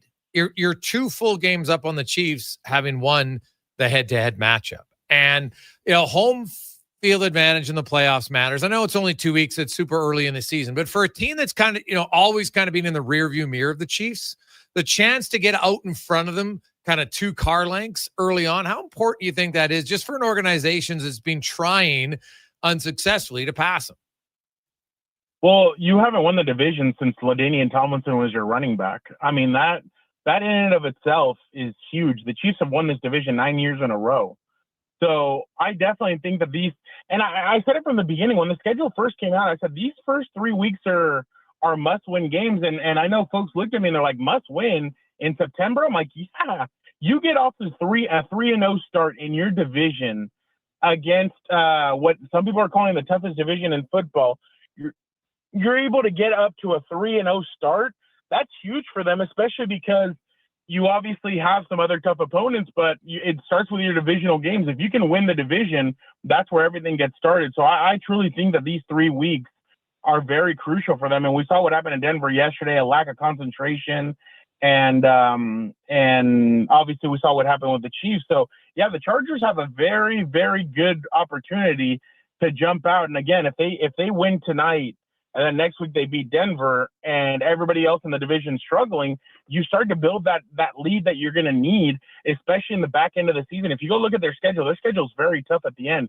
You have the Raiders, you have to go to Denver, you have to go to Kansas City, you have Houston here, you have to go to Dallas, the Philadelphia Eagles come here. So it's not an easy task. So right now you want to gear up as many wins as you can for that back stretch that is going to be tough, and you're going to be facing a lot of playoff teams.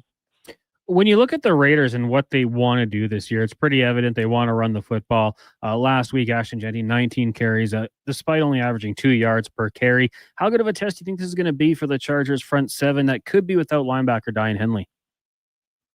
It's huge for them, especially because you have to let all that extra stuff go out the window. I know it's Raiders, Chargers. It's all that.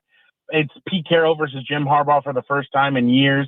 But I think what they need to do is just concentrate and play football, not get distracted by the little things.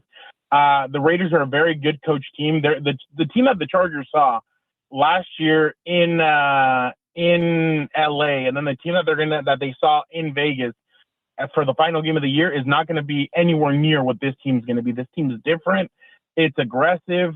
They have a competent quarterback back there. It's not AOC back there. It's going to be Geno Smith, who we all know it's been talked about over and over again that he likes playing in dome stadiums. So the Chargers are going to have their hands full, and this is going to be a good test for them because I know people won't say it out loud, but the Raiders have a very good they have a plethora of weapons that they could use.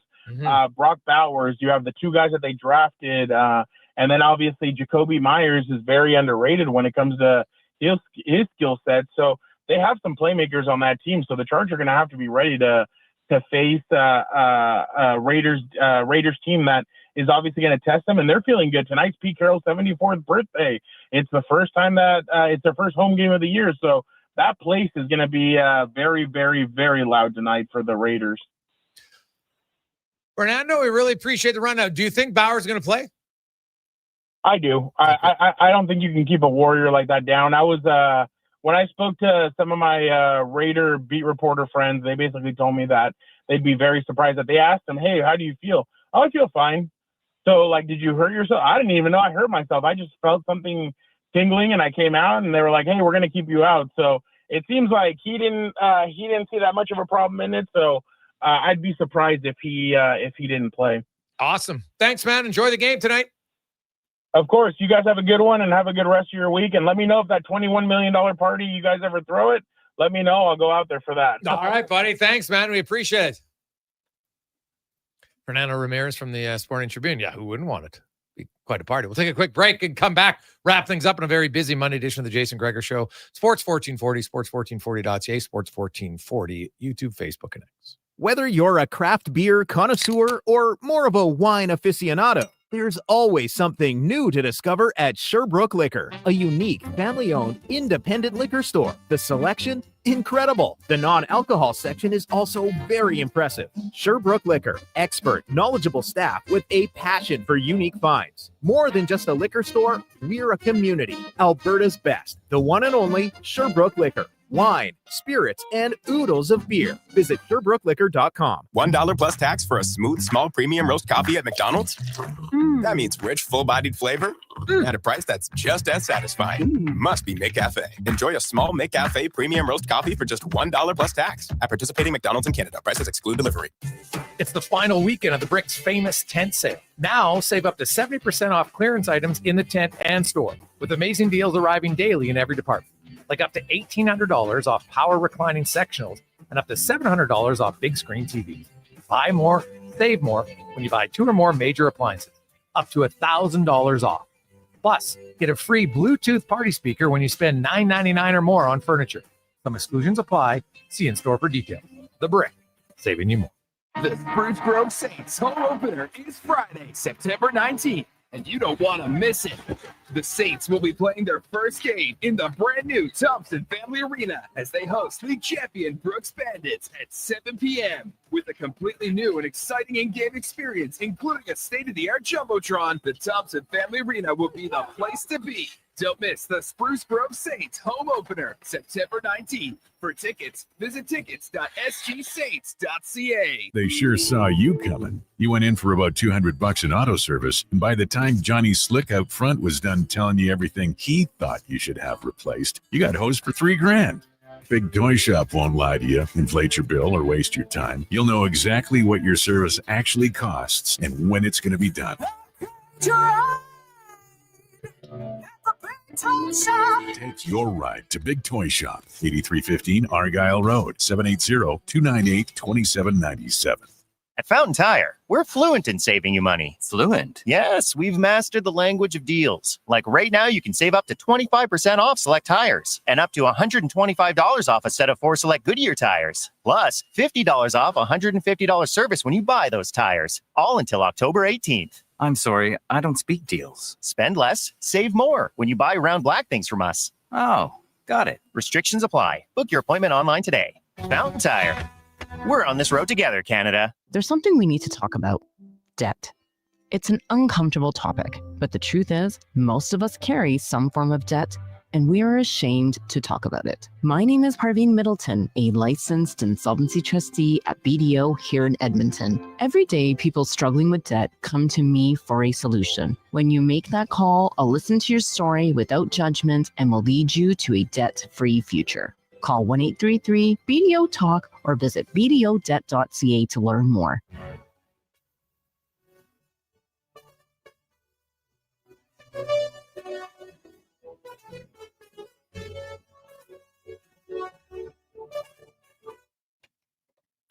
Portions of this hour brought to you by On the Rocks. On the Rocks is celebrating 19 incredible years of their iconic location, and they want to celebrate with you. Join them September 19th for an incredible night of live music and so much more. On the Rocks, YEG.com.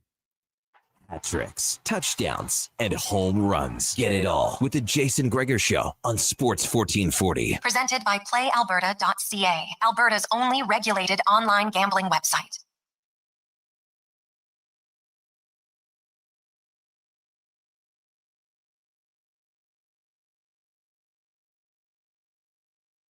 Wrap things up in the Gregor Show, presented by PlayAlberta.ca.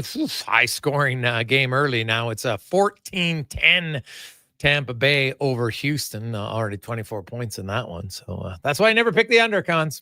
Never pick the under. Ibuka just scored a 15-yard touchdown reception to put them on top. And then, of course, you have the Chargers taking on the Raiders later on tonight. Also, the Toronto Blue Jays and their young rookie on the mound tonight. He gives up one run in his first inning as he throws 23 pitches, 15 of them strikes, and gave up 2 hits. I think he gave up. Yeah, two hits. So nothing crazy. Some singles, but still, probably work out the nerves. We'll see how it goes. But the guy can throw strikes. There's no doubt about that.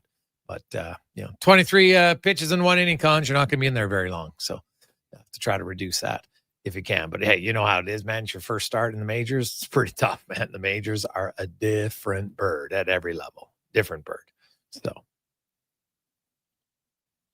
now, a few quick texts, I should say, before we go. 833-401-1440. Like this one from Brian. Hey, guys, Trey Savage, is he more Steve or Manoah? Well, probably somewhere in the middle, if I'm being realistic. He's been more highly touted than Manoah throughout his career. Obviously very young, but just kind of where he's drafted, where he's come up. And then I think Dave Steve was underrated for how good he was for a decade, at least in the majors, Cons. Like, I know Dave Steve was a little bit before your time, but you go look up at his numbers, man. Like I think there was a decade where I think he had second or third most wins in baseball. Like an ERA, like he was good, really good. But you're pitching in Canadian market, and it's an All-American league. It's just like you look some European players in North America in the NHL, a little bit harder to get the credibility. So have yourselves a great night. Enjoy football. Enjoy the baseball. Maybe just enjoy some barbecue. It's another lovely September evening. Well, we'll talk about that tomorrow. Also, Kevin Woodley on tomorrow, Con Man. Woodley will be on. Yeah, we got Strutty McCarthy. Lots to get to tomorrow. Busy show tomorrow. Awesome, everybody. Tune in. Enjoy it. Have yourselves a great Monday evening. Let's get to the Con Man, a Sports 1440 update brought to you by Legacy Heating and Cooling, where they are hiring. If you're looking for a great job with great benefits, matching RSPs and more, go to legacyheating.ca. Apply today. Good night. This is a Sports 1440 update. 2 games tonight in the NFL as Week 2 wraps up right now. In the second quarter, Houston trails the Tampa Bay Buccaneers 14-10. They are currently driving at 8 o'clock. You got the Raiders and Chargers meeting in Las Vegas. Toronto Blue Jays in action tonight. Right now, trailing the Rays 1-0 in the top of the second. Elsewhere, Cubbies lead the Pirates 3-0 in the fifth. Also in the fifth, the Braves have a 2-1 lead over the Nationals. You've also got the Orioles, White Sox, Twins, Yankees, Red Cards, all scoreless in the first. Later on this evening, Astros up against the Rangers, the Giants in the desert taking on the Diamondbacks, and the Dodgers hosting the Philadelphia Phillies. Cameron Rogers making history today, winning the women's hammer throw for the second straight year, becoming the first Canadian to successfully defend a world title, and also posting the longest distance in the world since July 2017. Coming up next year on Sports 1440, we've got Fox Sports Radio all night live, keeping you up to date on what's going on in the NFL. Live local coverage resumes tomorrow morning, 7 a.m. with the Kevin Carey show here on Sports 1440. You can also watch that on Sports 1440 AM on YouTube. I'm Connor Halley. This has been a Sports 1440 update. Yes, it's Sports 1440.